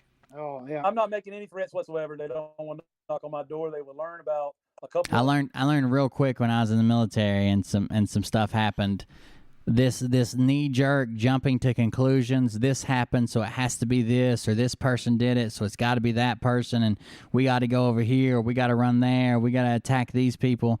Man, the knee jerk reaction shit was got a lot of people fucked up. Not even knowing where the enemy is, just hearing something explode and then running into gunfire or another explosive, or like, I think we need to sit down and say, okay, something happened, and now we have this explanation for it. How likely is it that it's this explanation and not just something natural or something that happened or just one fucked up dude? Or is it all a conspiracy? Is it all go all the way to the deepest end of the deepest thing and out in outer space and aliens and baby tunnels? Or is it more likely? Another thing that I didn't get to bring up on Izzo's show that I wanted to, and I kind of forgot about it. I think Tony answered the question. I didn't get a chance to answer it. But another thing that happens is when we call everybody something. So let's say I don't like any of my neighbors, okay? And someone robs me, and they steal Mariah's car, and they leave with it. So I call the cops. The cop come over here, file a report, and they're like, well, who did it? And I'm like, well, it was one of my neighbors for sure. And they're like, do you know which one? I was like, I could probably identify them. So they gather up all my neighbors, and they put them up against the wall. And they line them up in a lineup, and they're like, okay, which one did it? And I'm like, all of them. And they're like, what do you mean all of them? We got 64 people here. I'm like, all of them. And then they're like, well, you just stole. There was just one car stole. They wouldn't even all fit in one car. Well, do you know that 275 million cars go missing each year? It was all of them. It's all of them. They're all part of it. They're all together. They all live near each other. I don't like none of them, so they're all in it together. When I probably could have worked to identify the person who actually stole my car by accusing them all because I don't like them, or using a number I inflated, or going after them all at once, I helped to hide the actual person who stole my car. It's the same thing when you scream pedo guy at everybody who disagrees with you politically is suddenly a pedo guy. There probably are some who have that, who are into that, who are weird like that. You can't find those people, because he's standing there going, hey, guys, isn't this crazy? They think we're all this. We sure is crazy, huh? We're not that. Like, come on. You can't keep calling everybody you disagree with that and then expect to make any progress in an investigation about that. It's not how it works. Yeah, the same thing when the left took the word racist and made everything racist. Like, I get called racist so many times a day, it doesn't even affect me. Like, it's not even like it's a real word anymore. Does it even have meaning? So we're going to root out the racist. Well, everybody's a racist. Okay, then we'll root out everybody. Well, then you haven't rooted out anybody. Amendments of the Constitution, real quick. Yeah, that's how it is up in my area. Oh, yeah. That and speak the name of Jesus, and they'll go running. So. Oh yeah, yeah. Oh yeah, they can't. That happened. That actually happened here to me in the CVS I was at over the weekend, and a young girl. No, there's nothing wrong with saying I love Trump and want him back. The wrong is there's a secret plan to bring him back. He's fighting with the good aliens versus the bad aliens to stop people from eating babies from baby farms, and everybody's already been arrested and executed. That would be the conspiracy part of the conspiracist. You kind of left that part out. Girl had confronted a lady about the jab, and dumbass. I don't need it. I've got Jesus. Amen. So, and that just shuts it down. Amen. I was just gonna say that probably shut her up pretty quick. I bet. Yep. Wow. Yeah, I mean, if they come to your door, don't give them any info, guys. Nope. Don't give them any info. You should have no trespassing signs in your yard. You know, it should be the same way at the border. I think he should dye it straight down the middle. 1 orange, 2-inch wide strip, and gold on one side, silver on the other. Because that way we could do our fruitcake thing. If we want to invite somebody in our house, don't we usually vet them to make sure that they're, absolutely who they are, what they say they are? That's like saying, it's like saying, I believe there was a concert in Las Vegas and some people either did or didn't get shot. And that happened in Las Vegas, United States. And it involved a hotel room, the police, the members of the concert, and people running everywhere. I guess I'm a conspiracy theorist, huh? No, you left out all the conspiracy parts. You know? Let's see. So Rhode Island. Also, I like to drink water sometimes when I'm thirsty. Huh? Yeah, you got me. Yeah, I mean, the best thing to do is don't open the door. I kid you not. They will, if they knock on my house door while I'm here, they will learn a couple things about the Constitution that they didn't. I'm sure they didn't know. So there is a big activist thing going on in the UK.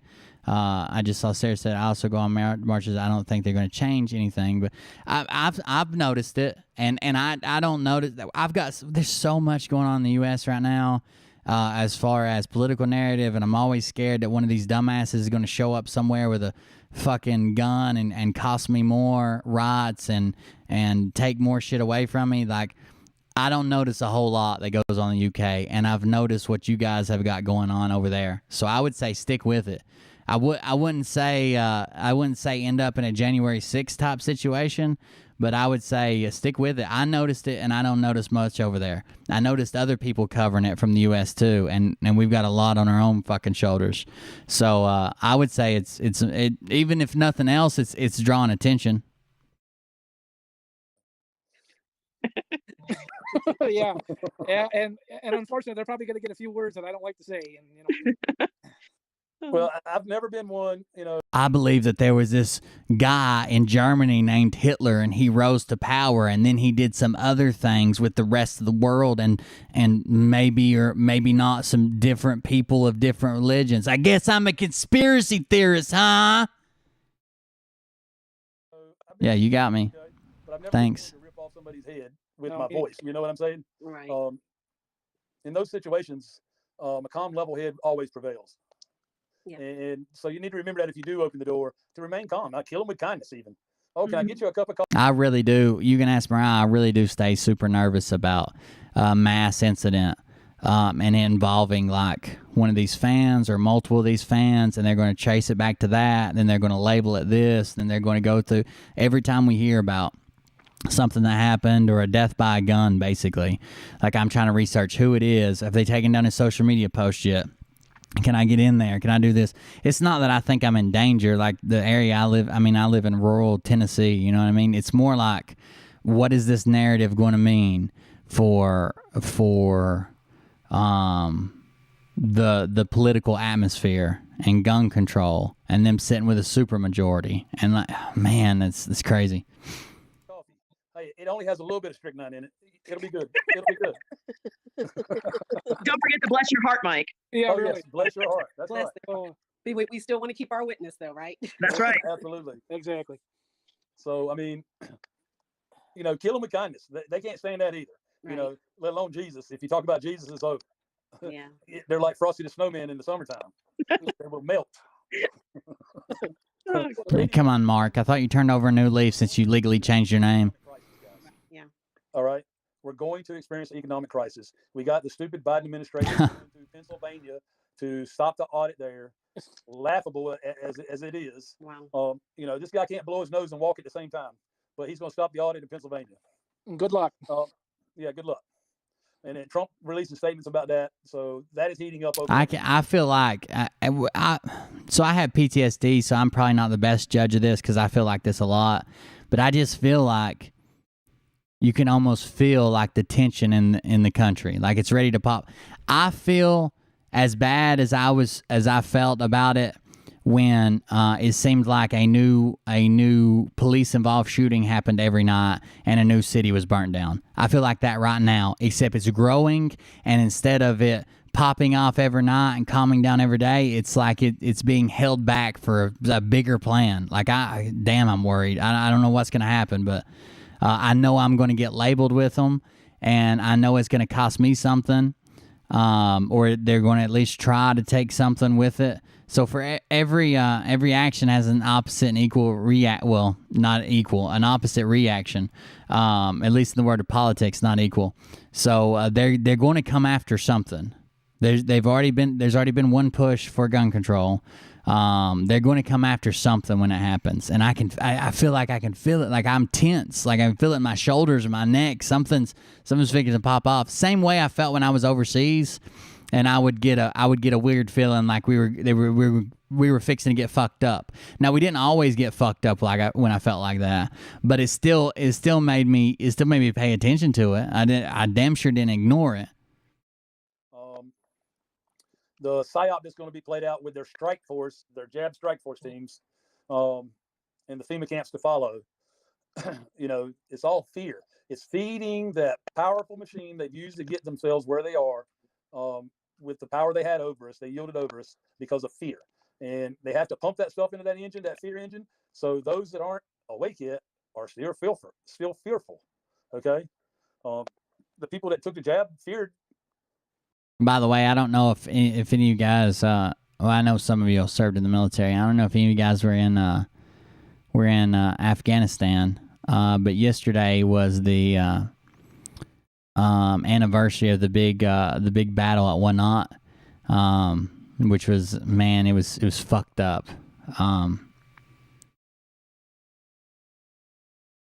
Yeah, that was yesterday. If you don't know what the Battle of One Knot is, it's I thought about doing a show on it once, but it just doesn't fit the type of shows that I do. But I was going to do it maybe on the anniversary, but we didn't because something else happened. But it's kind of like the perfect storm. There was a lot of signals and stuff that it was coming. It wasn't ideal the way the Army was moving, using platoon size elements to reinforce the entire base and having that right within small towns. Like the whole thing was kind of fucked up, and it turned out kind of bad for everybody. But yeah, that was a couple of days ago. What would happen if they didn't? Many of them did.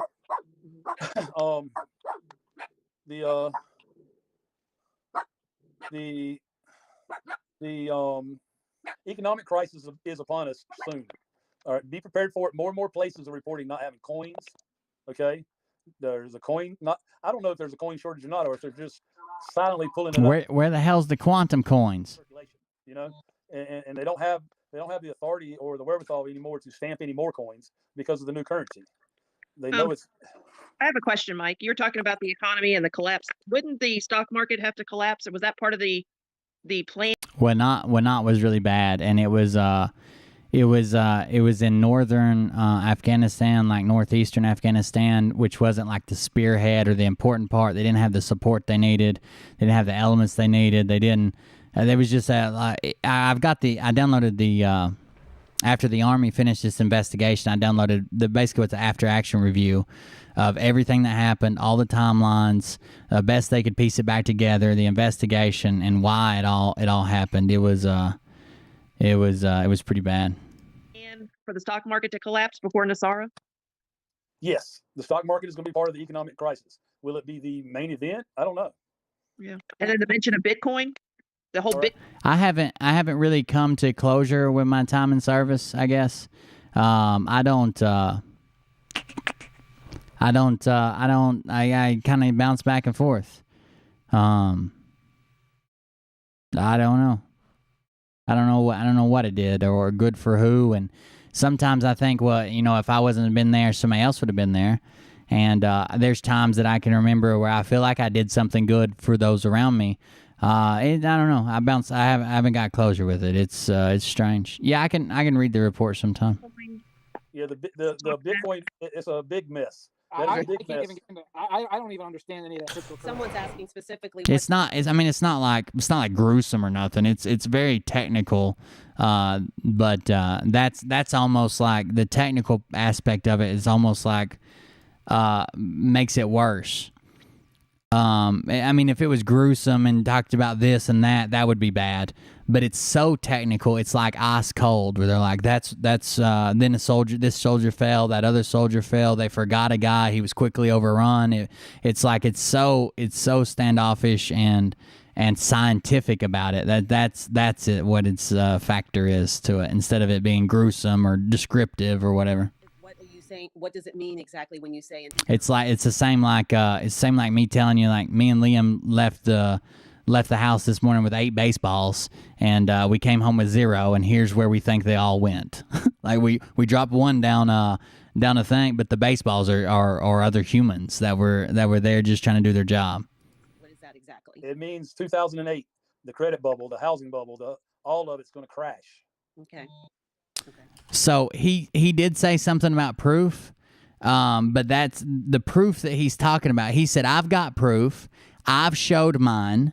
I should have showed it again when I said I would, but the wife's not. I would show it right now, but the wife's not home. His only proof is that what he's claiming the proof is not received money.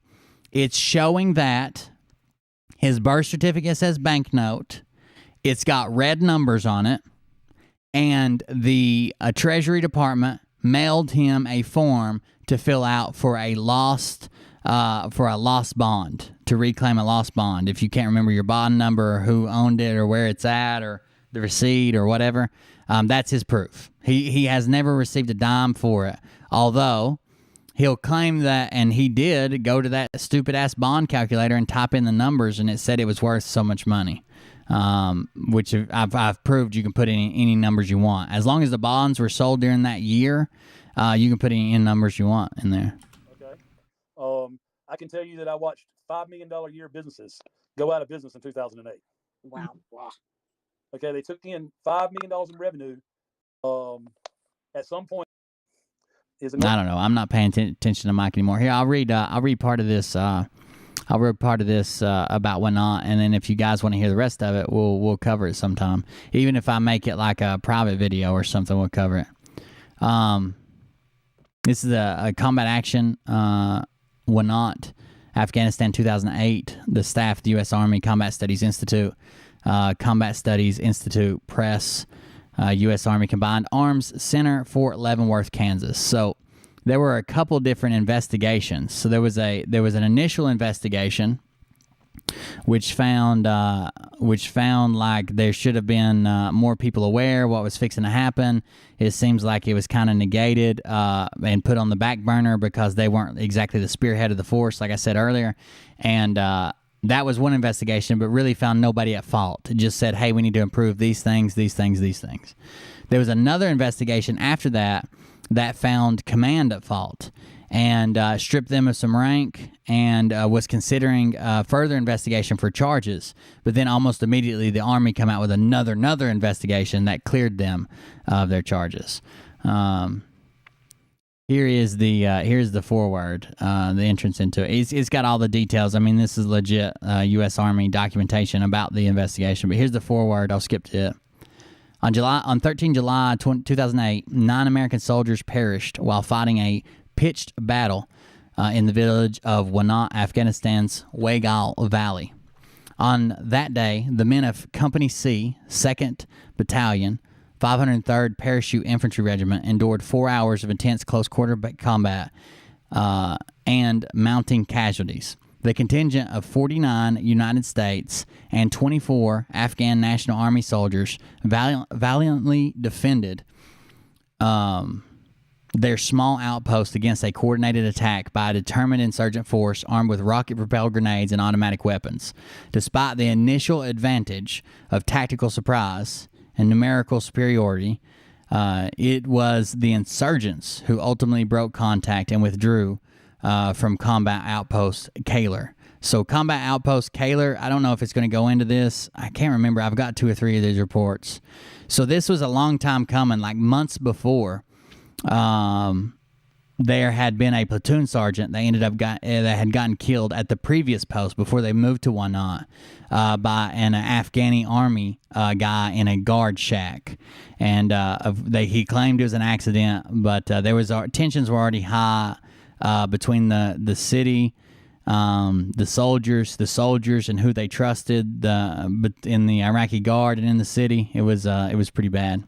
Army historians recognized the need to better understand the Battle of Wanat and ensure those who followed learned from the experiences of the courageous soldiers who defended their outposts with such tenacity.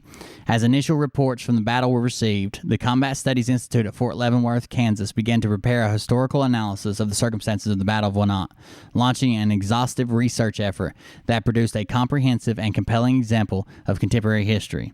This study offers an objective narrative of the events surrounding the Battle of Wanat. It does not seek to draw final conclusions or to second-guess decisions made before or during the heat of the battle. Rather, it is an implement of learning. allowing the reader to see events of that day through the eyes of the leaders and soldiers of Task Force Rock. It is meant to provide context to the chaos and complexity of modern conflict and to help the reader better understand and appreciate the nature of operations in an area of persistent conflict. Finally, this study serves to honor and preserve the memories of 9 brave men who gave their lives at Outpost Kaler. And then it's signed by the deputy commander. Let's see. Acknowledgements. What's this? Kiora interviews with participants. Blah, blah, blah. This is just thanking people for doing their interviews and blah, blah, all that shit. I'll read this first part and then we'll figure out or wrap it up. But there was just so much that led to this that was just wrong. Or I mean, it's Monday morning quarterback, right? But I get the very first thing that comes up, like it gives me goosebumps. Like, oh, that's bad, and then there's 10 more of them. Let's see. Here's the setup. I think Kabul River, Hindu Kush, located in northeastern Afghanistan. Just south of the highest peaks of the Hindu Kush range, with its modest population of farmers found almost exclusively in steep valleys cut by a small river, courses between the mountains. This terrain and lack of all but the most rudimentary infrastructure has historically marked the province as remote and primitive, even by Afghanistan standards. Within Nuristan, which is the province, and Konar provinces, the Wegal River flows from the south of the Hindu Kush mountains for 20 miles until it joins the Pek River at Nangalam. The Pesh River in turn flows into the larger Konar River at Asbadabad. The region is spectacularly rugged and divided into many in excess of 10,000 feet. The Wegal Valley is located primarily in Nuristan province, but the southernmost 5 miles are in Konar. So it's, hold on, we'll do this right. Let's see, let's open a paint. So the way the river was laid out, I'll draw the river first. So the way the river was laid out is it flows down out of the mountains. Is that even blue? Hell no. Why didn't I pick blue? What an idiot. So the way the river was laid out is it kind of flows down out of the mountains. It comes down through here, and then it cuts back over this way. And it's got some feeding tributaries here. I think here. There was one here, a major one here. And Wanat is the city that we're going to be talking about, or that it's going to be talking about, is about right here. Okay? The command post, the main element, is about right here. This is, that's command. We'll put a little triangle on it. Well, maybe. It'll just be bigger, I think. Make it a duck. There we go. And then each one of these tributaries right here, or feeder rivers, have a platoon-sized element. So there's one here. That's first platoon. There's one, I think this one's kind of deep up in the river. And then there's one right here. Now, the first base that they moved from, which was, what was the name of that? Let me see. I can't remember. It's actually 2 bases. It's not one, but the first 2 bases they moved down from are up on the hill. Let's see. The coalition campaign, blah, blah, blah. Featured PVT. I wonder if it says it. 2001. Oh, this is giving the entire backstory. I can't go that far back. Let me scroll down. ABCT, Airborne Brigade Combat Team. That's the main element. Sorry, I'm trying to figure out. Some of these are sideways. I'm trying to figure out what the name. Anyways, there was. It doesn't really matter, but there was 2 bases way up here, and what they decided were these bases were so remote up here. What they had decided was that these bases were so remote here and here they were kind of on this whole thing is a super steep valley, right? This river is basically the only flat. This river and maybe 30 feet on either side is the only flat spot. Like, it's super steep. It's straight up. These two bases right here, I can't remember the name of them, were kind of built into the mountain face instead of being right down on the river. By the way, this is command. They decided they were too remote. If something happened here, like an attack, which a couple of them did, so this base on the right ended up, the base commander ends up firing the head of the Afghani army that's there with them, providing security. The way these were set up were these were very small bases. They had HESCO barriers, which are basically just big cardboard boxes wrapped in like chain link fence, and they fill them up with dirt. And they had like some rooftop slabs on them. But the U.S. Army element would be in the center of the base, and then on the outside of the base, they would put Iraqi or Afghani army, and they would run like checkpoints, and they would check people that were coming, but they were on the outside of you. That way you weren't like mixed between the two. It worked decently. But this base right here, the one on the right, the commander there, the guy in charge of that base, he ended up firing the Iraqi army leader, the guy in charge, because a couple different things, but a lot of it had to do with he thought he was helping the insurgency. Okay, and they had some issues, and it didn't end up very well. And that very next morning, so he fires him in the afternoon. The very next morning, there's an ambush here. And it seems like they are exploiting some weaknesses within the base that someone within the base would have known about. So the guy that he fired had shown them what the weaknesses were and told them to come back. This is going to be a precursor with the way they attack. So the way they attack is they had decent intel.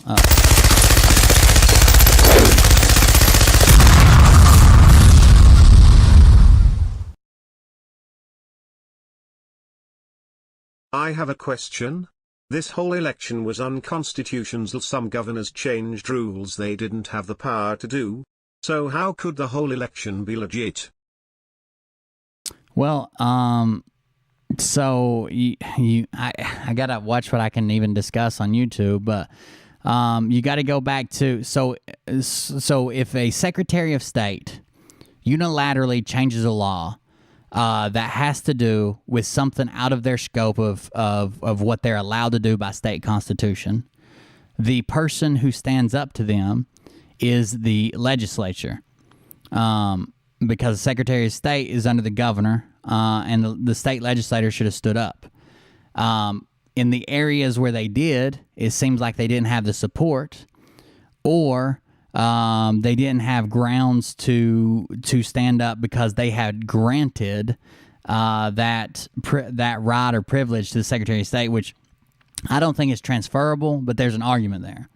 Now, when states are at some type of conundrum where they can't decide who's in charge or why, and who made the laws or why, and who can actually do this, they go to the Supreme Court, or at least they go through the appeals process and the appellate court. All those were struck down. So you can't just say, oh, well, this happened, so it's all illegitimate. There has to be a set of structure where these people call it checks and balances, right? These people called out those people. No decision was made. These people brought it to these people. No decision was made. These people brought it to the court. No decision. It went higher and went higher and went higher and went higher. And instead of going higher, higher, and higher and being heard out, it was actually thrown out. And not heard. So I don't know if you get it back in court. There would have to be some new evidence to get it there. There'd have to be definitely some new evidence to get it there, and to get it back heard again, and see what they could do with it. I don't know. We'll have to see how it plays out. I know it's not going to play out like they're saying it's going to play out, because we don't live in fucking fairy tale world. But I don't even think there's an out now, though. We're so far down the line. The electorates are already cast. We've already got a person in office. Even if they prove that he literally was out there coordinating and handing out checks and telling people what to do and running this giant machine all over the nation. It just goes down the line now. This shit's crazy. I don't think there is a way out. But maybe we'll have to see. I'm sure it's going to play out in front of us. What you don't want to fall down is either side. You don't want to fall down saying there's no way this will ever do anything on one side, and the other side saying they can't stop us. Look at this. This fits this. This fits that. You gotta kind of stay in the middle. All right. So back to why not. Thank you for that tip. I appreciate it, Denise. So the way they attacked this base was a HESCO barrier. A HESCO barrier kind of looks like this, like it's a box. This is not going to be a very good drawing for story time, guys. This is a HESCO. It's a box that unfolds, so it's like it's made out of like fabric-y, cardboard-like kind of stuff. And on the outside, it's got like chain link fence to where it can't come apart. And you unfold it, and it's empty. And from that emptiness, you fill it with dirt. So you just fill this up with dirt, and there'll even be grass growing in some of them, right? And that makes it an earthen embankment. And they're usually like, I don't know, 3 foot by 3 foot, 4 foot by 4 foot squares. And you stack them up to build a wall. So there'd be another one in the center of this one, right? And there'd be another one in the center of this one. And you build a wall, and that's how you build walls all the way around. And you put fire pits in them, you put mortar tubes, you put whatever. But these are also the walls to your base. What they did was they found areas of adjoining HESCOs that weren't perfectly aligned, that may have had a gap in it.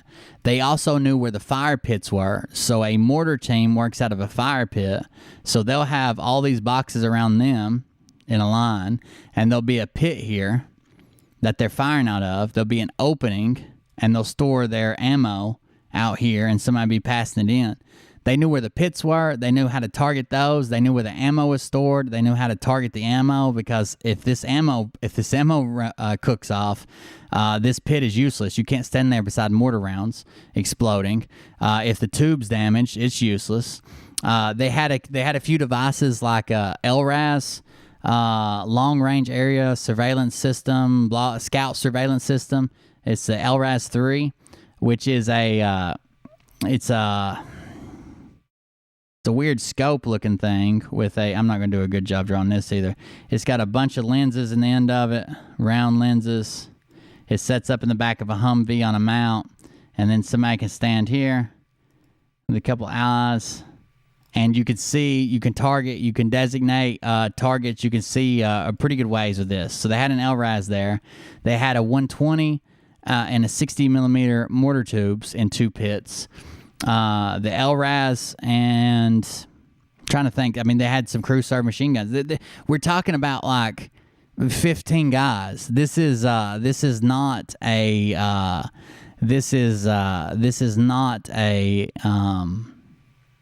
giant element, right? It's a platoon size. We're talking like 15 to at max. We're talking 15 at max, 45, people at a spot. And this entire unit is separated by, typically from the base. Typically from first platoon to this base, which is where we're going to move to. Well, it's not actually there in it right now, but typically from those bases to this one to this one takes about an hour. When they give up the mission that they're under attack, it's LRAS. Here's the article for it from Raytheon. Long Range Acquisition Scout Surveillance System, LRAS 3. They make it in 30 minutes, but they're already planning on being attacked, on having ambushes and IEDs. So they're basically, it's like a run and gun is what we used to call it. I don't know what the technical term for it is, but when you got to get somewhere quick and you're already expecting that they're going to try to blow you up and plant bombs and shit, you just fire at places where you think they might be. So you're rolling out the road and you're like, oh, there's some rocks they could hide behind. They're going to start shooting at it. There's a disturbance in the ground that looks like someone buried something in the middle of the road. Let's shoot it with a 50 cal. Let's shoot it with something. It's either going to explode, or they're going to run away, or they're going to shoot back at us. But we got to get there in a hurry. So they made this trip in 30 minutes, which was actually a really good time. Like I said, it had been taking an hour. But once this base was attacked, and they had a couple other issues, this is also where the platoon sergeant died, or a section sergeant, supposedly killed by an Afghani guard who he said he shot him by accident. The whole story sounds fishy. The soldiers here were not happy with the Afghani guard. They didn't trust them. They weren't happy with probably their own command. They were so remote. These two places could only be accessed by helicopter. These two bases, this one and this one, you could not drive to them. Sounds horrible, right? What if something happens? How you going to get all these people in and out? What if we can't land a helo? They were really concerned about this base in particular. When a helo landed, it kind of landed in an area on the side of the mountain. When it left, it had to go around this outcrop that kind of jutted out into the water. And when it did, this was slow flight. It had to come close to this bank right here. And they were really worried about someone with an RPG shooting that helicopter out of the sky right there during a resupply or during an evacuation or anytime a helicopter was coming in and out of here. They were really worried about that getting shot out of the sky. So what happens is, after these two, I'll read it officially when I do the show, but I'll give you the rundown. So what happens is they decide to move these two posts. They're going to close one, and they're going to move it down here. And this will be Kaler, the Kaler base. I'm not positive, but I think Kaler was the name of the sergeant first class who got killed here by the Iraqi or the Afghani guard. But anyways, they're going to move to Wanat. So the move is supposed to take 90 days. These numbers might not be right. The move's supposed to take a certain number of days, and the unit that's already here, is supposed to leave in just over that time. So let's say if it was 90 days, that might be wrong. The move's supposed to take 90 days from the time they plan it till it's completed. Not 90 days of moving, but they have 90 days window to get it done in. That's what they think they'll be done in 90 days. Well, this unit's like leaving in like 110 days. So the issue comes up: do we wait on a more rested element that comes in with relief, and they're fresher, and they are they're not worn out and worn down and all fucked up in the head, but they have no experience? Or do we go ahead and use our guys who are worn out? They're at the end of a long deployment with a lot of combat. They've seen a lot of losses and tragedies and some wins, but they're tired, right? But they know about the enemy. They know about the area. They know about how the enemy fights in the area, which is a big deal, and it will be a big deal here. There's a lot of different things that go on to this, and they ultimately decide to use the unit that's already there, and they'll do the handoff at Wanat. So they're going to keep all of these bases. They're going to stay. And Wanat will be a new base, and when they get it done, that's when the handoff is going to happen. They start their move. They make their move. They had in this. Well, first of all, before they make their move, leadership flies into the base, and they say, "Hey, we're going to move this base. We need to go find a suitable location." So they decide that they're going to start looking for locations, and Wanat is like number one on their list. Like this will probably be a good place. Let's go check it out, right? So they go down to Wanat to check it out, and when they do, Afghanistan's kind of weird about elders in the city.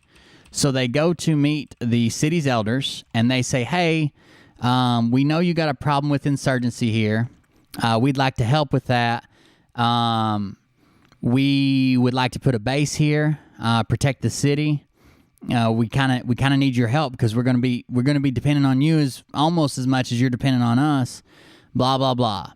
the elders say, look, the insurgency is too strong here. We don't like that plan. Instead, how about you seize the land and then you can pay us back for it over like the next year, but it'll look like we didn't have a choice in this, which is a red flag. That's usually not the way it happens. And then after that meeting, it seems almost more important that they didn't have dinner with the platoon sergeant. So typically, after a meeting like this happens, the elders of the city, the leaders of the city, and the platoon sergeant, who are on the same levels usually, will have dinner together and discuss what happened. And he even had higher command with him. So it's just kind of weird. It solidifies the fact that they knew insurgents were there. If they weren't insurgents themselves, they knew insurgents were there, and they didn't want to be pictured with the army at all. At all, okay? So,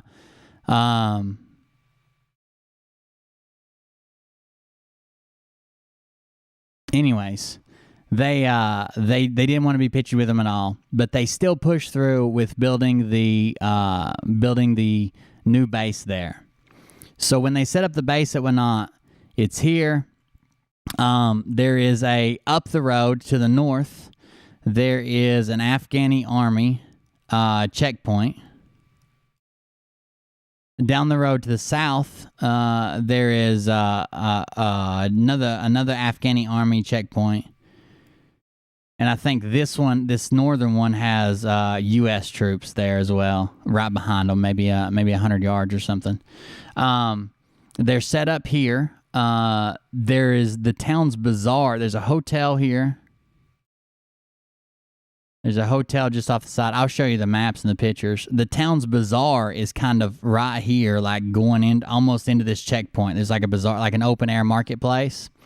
There's real steep cliffs on both sides, and they set up an OP, which is an observation post, an OP, up on this hillside as Overwatch. The problem is with this OP is the ridge of the mountain runs down through here. They are on, and there's a dip and some more water and shit, and then this river curls back up this way.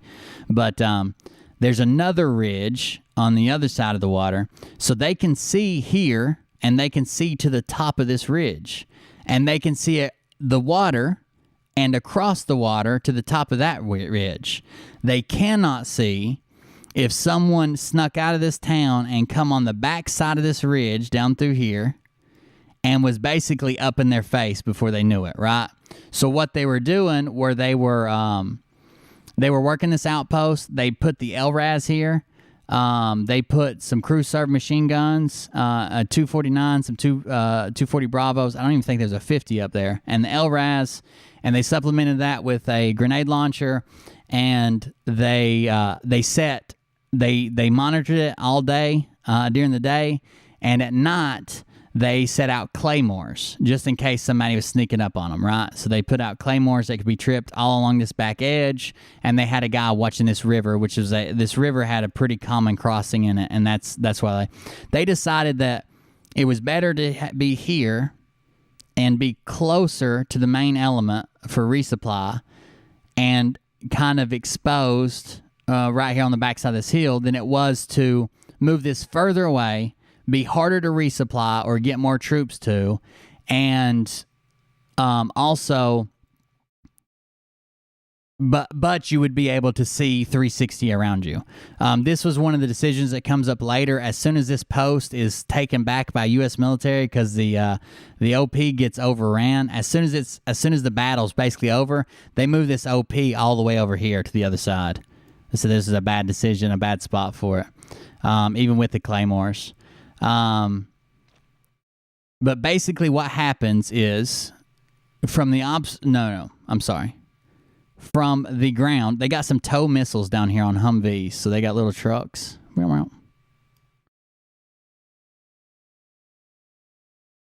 right, so they got tow missiles mounted in this Humvee. From this tow missile station at 4 o'clock in the morning on the 13th, This guy right here in the tow missile spies some people coming over here in the woods with they're walking in the woods. They're walking closely grouped together. He can't see any weapons, but he knows that this is not how the locals walk. This is not what they do. They're close together.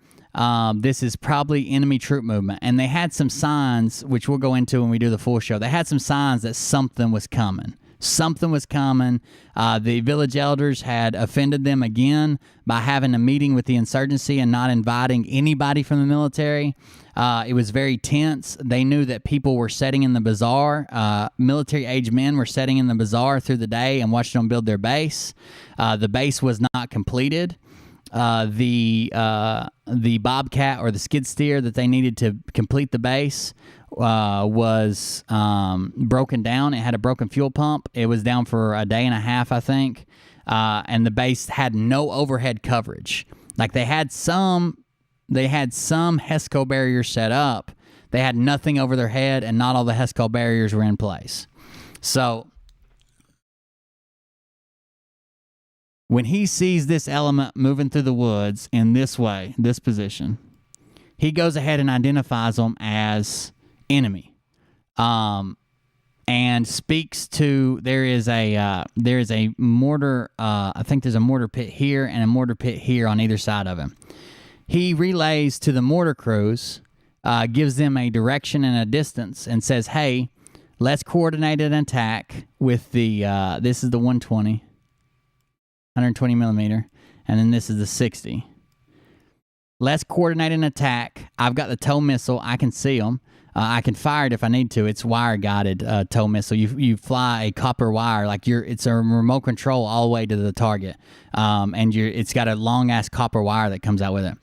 He says, "Hey, let's coordinate an attack on these 5 to 10 insurgents, and I should be able to see them."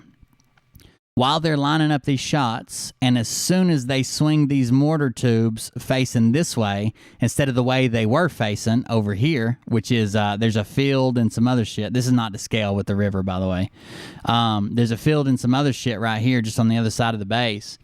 As soon as they get, basically with their backs turned to them, 10 to 15 insurgents that no one saw in this field open up heavy machine gun fire and RPGs, and they are specifically targeting the tow vehicle, which is the missile launching Humvee, both mortar pits, the 60 and the 120, and their ammo supplies, and any type of crew serve weapon or vehicles. They don't fuck with this up here because that's kind of separated. It is a vehicle, but it's not something they fuck with. They don't fuck with a checkpoint down here. They're going for what they can hit them with heavy. Because they know they got numbers, but we got technology and bigger weapons. So if we take out the bigger weapons that would have been there, if we can get rid of the missiles and the mortars, we have enough men with RPGs and machine guns that we feel like we could take it. So while they're targeting this area, they've already swung over here to fire at these 5 guys. As soon as they get their backs facing to them, the fight breaks out over here. Just before sunrise, I think it's like 4:30 in the morning, the fight breaks out over here. And then it just goes all to hell from there. This observation post is overran 2 or 3 times and gets retaken from the river area. Probably these 5 guys, but many more. This hotel is full of insurgents. Basically, every window lights up with fire. They're in every window.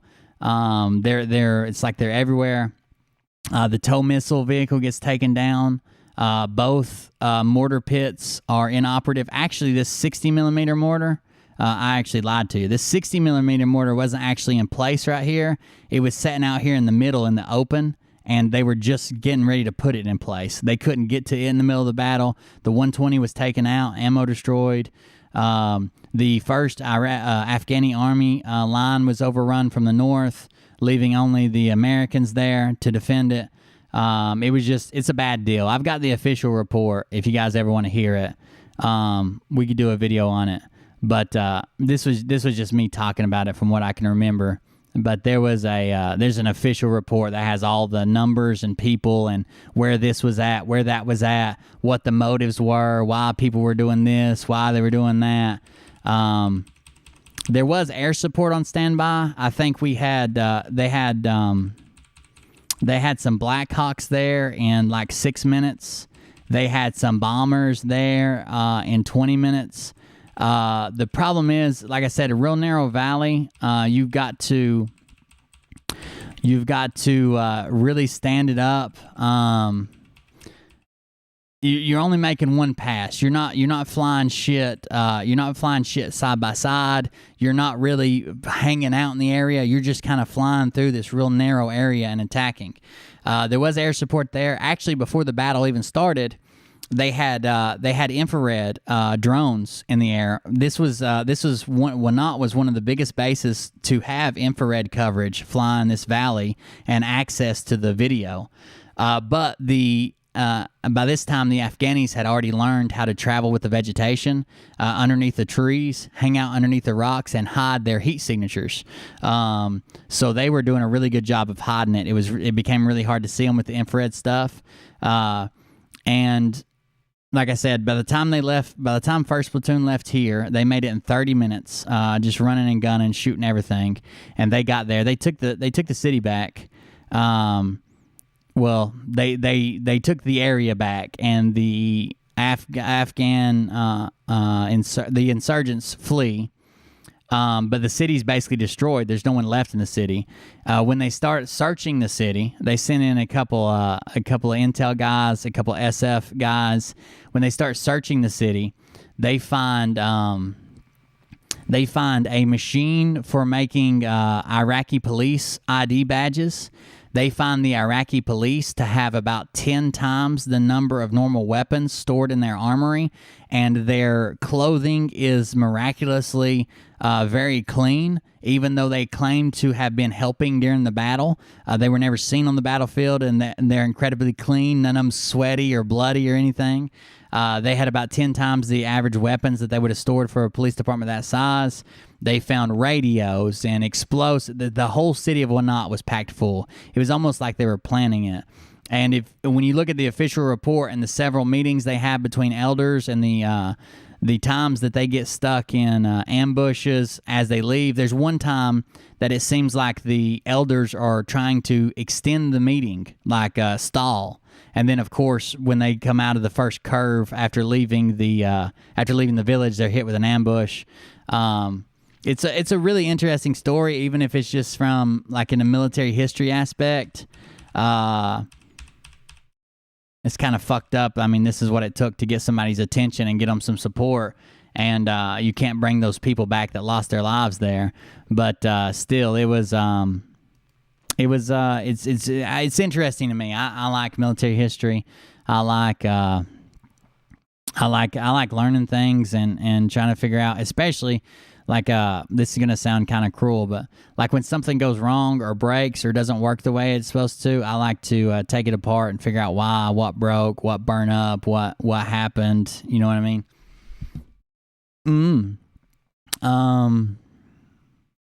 Let me see something right quick. Let's see. Chapter 4 was conclusions. Let me go down to chapter 4. We can do the whole thing in depth. I can draw probably the majority of it, probably even better than that, or pull some pictures, one of the two. Draw like some range cards and show you where everything was at, where the city was at, the bazaar, the hotel, everything that went on there. That's notes. I went too far. Where's chapter 4?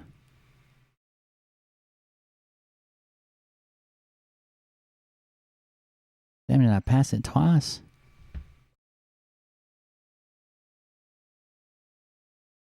Sorry, give me just a second. I'll find it. What did it say chapter 4 happened on? There's the glossary. Oh, no, I didn't pass it. It's 195. I wasn't even close to it yet. It just looked like I was getting towards the end of it, but I guess not. That was about the middle. 195.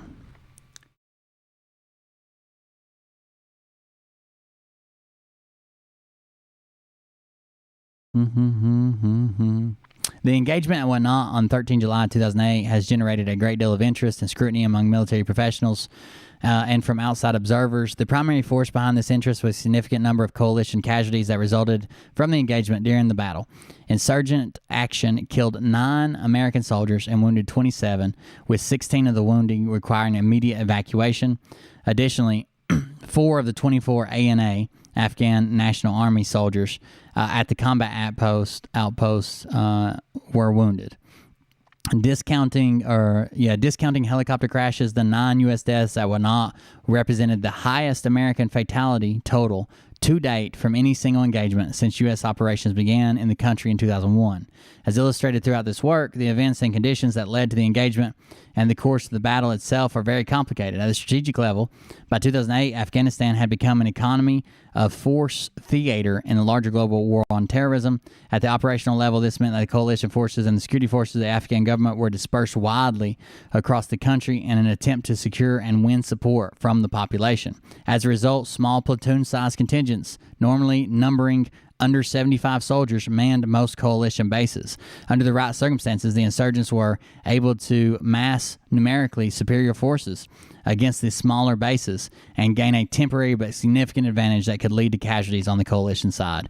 So a lot of people, when you think about a base, which there are bases like this too, when you think about a military base somewhere overseas or in Iraq or Afghanistan, you think, oh, there's hundreds of soldiers and you get to do this and you sleep while other soldiers do this, but some of them are extremely small, and you're basically always on duty. If you hear a shot pop off, everybody's rushing to get dressed, get outside, get weapons up, mortars up, whatever you got.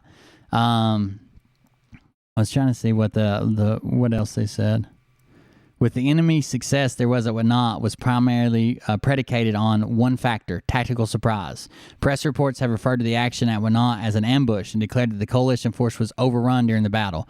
Neither characterization is accurate. The Army defines an ambush as a form of attack by fire or other destructive means from concealed positions on a moving or temporary halted enemy. While the insurgents did achieve tactical surprise, their attack was against a stationary U.S. ANA force, which was fighting from a defensive position. Clearly, the term ambush is inappropriate for this battle. Overrun is not an official Army term, but in general military usage, it means to defeat decisively and occupy the position of. Applying the term in relation to the Battle of Wanat is therefore clearly inappropriate, as the insurgents neither achieved a decisive victory nor occupied any of the American positions, even those at OP topside. So I when I said it was overrun, we always had people there at OP topside, which was the observation post I showed you when I drew it up here above the base. They were fighting face to face and hand to hand, but I probably shouldn't have said overrun. There was always a U.S. Soldier there still fighting, even when it was only one that was accidentally left behind. He was throwing grenades and setting out claymores by himself because he didn't have a weapon that worked. So technically it wasn't overrun. I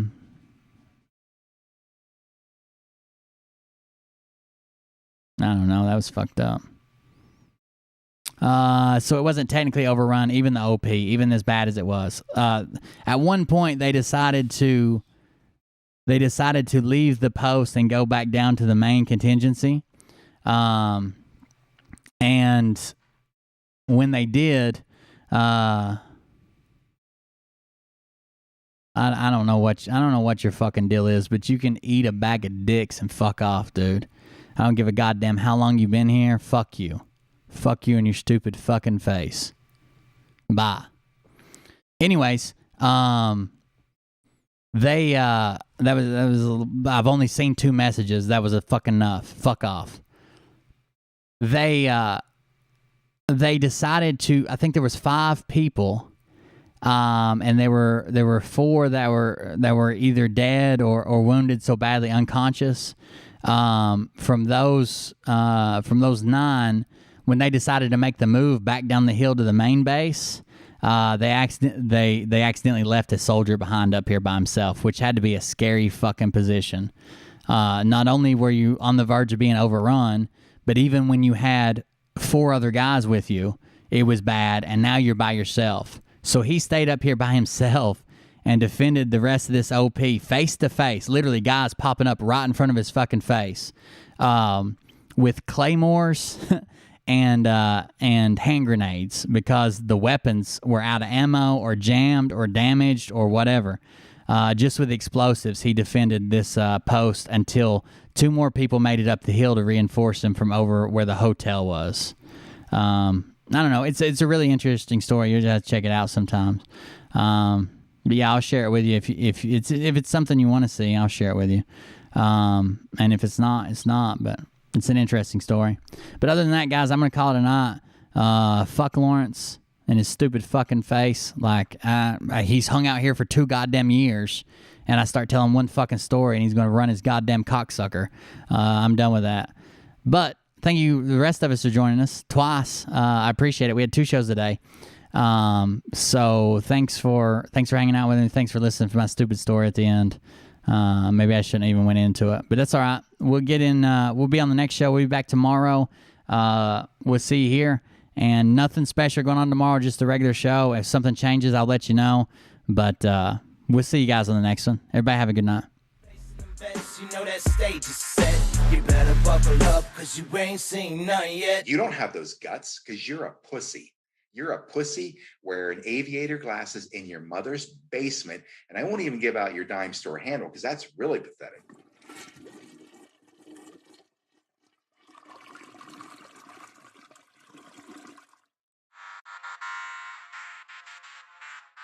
But I can tell you this about if this douchebag happens to see this particular show, you don't have the forking balls to call out the people on this planet by name and tell them exactly who they are and tell them the rest of the world who they are. You don't have the forking balls. You don't have the balls. Okay, Scott. Here we go, I think I started some shit. Listen off, it's about to get lit. Get the place in them bets, you know that stage is set. You better buckle up, cause you ain't seen none yet. Here we go, I think I started some shit. Piss them off, it's about to get lit. Get the place in them bets, you know that stage is set. You better buckle up, cause you ain't seen none yet. And they say that I'm a lunatic. Well, listen, bitch, I came Thank you, guys. in a 6-inch. I appreciate it. Where my true believers? Y'all need Jesus. Praise the Lord, head to the extreme. All these false fucking prophets who profit off of gossip. Worshiping drums, cocking, begging for a throat deposit. Swinging fucking meat hammers like Thor in a thong. He's strapped to the shaft, beating his chest like he's... Sorry, the audio doubled up there. I think I got it now. I'll be your huckleberry, I can quench that thirst. Baby eating lizard people, alien sex. What's next? Trump in a dress, fucking... Damn it, turn off. A retard in a vest, climbing up 5G towers. Cause you told him if he did, he'd get fucking superpowers. Here we go, I think I started some shit. Piss them off, it's about to get lit. Get the place in them bets, you know that stage is set. You better buckle up, cause you ain't seen none yet. Here we go, I think I started some shit. Piss them off, it's about to get lit. Get the place in them bets, you know that stage is set. You better buckle up, cause you ain't seen none yet. I used to find clues too when I was high on shrooms. I found myself a tunnel that led to Jason Q's bedroom. Open his closet, I found some of his meat rockets. I strapped it to my shoes and then I flew through the roof. I found myself in orbit strapped to an F-16. High on amphetamine, with Trump in between. Put on a light coat of baby oil and saluted the troops. He tapped me on the shoulder. You'll probably have to uninstall it completely, Valerie, and then go back into it. Thank you. I'll get my files. Wait, what are you doing? It's it. Stop. Hold on. Fucking stop. Dude, come on. Seriously. This is my mom's an alcoholic. Oh, give me a... Oh, my God. Damn it. Here we go. I think I started some shit. Piss them off. It's about to get lit. Get the place in them bets. You know that stage is set. You better buckle up, cause you ain't seen none yet. Here we go. I think I started some shit. Piss them off. It's about to get lit. Get the place in them bets. You know that stage is set. You better buckle up, cause you ain't seen none yet. Round 3. Down goes Nino. Please say it isn't so. Got him backed up on the ropes, trying to ram it down his throat. No, not. Yeah, don't do your whole phone. Just go into apps and completely remove and uninstall that app. And then when you come back into the room, you can see previous posts. So anything that's been posted in there previously, you can get all that back when you sign in. But yeah, just uninstall the Telegram app from your settings. Who the fuck is in my window with this time of the night? These parasites, these leeches, with all their secret meetings, teaching all you fucking cretins about baby-eating heathens. Believing in reason with no meaning is bullshit. Will Bird motherfuckers out here busting the grifts.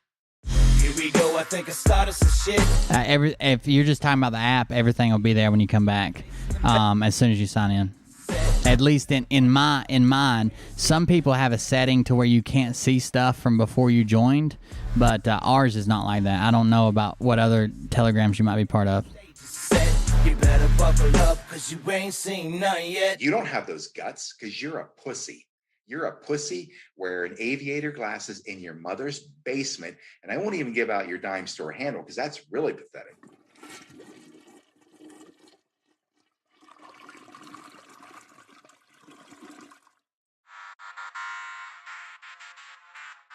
But I can tell you this about if this douchebag happens to see this. There you go, Joe.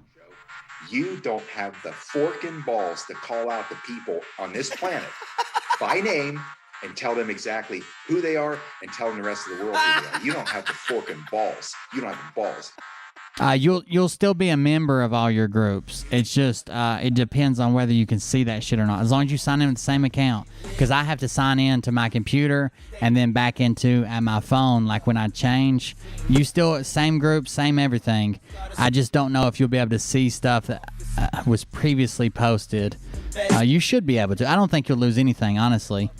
Cause you ain't seen none yet. And they say that I'm all right, guys. Everybody have a good night. We'll see you on the next one. equipped with a quick wit and a sixth sense for the stupid shit. Where my true believer? Y'all need Jesus. Praise the Lord, head to the extreme. All these false fucking prophets who profit off of gossip. Worshipping drums, cocking, begging for a throat deposit. Swinging fucking meat hammers like four in a thong. He's strapped to the shaft, eating his chest like he's King Kong. Starving for attention, I'ma make your gut burst. I'll be your huckleberry, I can quench that thirst. Baby eating lizard people, alien sex. What's next? Trump in a dress, fucking Flynn on his desk. A retard in a vest, climbing up 5G towers. Cause you told him if he did, he'd get fucking superpowers. Here we